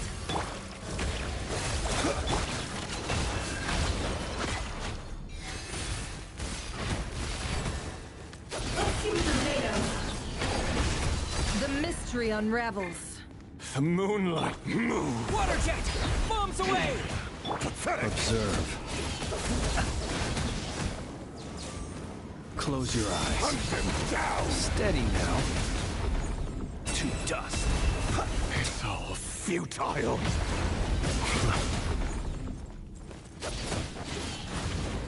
The moonlight betrayed you. The game of heroics is over. Who wants to go first? No. Get out of my sight! No! Your We've been death is within separated! my grasp! You okay? Never! Where are the others? Stuck outside the barrier. I guess it really doesn't like us. I told you before. Knowing too much is always A death sentence! Be careful what you wish for!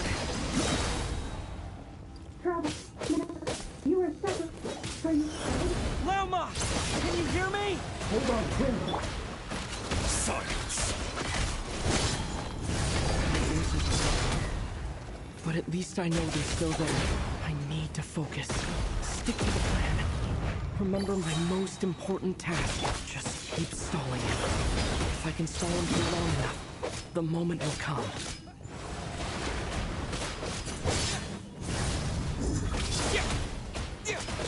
No more lies.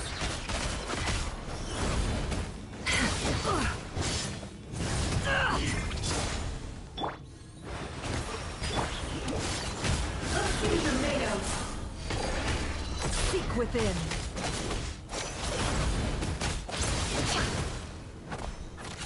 It all falls into place. Water jet! Bombs away!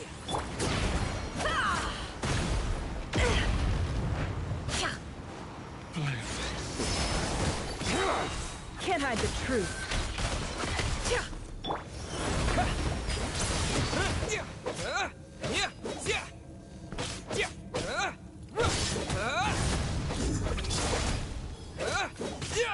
Go!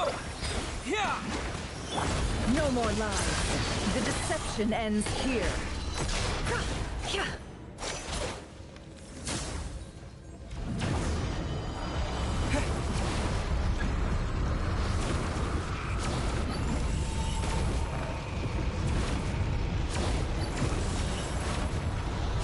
I've got this!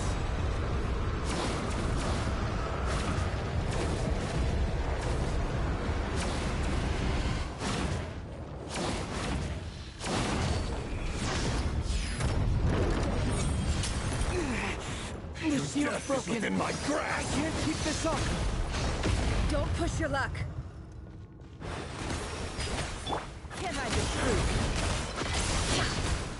How unfortunate.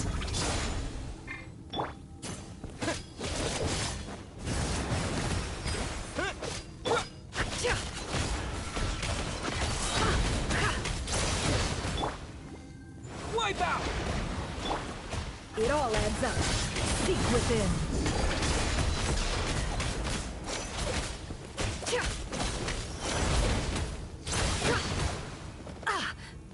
No more lies.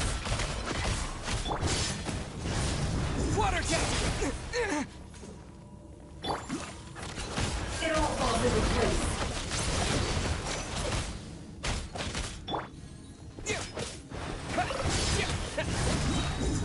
Bombs away! The mystery unravels. It all adds up.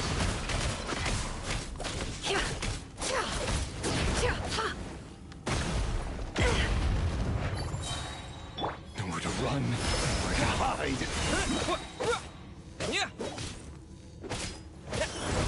Wipe out! The deception ends here.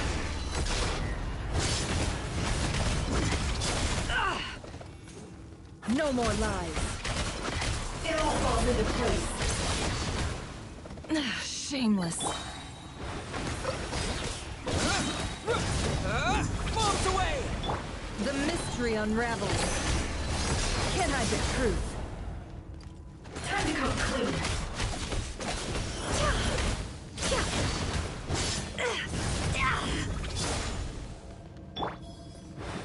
Water jet! No more lies. Can't hide the truth.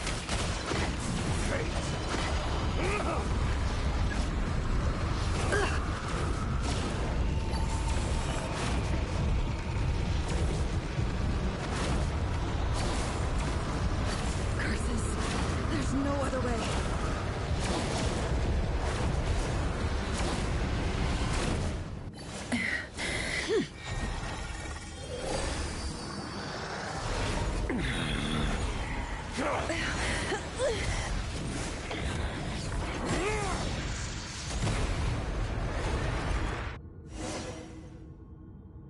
The only way to defeat Rarer is to borrow his own power. That means Columbina will have to disappear while you two bear the brunt of his attacks. You have to hold on. Find a way to keep him focused on killing the two of you.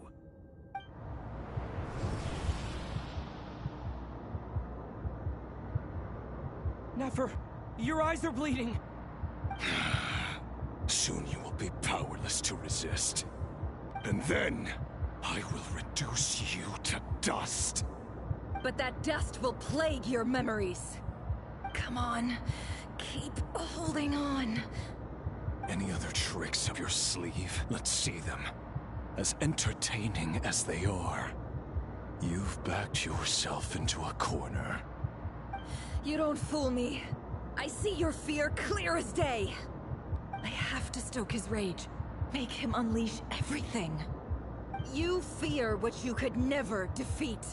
You fear the thought of never being able to save your beloved. You cannot win the fight against fate, Rerir. Is that what you think? Well, now it's your turn to feel afraid!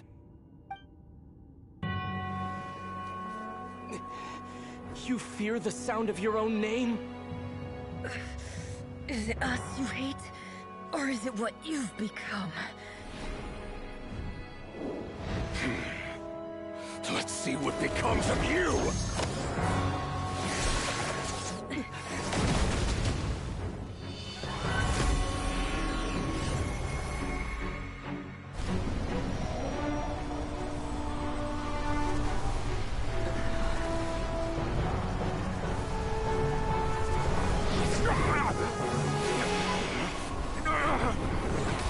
What's happening?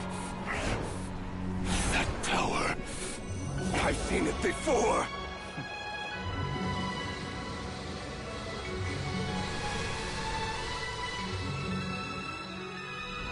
His power is on another level. We'll need to use an alchemical array to convert his power into a usable form. Then quickly channel it into Columbina, rendering her powerful enough to compete with him. I'll join you. I can help. If I release enough abyssal energy into a confined space, it'll create a potential difference, allowing us to extract a huge amount of elemental energy. Next, I'll synchronize with everyone's minds using Pyro, then give you temporary access to their abilities and fields of view. But it won't last long. Can you see? Well enough. So, we have a student of Gold Rheindotter in our midst. How about that?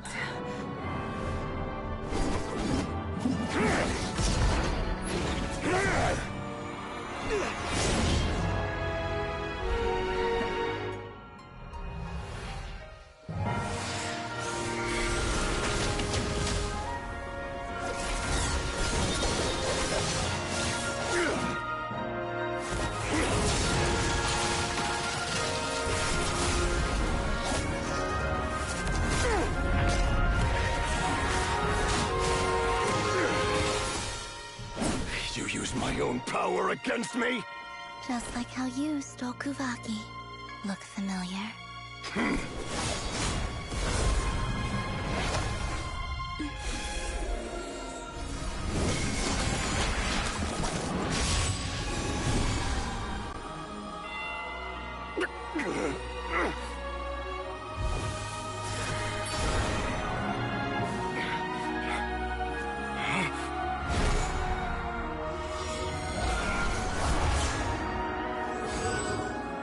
Don't you realize? You don't have the power to hold that gate open. I don't, but someone else does.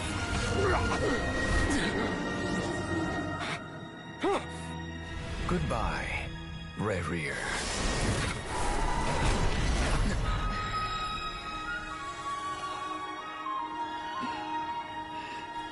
We won.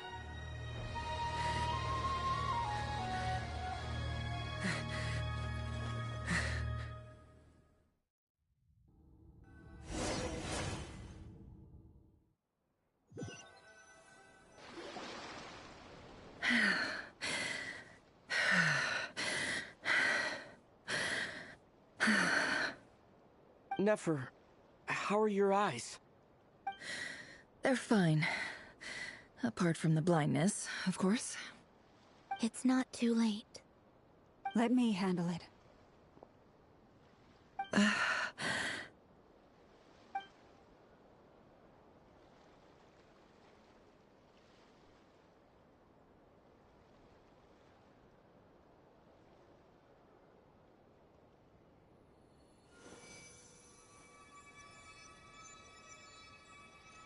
Miss Nefer, it's not like you to lose your composure.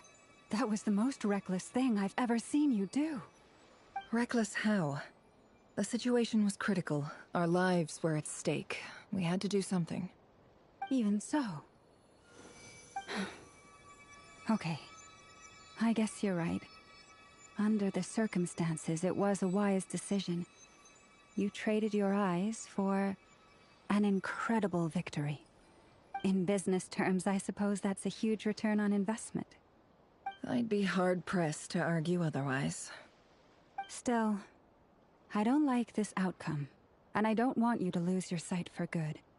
People suffer when they make sacrifices they shouldn't have to make, whether that means faith, strength, or in this case, your ability to even see. I had hoped you could win without sacrificing so much as a single hair on your head. Thank you. Really. All done.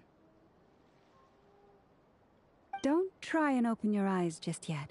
We'll see how you're doing in a couple of days. Until then, please follow your recovery plan to the letter. I'll send full details through Yehoda. For now, just get yourself home, relax, and rest. My dear friends, we have fought bravely and achieved a spectacular victory. A dark cloud has been lifted from the skies of Nodcry. All in this land will be grateful for what you have done. The moon will remember this day. Thank you both.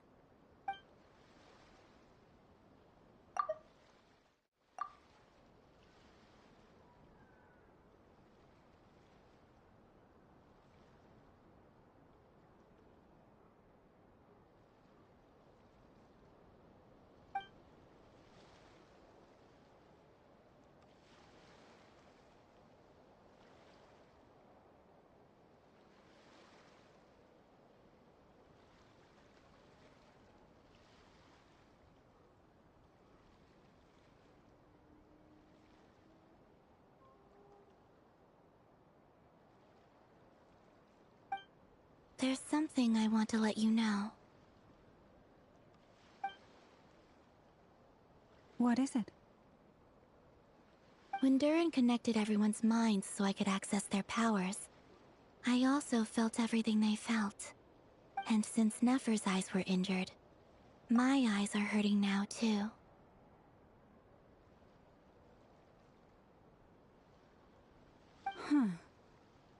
Hold on. Let me try. I only feel the pain. There's no actual damage.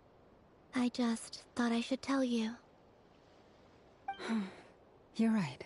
There's no damage. That's a relief.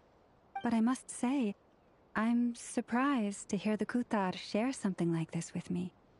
In the past, you never used to open up about yourself. Things are a little different now from how they were. I'm learning to share how I truly feel with my friends. Friends? You have no idea how glad I am to hear that.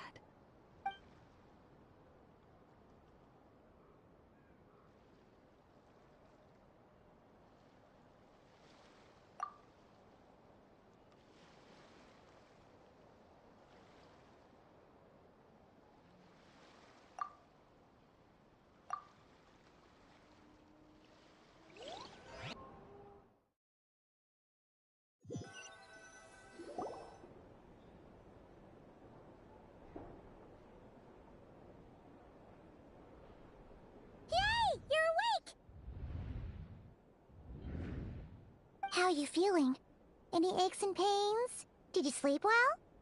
I'm doing all right, Paimon. No need to worry about me. Phew! Well, that's good. Paimon's been sitting on the edge of the bed worrying about you for ages. You slept a whole day and night. Poor Paimon had to eat all by her lonesome. Glad to hear you didn't starve. How was the food? Well, It wasn't the same without you there to share it. Honestly, Paimon just can't relax when you're not your usual self. She couldn't enjoy the food and settle down to sleep. Well, I'm back to normal now. Oh yeah, and Albedo swung by earlier. He said to tell you to head to the tavern when you woke up. Varker and the others are organizing a victory feast and they want to celebrate with you. He also dropped off some medical supplies, but you seem fit as a fiddle, so guess you won't be needing those. If you're feeling up to it, let's head over now. Wouldn't want to keep them waiting.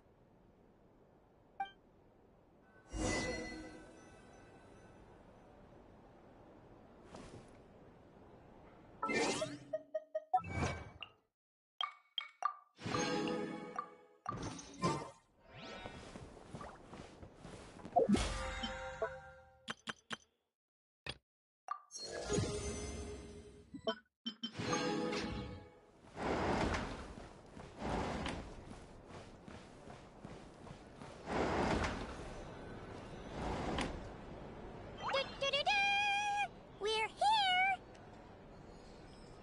Oh, Traveler and Paimon! Perfect timing!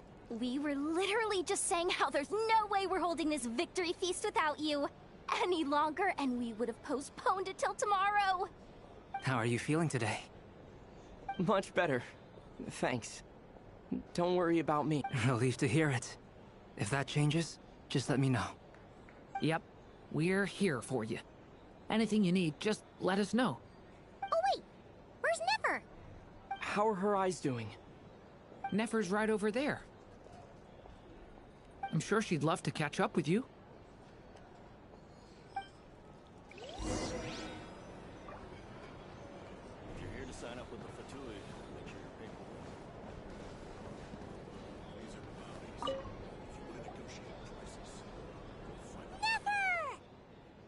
Traveler, Paimon, are you recovering well? Turns out that moon chanter has some real talent after all. My eyes were mostly recovered after just a couple days' rest. I can actually open them again now. Yeah, but you...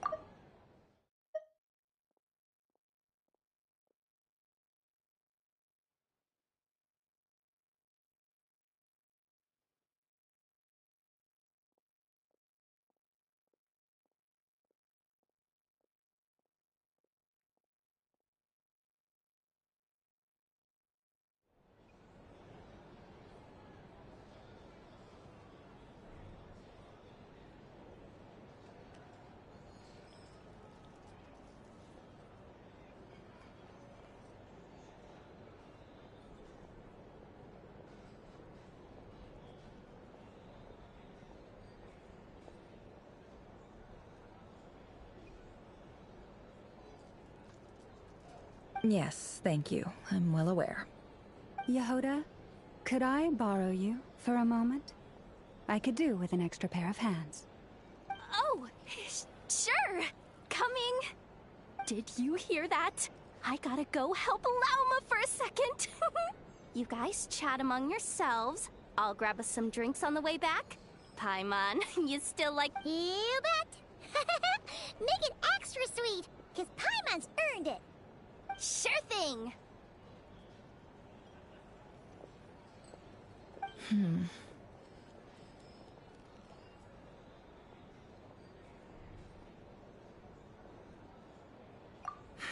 The Raker of Solnari. Kind of a snake, don't you think?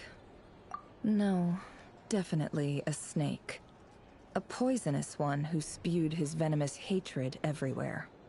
Anyone who seeks revenge out of hatred for other people has become a snake. That's something my dad used to say.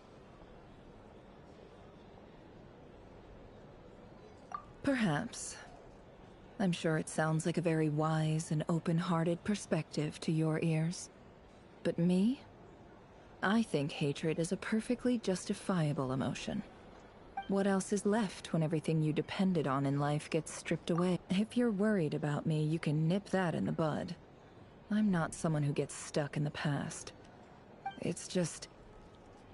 I suddenly feel like I was wrong to call my father a liar.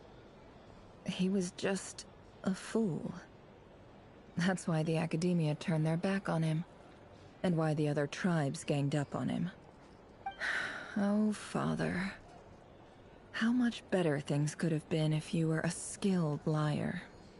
Look at the Ibis King. Thoth is a fiendishly cunning liar. And yet, strangely, he feels more like a father to me than my real dad ever was. He's never brought it up, but I'd bet he feels the same way. Why else would he give me the power to perceive the truth, while at the same time training me in the art of deception?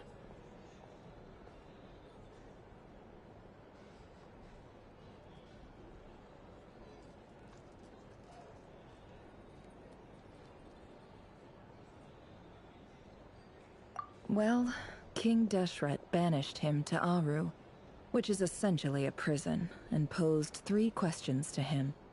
He promised that he'd have his freedom if he could find the answers. His response was to take on a physical form and approach me, hoping that I could become his envoy and search for one of the answers on his behalf. Did he really think I'd fall for that? He's stuck there. He can't make me return what he gave. So that's enough for you to decide he's nice, is it? He's a prisoner, and he was scared. So he decided to perform some good deeds to win people's approval. He lives in fear because he's a deceiver. How is Rerir any different? You can't work as a spy your whole life and expect a happy ending. It's preposterous. Yet I can't say I don't understand it. Liars live in the darkness of their own making, but it's still human nature to want to go on living. They say that a liar's soul is the most worthless thing in the world. What do you think? Good.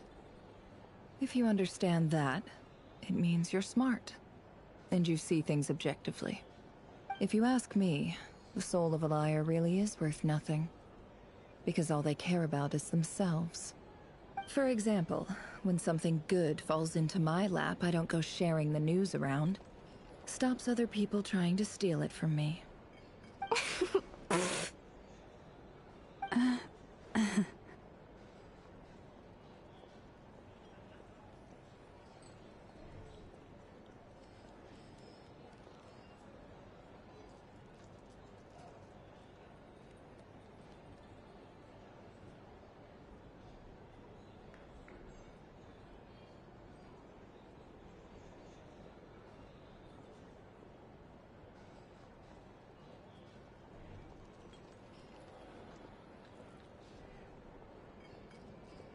So be it. They have sharp ears. I can't keep anything from them.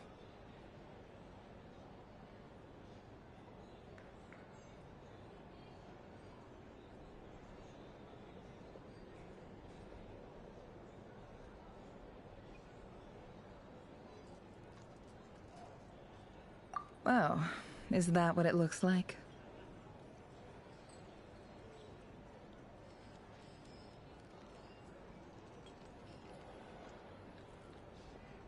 Well, you all know my past now, and I can't simply eliminate everyone who knows too much. So I guess I just have to put up with you, for the foreseeable future at least. When you find yourself in a situation you can't control, the safest play is to keep calm and start monitoring everyone involved like a hawk. In the intelligence world, you need to have a sense of perspective and play your hand accordingly. If you understand what's at stake, please ensure my secret is very good.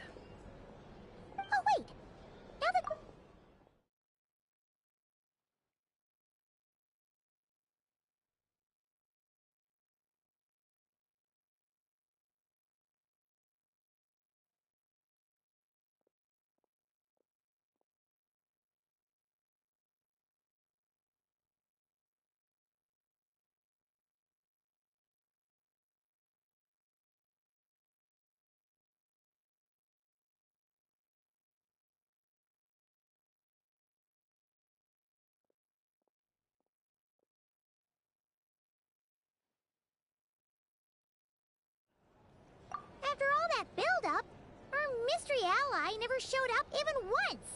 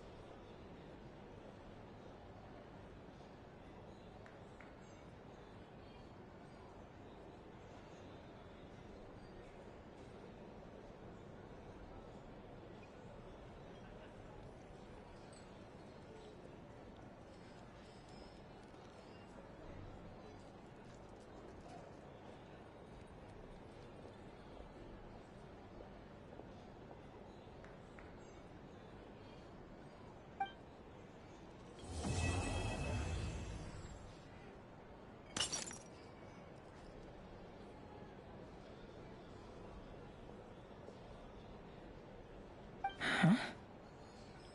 Am I imagining things?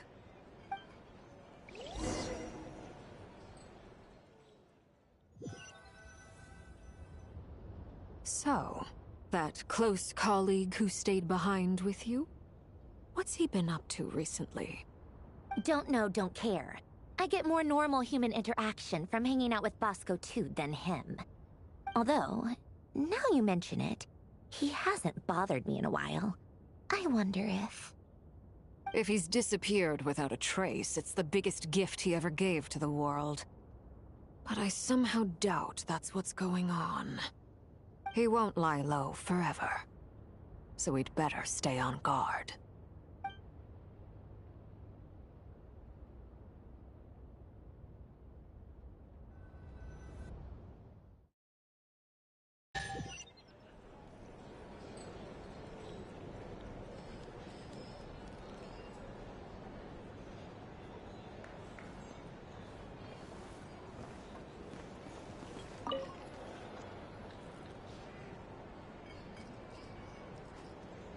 Ah, Lord Sangama Bay. How lovely to see you. I must thank you for the device you provided. It was an enormous help.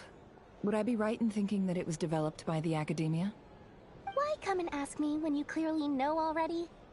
I mostly came to thank you. That's more like it. A little gratitude goes a long way with Lord Sangama Bay. Play your cards right, and you might even stand a chance of becoming my long-term supplier. The chance to work with such a kind and charitable investor as yourself would be a great honor for the Curatorium. Huh? Charitable? Who said anything about charity? First time hearing about it. Let's see. The first plot of land you purchased in Nodcry, your desert interests, and... Stop! What do you think you're doing? Exposing my investment history!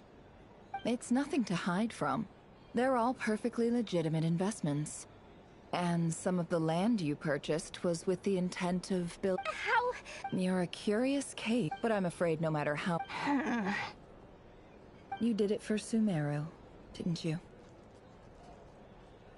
It was empty land that was gonna go to waste otherwise.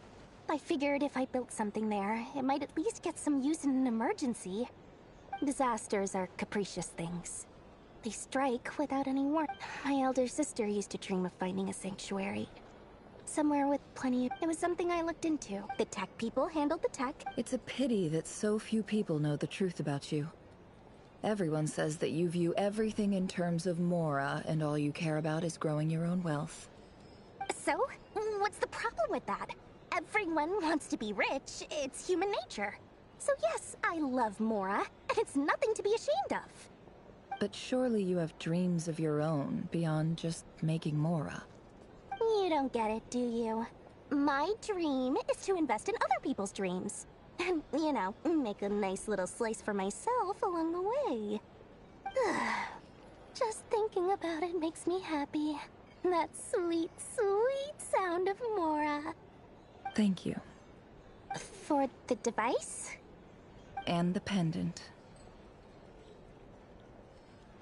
Oh, that. I was just returning a favor. Don't worry about it. Seems like we've both been away from home for a very long time. Yeah.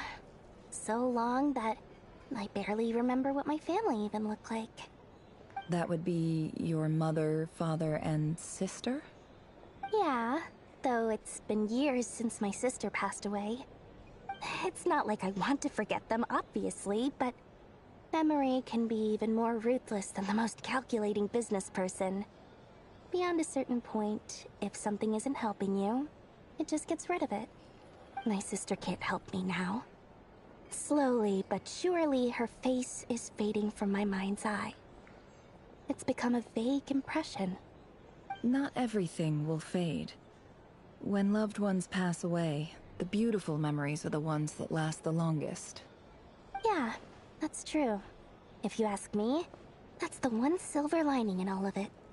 Well, that, plus, I'm sure that life is much better now than it was back then. Oh, absolutely. I have tons of Mora, a big beautiful house, business is booming, and I'm as happy as can be. You've got a lot going for you too. Boss of the Curatorium of Secrets? I'm sure there's plenty of Mora to be made in that line of work. I appreciate the vote of confidence.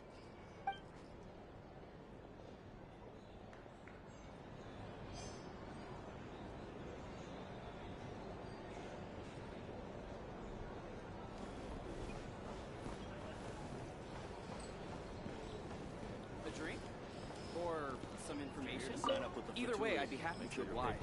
How have you been holding up? Any adverse reactions? If you start to take a turn for the worse... You don't need to worry about me, Grandmaster. I'm fine. I mean, I barely did anything, so... What? You're too humble, young man. You played an indispensable role sometimes. Let's do a quick demonstration. Thank you. I can't take all the... See? Did you catch that? A masterclass in how to take a... Oh. Hey, you guys! Hey, look who's bounced back. Looking good, Traveler. Seems like you've recovered. You won't need to take any more medication. Can I get you a drink? Huh? You know how to order at a bar now? You've sure learned a lot recently. Handling a drinks order is ridiculously simple compared to alchemy. Don't worry, I'll blend into society yet. Paimon believes it! You're clearly a fast learner, just like your brother. To be totally honest though, Paimon didn't quite follow all the details when you first explained the plan to us. Don't worry, that's completely understandable. Unless you're a student of alchemy, it's hard to grasp the principle and how the process works. To put it in the simplest terms, we saw how our enemy stole the power of Kuvaki. And that gave us the idea of stealing his power to turn it against him. When facing an enemy you have no hope of defeating, it's best not to engage them in battle. So, instead of looking for a way to overpower him, we decided to help Columbina get strong enough to at least stand up to him in a fight. For this to work, we had to analyze his modes of attack, confirm who his main target was, and make sure that he wouldn't go beyond the range of the alchemical array. For added security, we prepared a total of 4 arrays. But to mitigate the impact of the battle, we identified one location in particular as the ideal spot, which is where the confrontation took place. The alchemical array absorbed his abyssal power. Then Durin processed it to render it usable by Columbina. That power enabled her to do what would otherwise have been nigh on impossible. What surprised me was that Dainsleif actually agreed to join us. Given his history with Rerir, he had every right to sit this one out. But we're extremely grateful for the decision he made.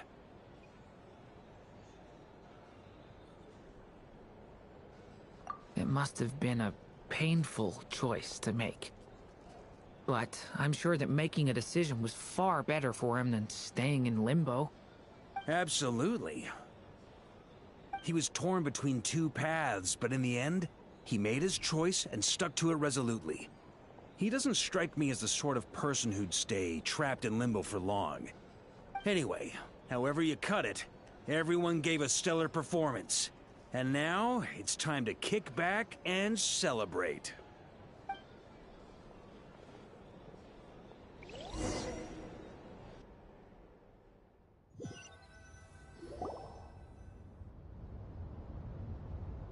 That's the only reason you're here. Yes. I've thought a lot about it. And I've realized that you, me, and Arlecchino should be friends. I think this is very...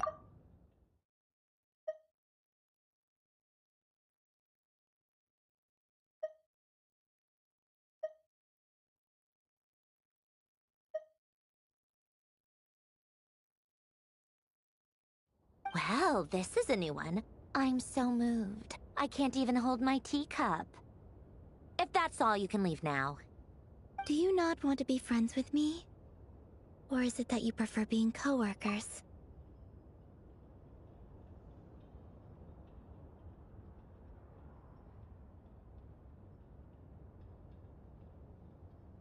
What is this, Columbina? Are you deliberately testing my patience threshold?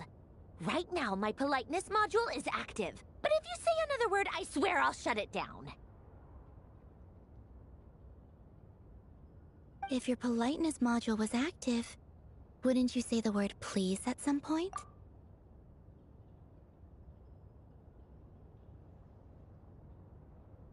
Polonia, please see Lady Columbina to the door. Will you still invite me to your next tea party? What? Yes, I think you will. Bye-bye, dear Sandrone.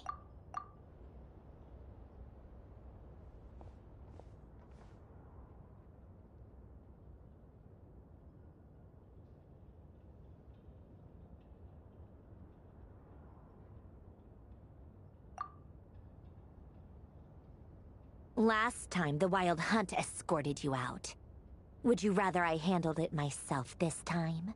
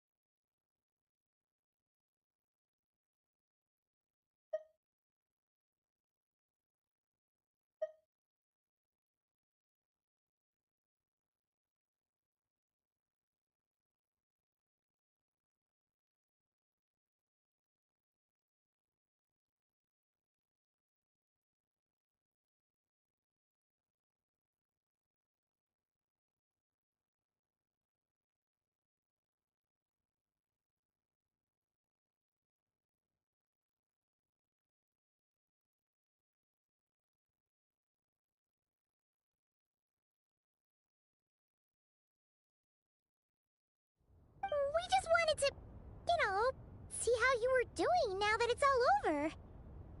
Why? Out of concern for my safety?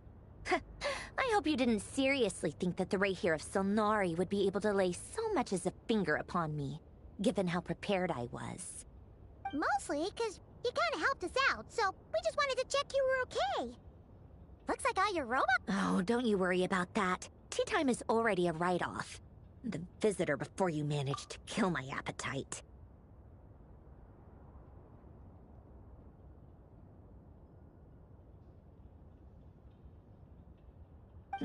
If you're in the mood for tea, go ahead and help yourself. Otherwise, it's going to waste. My coasters are still missing in action, though. Use this notebook instead. Whoa! Pretty hefty notebook. Look at all those calculations. You can ignore those. They're just dumb scribblings. I doodle and write in my free time. Sometimes I remember the distant, dreamlike past, and other times, I grit my teeth and note down all the crazy nonsense going on in the present. Some people do the crosswords in the newspaper. This is my equivalent of that. Trying to predict the future is like daydreaming, and writing about the present just makes me furious. The past is my favorite. If nothing else, it's already set in stone, so I don't have to rack my brains trying to figure it all out.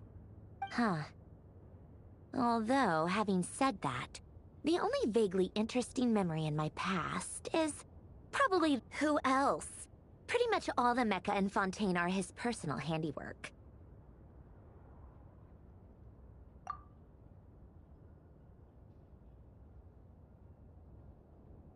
Wait, are you saying you know him? Like, personally? As a friend? I mean, I guess we were friendly enough. Yep. In fact, I'm probably the only normal person left who knew him at all. We used to chat occasionally back when he was still around. Before he passed away, he asked me to destroy all his manuscripts. I honored his request, but I did read through everything first before destroying them. I mean, I couldn't let the genius of Lord Artificer Alain Guillotin disappear like that. Would have been such a waste. So, that's where the formulas in your notebook are from? I just told you. Those are my equivalent of crossword puzzles. They're just dumb formulas that I solve for fun when I'm bored. Alain's work was like epic poetry. The formulas in my notebook are just silly little riddles in comparison. Not that there's anything bad about them. I mean, at least, solving those riddles isn't going to hurt anyone. Except me, 'cause I lose a few brain cells in the process. Anyway, while we're on the topic, I might as well tell you about what happened to him and his friends. Alain Guillotin had two close buddies, Renee and Jacob. They spent their childhood years together in the Narzissenkreuz Institute. They were all quite competitive, so there was some rivalry between them, but it was a friendly rivalry. But beneath the friendship and the rivalry ran something deeper, a sense of nostalgia for the past. Unfortunately, childhood would end. The prophecy would come true, the apocalypse would arrive, and the future would never be. A mad dream that would normally only capture the minds of lunatics began to take root in their hearts. A dream of saving the world. And if Renee and Alain had been people of lesser wits, that dream would probably have ended up as something for them to joke about in their older years. But alas, they were some of the sharpest minds around. They nurtured that dream with the full power of their intellect, and it grew into something that ate away at their souls. The first of them to fall under its spell was Renee. Against Alain's wishes, he persisted in experimenting on a mutual friend of theirs to try and save their life. Alain did not approve and parted ways with Renee. It's complicated. Alain wanted to believe that Renee only did what he did for the sake of their friendship. But when he told me about what happened, I could tell he still had some suspicions about Renee's motives. Perhaps the seed that would grow into a nightmare had already sprouted in Renee's mind. Even then. The next time they met, Renee's soul had been completely engulfed by the dream of salvation. His futile attempt to change the tide of fate only resulted in a wave that swallowed up the world, even before the apocalypse came. And although that wave died down eventually, I hear that it just recently came back with a vengeance. As I understand, Renee wanted to live out his dream of salvation once more. But I'm told that the attempted resurgence finally died out for good. At long last, Renee awoke from his deluded dream. Though of course by then it was far too late. What do you think of Renee? Do you admire his transcendent genius? His view that any price was worth paying to achieve the lofty goal of saving the world? Or do you despise him? Dismiss him as an evil madman who wrought havoc on the lives of everyone around him as he pursued his delusional dream? Same difference, really. Just a matter of perspective. Doesn't surprise me. You share one thing in common, after all. You both want to be the savior. The only difference is, your dream came true, and his... well, he wasn't the one who made it. I don't like fanatics who give up their whole lives for their ideology. Nor do I like fools who let their delusions take control. Maybe I could understand if Renee had just been an ordinary person. But he had a sage-like intellect, and still managed to get himself lost in a labyrinth of his own desires. Anyway, that's enough about Renee. Now, moving on to Alain Guillotin, the Lord Artificer. He managed to put a stop to the first storm whipped up by Renee. But after that, Alain lost his friends and family. To his credit, I suppose, the loss of his family and friends was purely a tragic accident. It's not like Alain sacrificed them for his cause or anything. After that, the only thing supporting his work was the same dream that had dragged his closest friend down to the abyss. But although the desire to save Fontaine drove him to found the Fontaine Research Institute, Alain continued to reject any form of transcendental knowledge or power. He was suspicious and fearful of it, having seen the way it had affected his closest friend.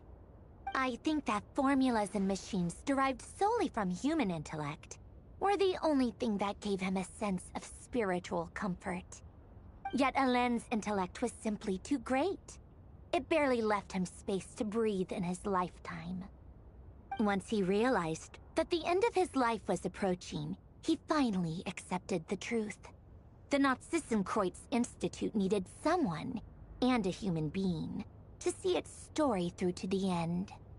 He quit working on his formulas, trading them in for the fairy tales that had played such a formative role in his childhood, but which he barely touched in his adult life. He told me that the director of the Nazissenkreuz Institute used to read those fairy tales to the children as bedtime stories. Apparently, they worked wonders at sending kids off to sleep. I think that all he wanted at that time in his life was to be able to sleep deeply without being plagued by depression. By that point, nothing else really mattered.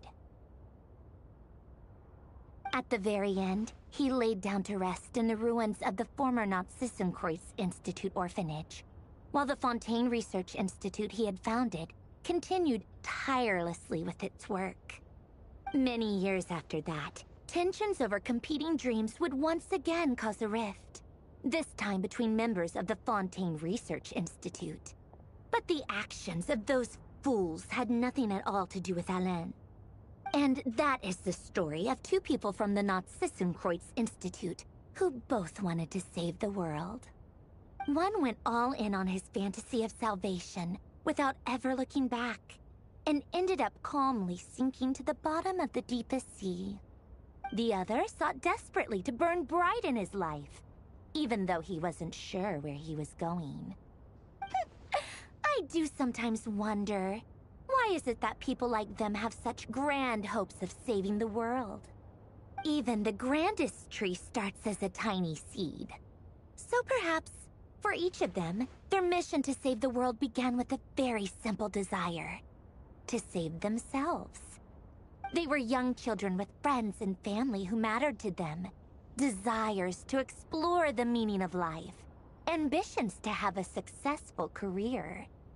They didn't want to see all of that taken away in one fell swoop. Or maybe they just wanted to find something to anchor themselves within the chaos, to stop them getting quietly swept away by the storms of life. But instead, the search for their own salvation took them down the rocky road laid out by fate. Do you think the desire to save oneself is enough of a justification to try and save the world?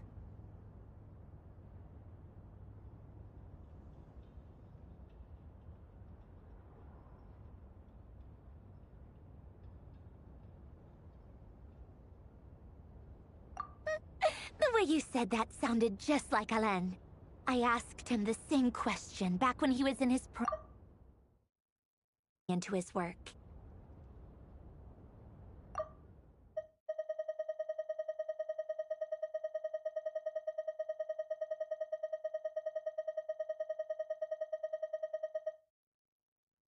He gave the exact same answer as you did.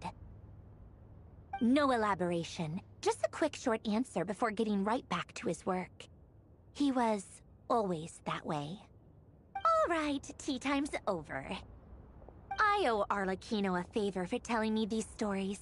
I'll have to bring a whole sack of gifts the next time I visit the House of the Hearth. I'm gonna go tinker with Polonia now. You guys can do whatever you want, as long as it doesn't involve interrupting me. Polonia, exit hibernation mode. Begin diagnostics.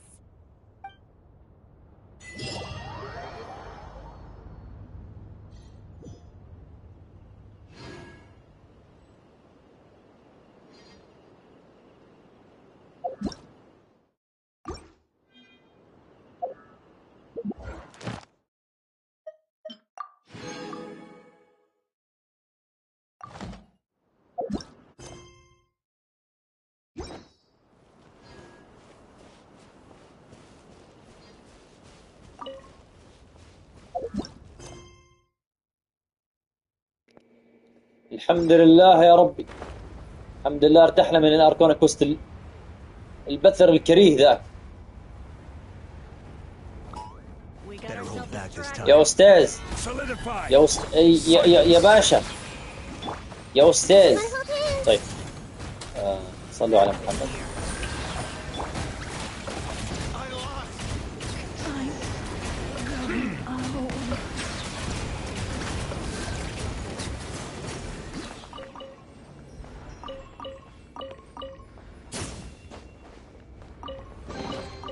Is it what you wish to find? Hopefully the excitement of opening a treasure والله chest أعوذ has at بالله least made خلصنا it a من الاركون worthwhile كويست الحمد experience. لله على خير. اوكي تعالي يا تننا فرح. أعوذ بالله خلصنا منه الحمد لله. يعني نقول إن شاء الله إنه نودكراي الآن آمنة. نقول إن شاء الله إنها آمنة. بس يا لطيف كان أركون كويست غثيث.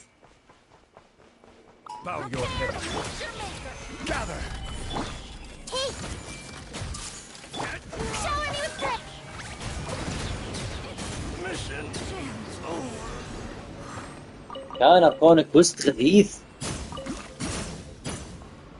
ممل.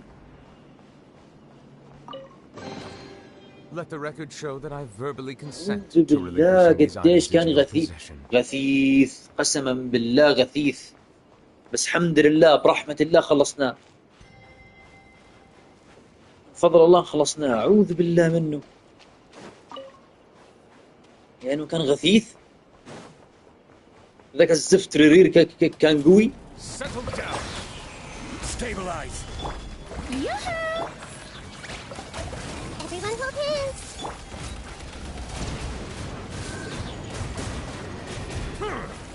Silence.